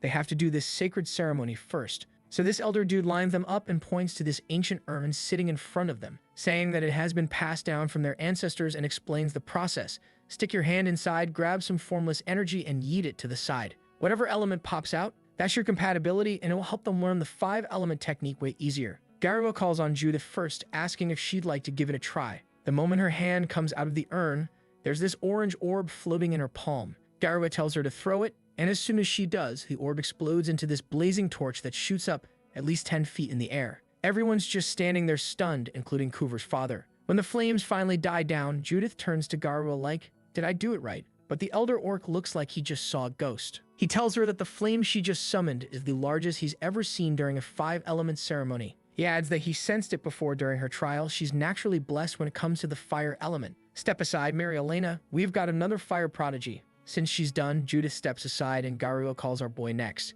The second he dunks his hand into the urn, he quickly throws the energy to the side and streaks of fire blaze out, forming this circular pattern on the ground. But here's where it gets wild. In the middle of those circular flames, a sword comes out of the ground. What in the Full Metal Alchemist is this? If Karakun was surprised by Judith's energy, he's even more shocked by our boys. He's looking at this kid's energy and realizes it's metal-wielding fire. The flames on the ground refine themselves into this massive metal energy, which is absolutely insane. Even Garua can't believe it. As if manifesting 2 elements wasn't impressive enough, our boy was able to create metal with such a distinct shape that it made the Elder wonder, just who the hell is this kid? Curiosity getting the better of him, the Elder Orc asks our boy if he's learned elementalism before. Our boy casually says he learned the basic theory from Coover. Hearing this makes the Elder even more shocked. Now he understands why Guru wanted to pass on the technique to them. Unlike the Orc Elders, who are low-key losing their minds at seeing Judith and our boy's energy, the two of them seem pretty chill about it. But Judith's quick to point out that her flame was bigger than our boy's. This catches Aaron off guard because he's not following her logic, but Judith just explains that she'll never lose when it comes to fire, no matter what. Our boy just looks at her. What do you mean it's a completely different thing, which annoys her even more? Meanwhile, Bree was feeling relieved because Judith had been feeling down ever since she had lost to our boy, but now she seems to be back to her usual self. Seeing her laughing again, Brett thinks to himself how proud he is of her. Then, like an absolute idiot, he lets slip out loud, Judith looks so cute when she smiles. Oh no, too bad for him. Ilya's within earshot and just gives him this incredulous stare. Brett slaps his hand over his mouth pretty hard to shut himself up and tries to explain that it was all a misunderstanding. But Ilya just backs away from him slowly while our boy and Judith are standing there wondering what the hell their friends are doing. Brett, my guy, you just fumbled so hard. Moving forward, Garua calls on Ilya next. She drew the fire element as well. It's only the guy who fumbled who is different from the rest. And with that, the ceremony ends. Garu told everyone how these guys are exceptional and all, and that they'll help them develop their energy even further. Just then, Karakun looked at our boy and told him that he'll train him personally. Just then, one of the orcs comes running and tells Karakun that he has a message from Guru. He just finished his preparations to look into our boy's past life and is asking them to bring him and the rest of the gang back to Spirit Mountain. Then we cut to the Spirit Mountain standing in front of a big magic circle. Kuver points at the stone slabs and tells the group that they all need to lie down. Juruvaru floats above, telling our boy that it's time for him to finally meet the man in his dream who's been leaving him confused all this time. As our heroes each lie on their respective stone slabs, Garu asks our boy one last time if he's alright with sharing his past life with the others. Our boy says he has no problem sharing it with them. Since that's settled, Judith asks Garu what they're supposed to do while the ceremony takes place. Juruvaru snapped, and in the next second, they were fast asleep. Now our heroes are off to Dreamland. It's dark at first. Then someone starts blinking, and in front of them stand two armored soldiers addressing whoever's there as their lord and asking him if he's ready to leave. Then the camera pans to his dude who looked dead inside. My guy who hurt you? This dude looked at the guards and said that he is ready. The scene shifts and people are talking, saying they can't believe this person is actually leaving his territory right when it's infested by demonic creatures. Someone adds that he had heard that this man is said to be possessed by a demon, that he even killed his own child. And who knows, maybe he himself is already a demonoid after this. It doesn't take long for people to start shouting and blaming the man for bringing demons into their town a couple of months ago. They start calling him a coward because now, of all times, he's choosing to leave the town right when the people need him most. One of the townsfolk even steps forward, trembling with a pitchfork in his hand, asking his lord to speak, asking if their lord is truly the one who brought the demons into their town. The man lets out a sigh and says, "I was a fool to believe I could leave quietly." He then looks at the man holding the pitchfork and says, "I don't know if you'll believe me, but I'll tell you everything." Then we cut to a week ago. This couple is freaking out because their newborn son just stopped breathing. As the Lord was about to call a doctor, they heard a sinister laugh followed by a red smokescreen and a voice asking if he'd like to save his child. The couple looked absolutely horrified because from the smokescreen emerged the clown demon. This bastard did his absolute best demon impression before addressing the man as Kalen Winker, telling him that the life of his child is in his hands now and he could spare him, but Kalen has to make a choice. It could either be his son or his wife. Kalen asks the bastard if he is serious because he has no clue why he had to make such a tough decision and listen to the demon's demands, but instead of answering, this bastard gave another sinister laugh, this time asking if he'd ever stopped to wonder if it was just a mere coincidence that demons started appearing in his territory. What's even worse is that this demon claims that whatever is happening to the territory right now as well as to his child is all Kalen's fault. And Kalen is all confused, asking this bastard what he means, but nah, this demon enjoyed tormenting people. So he told him to accept his fate and make his choice, but man, how could he? So his wife decided to make things easier for him. She handed him the baby and ran to the window. She takes one last look at their territory, and as Kalen rushes over to stop her from what she's about to do, she gives him one last smile and tells him to take care of their child and then jumps down. Before Kalen could even process what just happened, he heard his baby crying. As he turns to look, he sees that the demon has his baby in its arms, saying it was against the rules and that his wife's actions weren't part of the choices, so he'll give him another choice, and this time it'll be easier. All he has to do is to choose between his baby or the people of his territory. So with that, Kalen finishes his story, and the townspeople blocking his path are just standing there, probably feeling like absolute garbage. Our boy lost his wife and kid on the same day, and he's out here explaining himself so naturally that the crowd starts crying not angry tears this time, but that ugly cry sadness. But wait, it gets worse because Kalen drops another bomb. The clown demon told him he's cursed. He told the people that if he sticks around, some disaster is going to wipe out the territory again. So he tells the townspeople, "Look, I'm not asking for your help or your pity. Just move," and he walks off into the sunset. Fast forward, and Kalen's been wandering alone, and after taking everything from him, this bastard was still not happy, so now he was following him, just floating there, giggling and asking why nobody's following him anymore. The demon starts running its mouth. Wow, so the townspeople just let you leave? After you sacrifice everything? You should totally murder them all, my guy. They deserve it. But Kalen doesn't even look at this bastard and just keeps walking. But the demon's not done. He keeps yapping, saying stuff like, they should lose their families too so they understand your pain. And then because demons apparently watch too much anime, it flips upside down right in Kalen's face and goes, "Hey, want to make a contract? Become a demonoid. Slaughter everyone. It'll be fun," but nah, Kalen just walks past it. And the demon's like, "Wow, okay, boring. Maybe I picked the wrong guy. Should have just sent the monsters to the next territory over instead." That makes Kalen stop. He turns around and asks, "Wait, what do you mean, next territory over?" Now the demon's interested again. "Oh, you do have emotions." Kalen's barely holding it together as he asks if the demon caused all of this, the monsters, his child's curse, everything. And the demon just giggles and goes, "Yep, that was me. Also, you were never cursed, by the way." Kalen starts hyperventilating because his entire life just got retconned into a prank. He's screaming at this demon, asking what he did to deserve this, and the demon pauses like it's genuinely thinking about it before going, I was bored. The demon even adds, also I just kinda liked you. It was like fate. As if that makes it better, Kalen collapses. The demon starts dissolving into red smoke and tells him, this was fun. If you want to see me again, head to the mountains down south and just dip. Meanwhile, Kalen's on his knees, still not able to accept if he was just having a bad dream or something because come on, you lost everything because an interdimensional jester was feeling bored. This doesn't make any sense. At that moment, he vows that he'll kill that bastard no matter what it takes. Then we cut to some years later and Kalen shows up in the town that we saw in the beginning. The town elders are all welcoming and cheerful, but Kalen just heads to the house he was appointed looking like a dead man walking. Our narrator walks up to the elder and tells him how he doesn't like the vibe of that guy and that they should just kick him out. Meanwhile, Kalen was relieved that at least this village hadn't heard the rumors about him yet, so Kalen decided to post up here and train, and thus began his hellish training. Day and night, he's swinging his sword, and we know what happens next. A year passes. The townspeople are whispering about the weird stranger who does nothing but practice 24/7, and the narrator guy is watching him like, man, I don't know this dude's story, but I can tell it's tragic. Then his little daughter, Laura, wanders into Kalen's yard, and the dad's like, hey, don't bother strangers. But she's already gone and given Kalen a flower.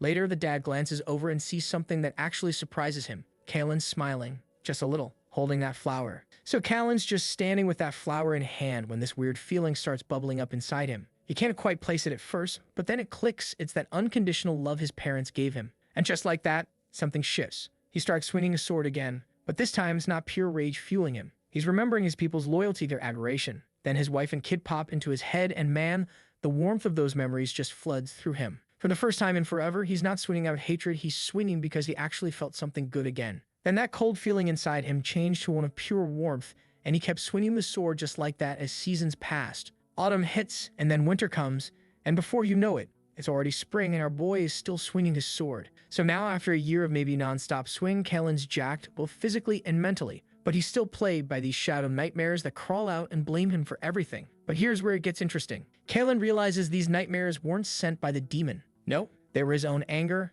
hatred, and guilt eating him alive this whole time. The second he accepts that, his nightmares are gone like smoke. Then our boy starts glowing. Like golden aura, and I'm protagonist glowing. He can feel it, the demons nearby. His sword lights up, he takes a stance and delivers this absolute banger of a downward slash into the darkness. And there he was, that bastard, still in his medieval act, tormenting some poor dude who's already on his knees. Both the demon and the victim are like, wait, because nobody expected Kalen to just show up like that. The demon's all, oh, what are you doing here? And Kalen just casually goes, not surprised you're being evil again. But this time, I'm not letting you finish. Then he swings. The demon tries to block with some purple magic orb, but Kalen's already sliced him in half before the spell even finishes. Then our boy was on his way to deliver some well-deserved beating to this bastard. Meanwhile, the demon's on the ground, coughing up blood. He is all like, how did you cut through my darkness? Realizing he's cooked, the demon starts crawling away, trying to open a portal to escape. But Kalen notices and goes to chase him down when his body just gives out. He drops to his knees, he can feel his body giving out on him little by little. He sticks his sword in the ground for balance. Then he starts cursing destiny for playing this cruel joke on him. Right when he finally created a sword technique that can cut through darkness, his body decided to call it quits. Kalen's devastated, watching the demon escape, and in his final moments, he just begs for his feelings and willpower to be passed on to someone else. Then he passes out in hope that someone would inherit his will and kick this bastard's ass. Man, I don't know how to feel about it. The old man really just awakened Excalibur, teleported across a continent, and then died within 10 seconds of doing so. Well, at least he got a good hit on that bastard. Back to the present, the whole gang is now staring at our boy, who's just sitting there processing everything because in this life, the one who inherited his dying wish is our boy, and he doesn't know how to process it. Then we cut to some time later. Aaron is staring at the sunset when Brett walks up and joins him. Brett asks what Aaron's planning to do next, and our boy admits he has no idea, seeing how our boy is all gloomy. Brett sighs and says, yeah, it's a lot to take in. Then he starts getting all reflective, talking about their academy days. He admits he used to hate Aaron back then, like genuinely disliked him. Our boy looks at him all surprised. Brett explains he always knew there was a gap between him and Ilya, a gap so big that he felt bad to know and think about it. And then Aaron showed up and started progressing at this ridiculous rate despite Brett mostly ignoring him. And when Aaron finally surpassed him, Brett said he hated him with every fiber of his being because it made everything he worked for feel pointless. But then Brett remembers Aaron telling him that sword training made him feel alive, and that stuck with him. Eventually, Brett realized what actually mattered to him: family, friends, and being the lord of the Lloyd family. Those things were more important than just being the best swordsman. But then there's something even more important than all that, and Brett just straight up says it. I like Judith. Aaron looked at him, probably choking on air right now because Brett just dropped that confession like it was nothing. Brett continues saying he knows Judith wants to be the best swordsman on the continent, and it's a brutal path where you can lose everything if you don't reach the top. Every moment's a competition, and it's exhausting. But that's exactly why he wants to support her. He wants to be there when she achieves her goal and be the one to see her happy. Then he tells Aaron to do the same, follow his heart, do what's most important to him, and he won't regret it. The next day, Aaron's back in the arena for his 5 elements training, and this time he walks up to Karakam and asks for a rematch. Karakam's more than happy to kick his ass when their swords first clash. Karakam felt that something's different. The fire energy in Aaron has completely merged with his heart. The flames aren't just external anymore, they're part of him now. Karakam asks what changed, and Aaron says he figured out what he wants to do. Apart from protecting his family and friends, he wants to wield his sword so more people can be happy. He swings at Karakam with this massive strike, and even though the orc blocks it, he's impressed. Karakam tells him that's a huge dream bigger than just wanting to be the best swordsman. He says it sounds like Aaron's chosen to walk the path of a hero and warns him that's not something you just say lightly. Does Aaron even understand the weight of those words? And our boy, he's locked in. He says even if it sounds embarrassing, he'll gladly walk the path of a hero if that's where his journey takes him. After our boy said that he wants to become a hero, this old bastard started putting more force behind his blows. Then he charged at our boy, and when they clashed, the impact was insane. But neither one backs down. Karakam the first to speak up, telling Aaron he respects the guts it takes to say he'll walk the path of a hero. But he also warns him, it takes more than just guts. Our boy stays silent for a second. He flashes him a smile, saying that he had heard that real swordsmen talk with their swords, and then Aaron launches himself into the air and delivers this massive vertical slash toward Karakam, who, by the way, dodges it like a boss. Then Aaron looks up with a smile and says this decision to become a hero wasn't just some random thought after seeing his past life. It's a dream he's carried in his heart, born from all his life experiences. Even if he'd never seen Kalen's memories, he'd still choose this path. He tells Karakam he'll show him how determined he is and asks to keep sparring. Karakam's hyped now, saying that's exactly what he wanted to hear and promises to beat Aaron up pretty badly. Then we cut to 4 months later, and the whole gang is summoned on the Spirit Mountains. The Elder Orc had gathered everyone to give them their progress reports, and like you would expect, all of them aced it, but our blue-haired bastard was the most outstanding of them all because he managed to master another element besides water. Then we move on to Judith. She went all in on fire energy like only fire. Garu warns her that if she keeps blocking out the other elements, there's a good chance she'll literally engulf herself in flames one day. But Judith's like, nah, I'm good. I can handle it now. Plus, she can't feel any of the other energies, so it's not like she could do anything about it. Then Garu moves on to our boy Aaron. He praises him for creating this perfect balance between metal and fire energy, though he is concerned because Aaron's energy flows in reverse. Normally it goes, wood feeds fire, fire creates earth, and earth becomes metal. But Aaron's running the control cycle instead, which means if his fire keeps growing, he'll need water energy to keep it in check. Garu tells him to be careful, and Aaron thanks him for the heads up. The last one to get her evaluation is Ilya. Compared to everyone else, she didn't make huge leaps in progress, but Garu reassures her she's still growing and just needs to keep at it. Ilya says she will, but you could tell she's feeling down about it, and our boy is the first one to notice that. Just like that, the next day rolls in. Aaron tells Brett he's planning to stay a few more days, and Brett's like, is this because you're worried about Ilya? Aaron admits that's part of it, but he also says he's not planning to go back to the academy just yet. There's someone he wants to meet first. Then he asks Brett what his plans are with Judith, and Brett says they're heading back to the academy as planned. Aaron gets a little sad knowing they're about to split up, but Brett reassures him it's only temporary, they'll see each other again soon. Meanwhile, Judith's in the ring practicing with the sword. She's thinking about Kalen's memories, how the old man gained strength through sheer hard work and devotion. She's like, if I can work even half as hard as him, I can do it. Her aura flares up as she swings harder, thinking she just needs to push a little more. Then Brett shows up and asks for a duel since it's been a while. He says it's a good chance to test the results of their training, and Judith's immediately down. Their swords clash, sparks flying everywhere, and Brett's clearly struggling. He tells her she's like a whole new person now, and Judith replies, you picked the wrong time to challenge me because I'm fired up right now. And she's not kidding. Her fire energy starts overwhelming Brett's water energy, and she throws this massive swing that sends him flying back, and without realizing she had put more strength in her blow, she runs to him asking if he is okay. Brett's like, did I do something wrong? I almost got fried just now. She apologizes, saying she didn't mean for it to happen, and bends over to check on him, and man, she was looking all cute. So Brett couldn't control himself and confessed that he likes her. Judith freezes for a second, asking him what he said just now. So he repeats that he likes her. As he said that, she got all red, but this idiot thought that she still hadn't gotten it. So he repeated himself, and Judith, being Judith, decided to deal with this situation with violence and smacked his face. Just like that, Brett's back on the ground, and he asks her, what was that for? And Judith, still blushing furiously, says, "Why would you joke about something like that? You're lucky I didn't cover my fist in flames." Brett sits up and tells her he wouldn't joke about something like this, which only makes Judith more flustered. She asks if he really likes her, and Brett says yes. Then she asks why he likes her, and Brett's like, "Why are you asking so many questions?" Now he's embarrassed too, but then he starts listing everything he loves about her. Her smile, the way she devours food when she teases Aaron and when she plays with Lulu. When she's training hard, he looks her dead in the eye and says he finds all of it beautiful. So Judith's speechless and all flustered as she asks him if he really thinks that she is beautiful. Brett then walked up to her and told her to stop asking questions and just say something already. He moves closer and asks, "What do you think about me?" Then the scene shifts to our boy's room, and Lulu is busy checking out that pendant Aaron picked up earlier from the orc's treasure room. She's turning it over and over, saying she can't exactly put a finger on it, but there's definitely some sort of strange energy coming from the necklace. The problem is she has absolutely no clue how someone is supposed to use this thing. She figures maybe she can sense something better in her lowly state, so she straight up transforms. Now she's glaring at the pendant like it personally insulted her ancestors and vows to use every spell she knows to figure out what's going on. Cut to 3 hours later, and yep, she did exactly that. Every spell, every trick in the book, and nothing worked. She couldn't figure out a single thing about that damn pendant. Just then, our boy walks in and Lulu explains the whole situation to him. By the time she finishes talking, Med has already fallen. Aaron then brings up the day they met Ignat and asks Lulu if she remembers what Ignat said about offering him that position again.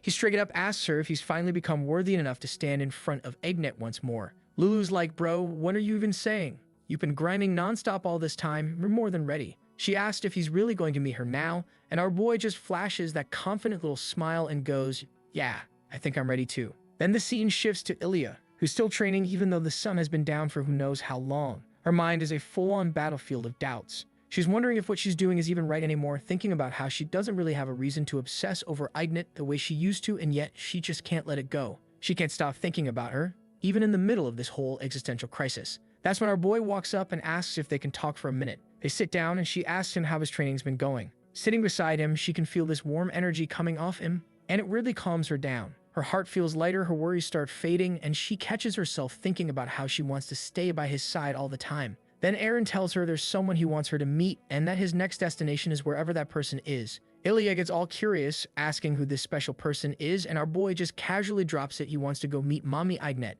Ilya is completely stunned. She was expecting him to say his master, his parents, maybe his sister, but Ignat, never in a million years did she think that name would come out of his mouth. Completely unaware of her internal meltdown, he keeps going, explaining how the last time they met he was jealous of her strength and ended up showing her a weak, pathetic side of himself. But things are different now. Now he's certain he can stand proudly in front of her. Then he turns to Ilya and admits that he doesn't know what awaits them, but he wants her by his side when he goes. Ilya realizes she's been avoiding this for way too long and that nothing good will come from running away anymore. So she flashes him a bright smile and tells him, of course she'll go with him. Then we cut to the next day. Since Brett and Judith had finished their mission, it was time for them to head back to the academy. Judith is being all cuddly with Lulu, saying she has no idea how she's going to live without seeing her little fluffy self every day. Meanwhile, our boy and Ilya are saying their goodbyes to Brett, and even Kuver and his brother show up to see them off. Just as they're about to leave, Aaron notices this super awkward tension between Brett and Judith and straight up asks if something happened. These two absolute blockheads can't even answer, so instead they just bolt, waving their goodbyes as they disappear into the distance.